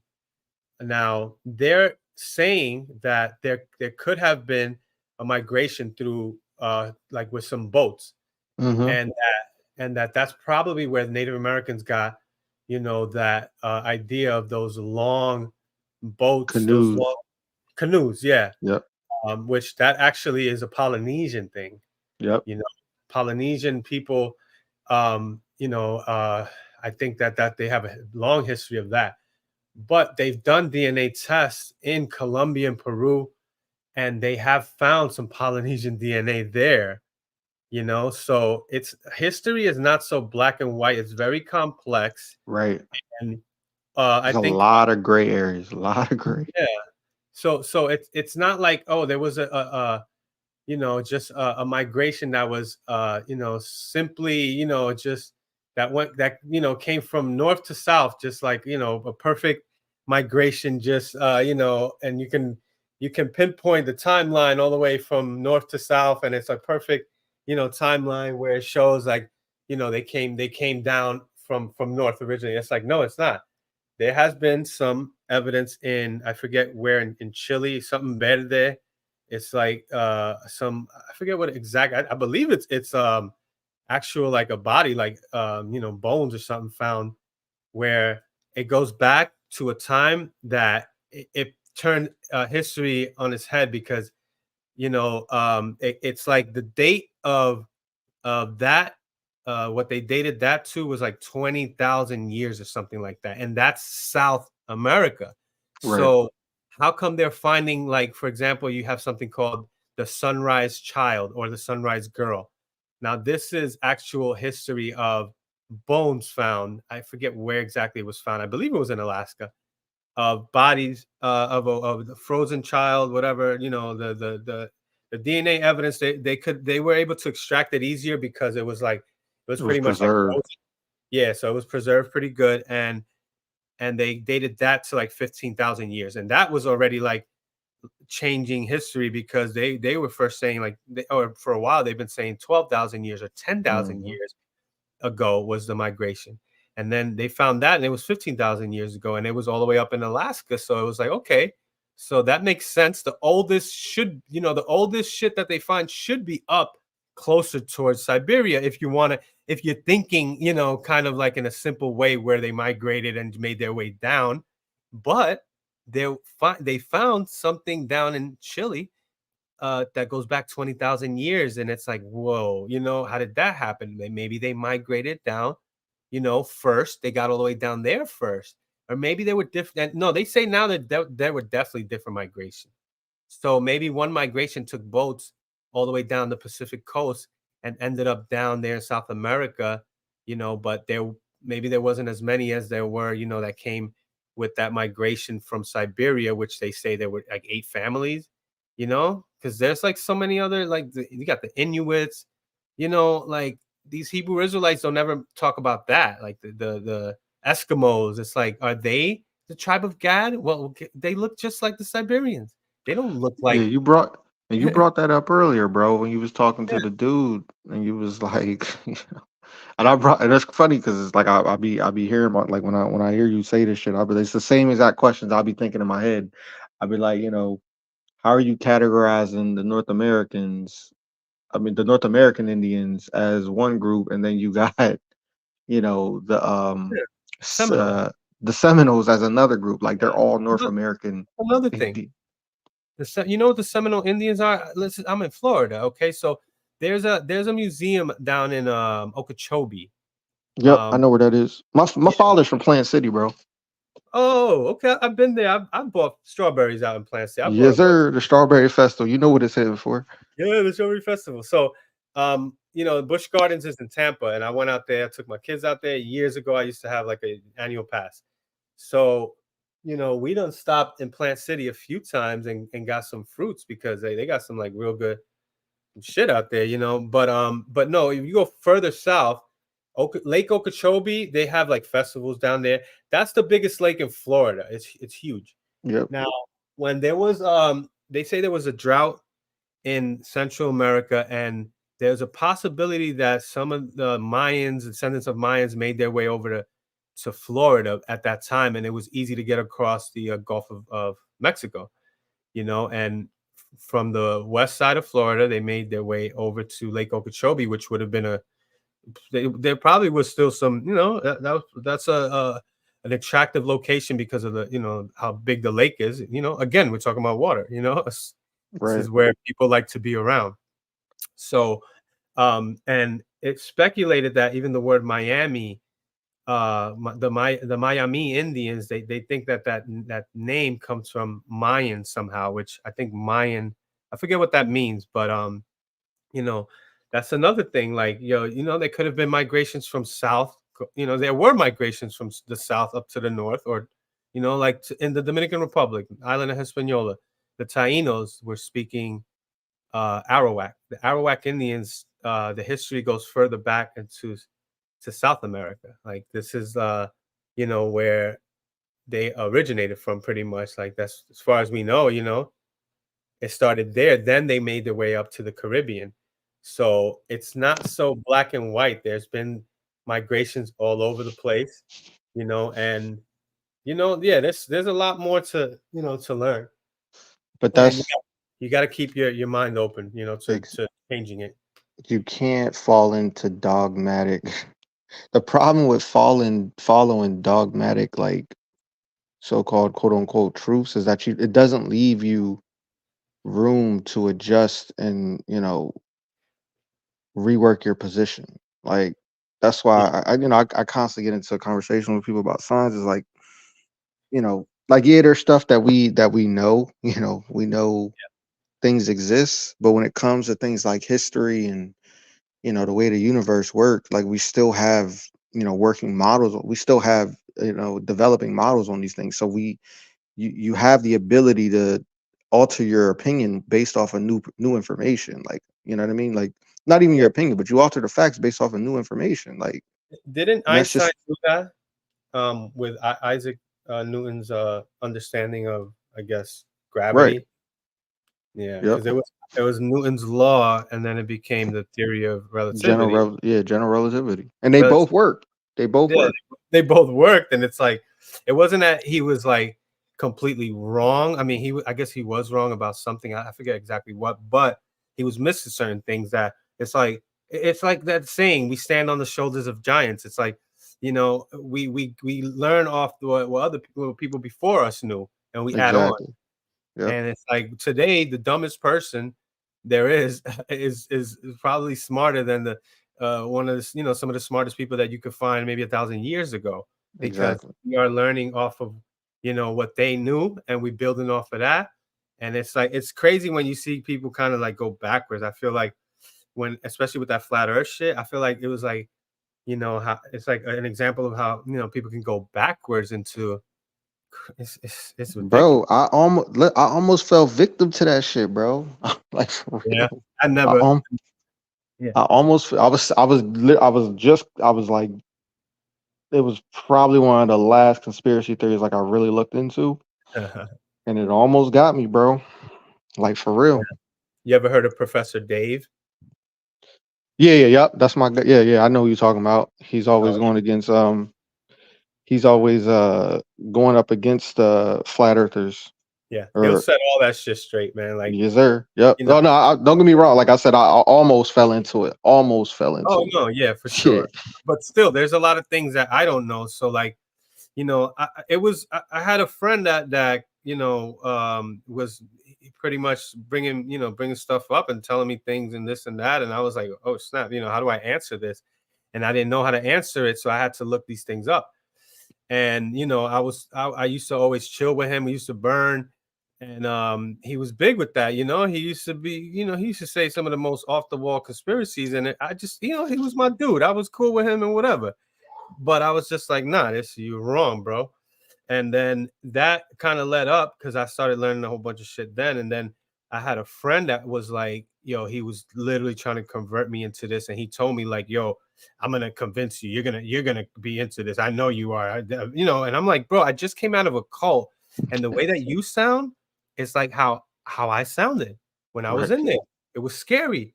And what's crazy is that dude was like, when I was in the cult, he was on some like, I don't care, you know, I'm gonna burn anyways. Like he wasn't trying to hear me at all, and he was all about his money.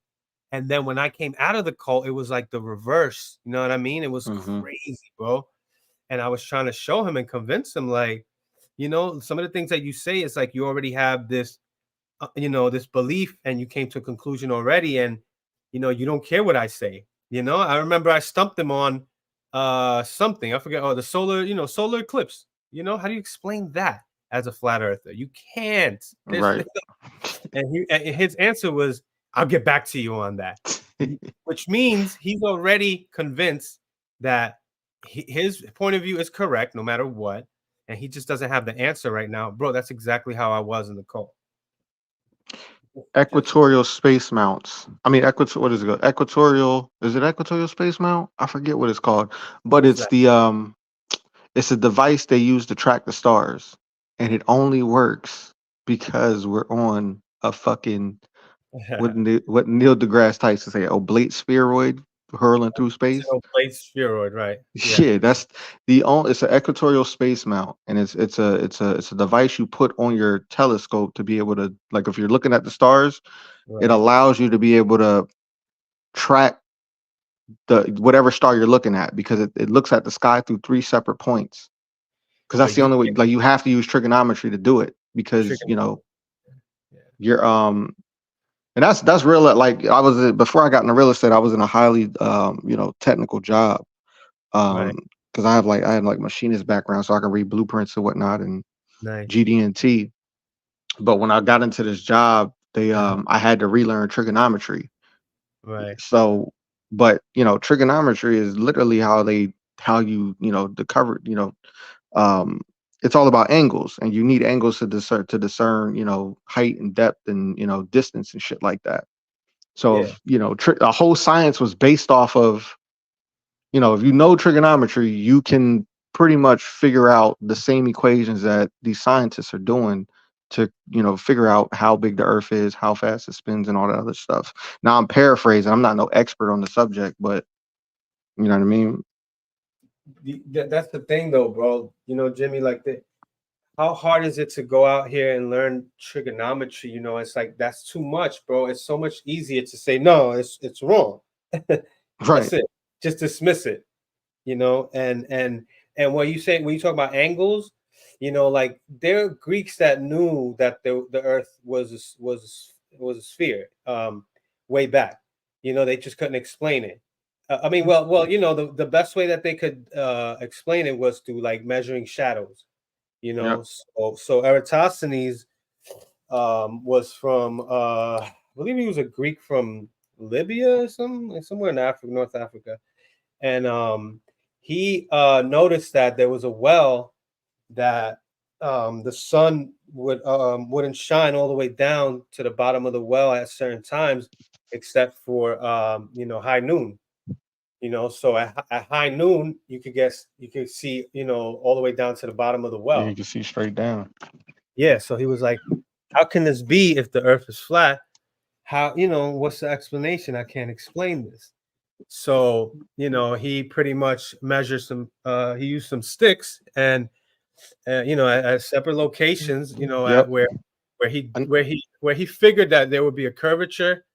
He has somebody, I don't know if it was himself or somebody else, measure the shadow at this point, at this exact time, in this location, and the shadows were, you know, not the same length, you know, which was like, why not? You know, the only way that you could explain that is if there's a curvature to the earth. That's the only way.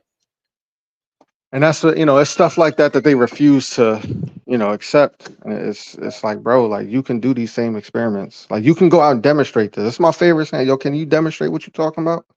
Exactly.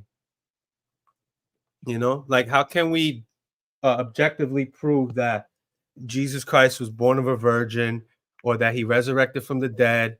We can't do these things, man, and a lot more other things that the Bible claims. But we can all you know, test the boiling point of water, you know, right? And exactly. and objectively come to similar, if not the same conclusion, depending. And there's factors that we got to, look at, like, okay, well, what kind of oven do you have? Or what are you using to measure it? What kind of pot, what kind of pan, was it made? Like, there's like little things like that. That's like, okay, those things might be a factor that to show you, like, there might be, it might be 214 degrees for somebody else, and it's like, okay, but we still have a similar belief. Objectively, we can still kind of come to the same conclusion. I can't do that. That's why, I'm like, I can't do that with a lot of things in the Bible. And that's why, I'm at where I'm at, whatever, spiritually, whatever you want to call it.